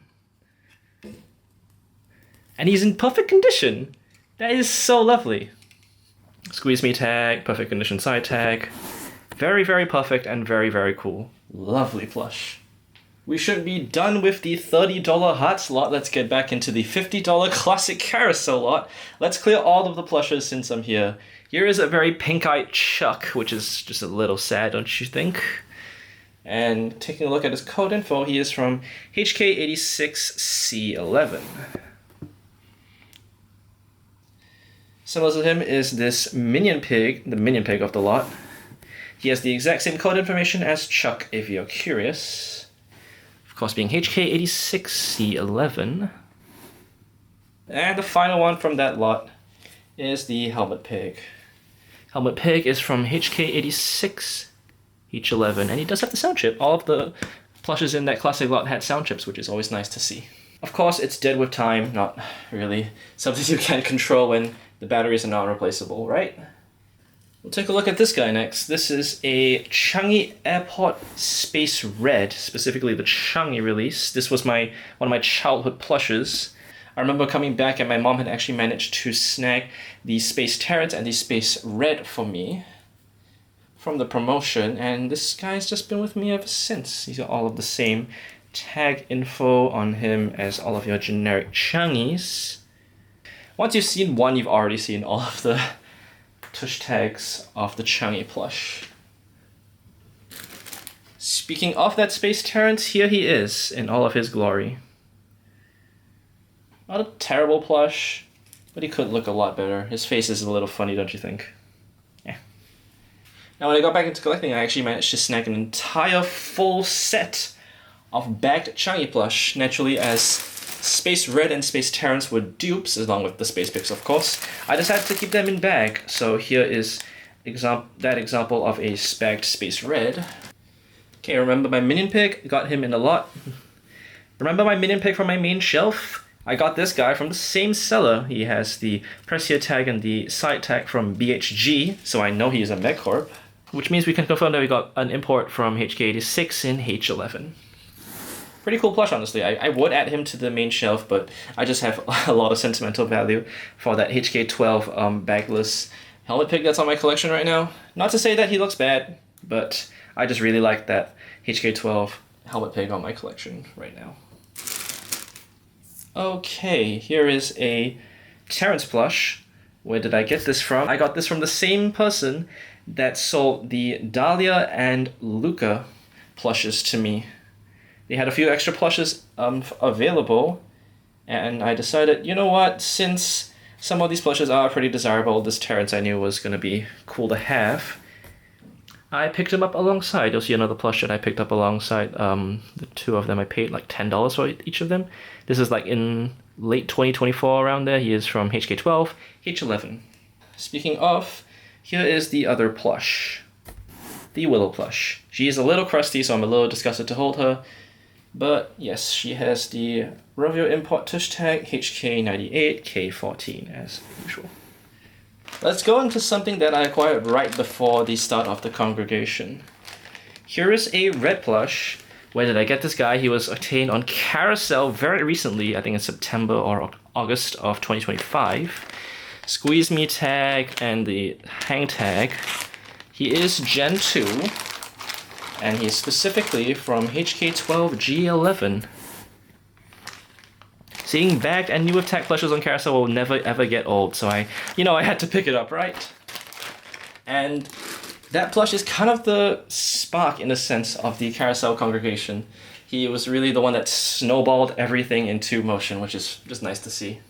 We're in the home stretch now for my dupe stash, or the extras. Here's my Changi Laserbird, a pretty nice plush, all things considered. I think people who watch the congregation drop videos will know how much I appreciate this plush for the posable top feathers, the 3D emblem on his cape, just a very, very solid plush.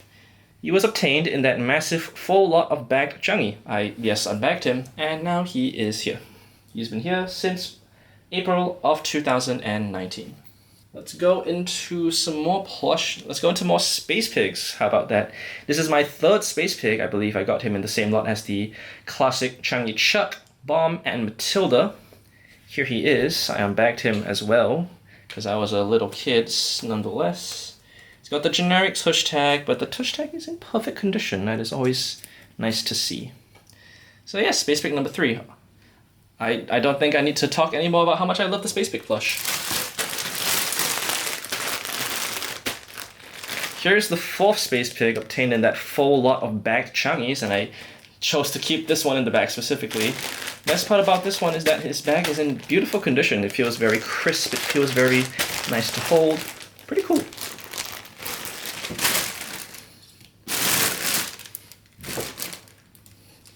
And finally, obtained in the same lot as those 5-inch/6-inch CCCs, here we have my 5th space pig. Unbagged and untagged, still very, very awesome. We always love getting some space pigs here, and yeah, he's in pretty good condition, all things considered. I gave that entire lot a good wipe down when I got it, so yeah, that's where he stays now. Okay, going into handheld mode real quick because I don't think I could do all of the rest on a tripod. Here are just a bunch of my bootlegs sitting behind the plushes, so let's remove some of what we looked at. Okay, I say bootlegs, but some of them are actually official, like that backpack back there. I got that in the same order as the Winter Blue, my original Winter Blue. So yeah, I got that one for free technically because apparently the seller said that, oh, we don't have it anymore. But apparently they still shipped it out, so what gives? Hey, free backpack, and it's pretty cool. Not going to complain. We have a backpack I got locally. You know, Singapore being in Asia, we are notorious for our bootlegs. And that's where that backpack came from. It's a very nice backpack, to be fair. One of my classmates joked about cutting the blue off. You can kind of see that it is indeed a backpack. Got a bunch of bootleg hangers. I got this one in the lot with my reversibles Bubbles. Bubbles to Stella, and this one was also in the same one. The chain broke off. I'm really sad about that. Now, this guy actually has a really interesting story. He's one of my first ever childhood plushes. I think he even predates that backpack clip Red, I'm pretty sure. He was technically my first ever Red plush, even if he is a little bootlegged. He looks a little funny. I still love him all the same. He's got a really funny looking hanger. Love that about him. And this was also obtained in that reversibles Bubbles to Stella lot. Still cool though. And as for the stuff up here is just a bunch of bootlegs covering what is the sound versions of the Angry Birds movie plushes. These were the ones that were platformed, and I took them off, and they are still here. So there's Bomb, there's Red, and there's Chuck. Got a bunch of Pintia bootlegs here. The bootlegs of the bootlegs. I think that's really cool. All my childhood plushes have this quirk that they are bootlegs of bootlegs, which I think is just really funny to me. And yeah, that's about it. I think there's a few miscellaneous like bootleg Angry Birds movie stuff back there. I think that's my Chuck Red Bomb and a blue hatchling back there, as well as another bootleg Minion Pig just kind of chilling there. You see that little speck of green, I'm pretty sure. But that is about it for the dupe stash. We'll hand it back to the main room where we can wrap up this video with the iconic duo of the plush collection videos.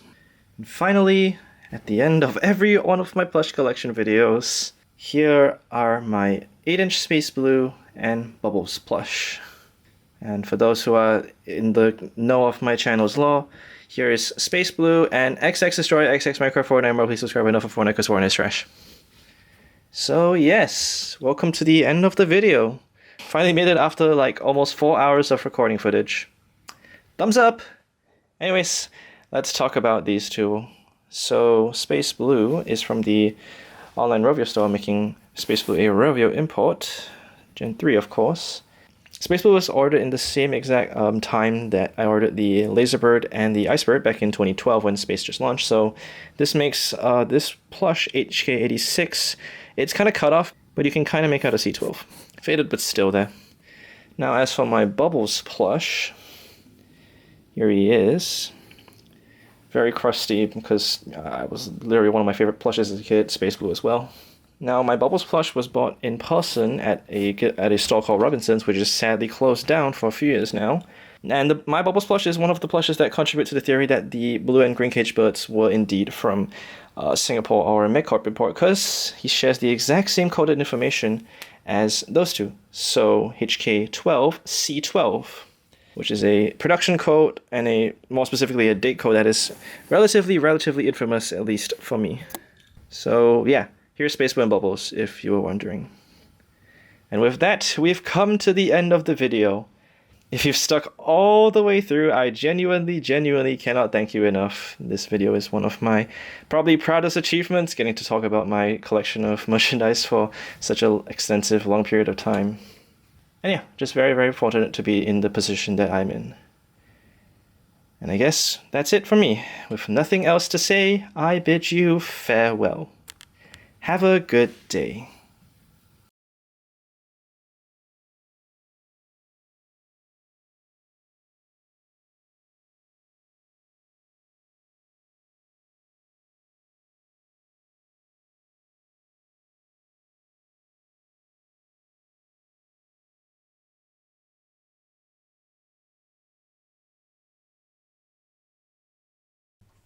Did you honestly think that as someone who's been in this scene for over 8 years now, that I'd leave without at least one kind of sample?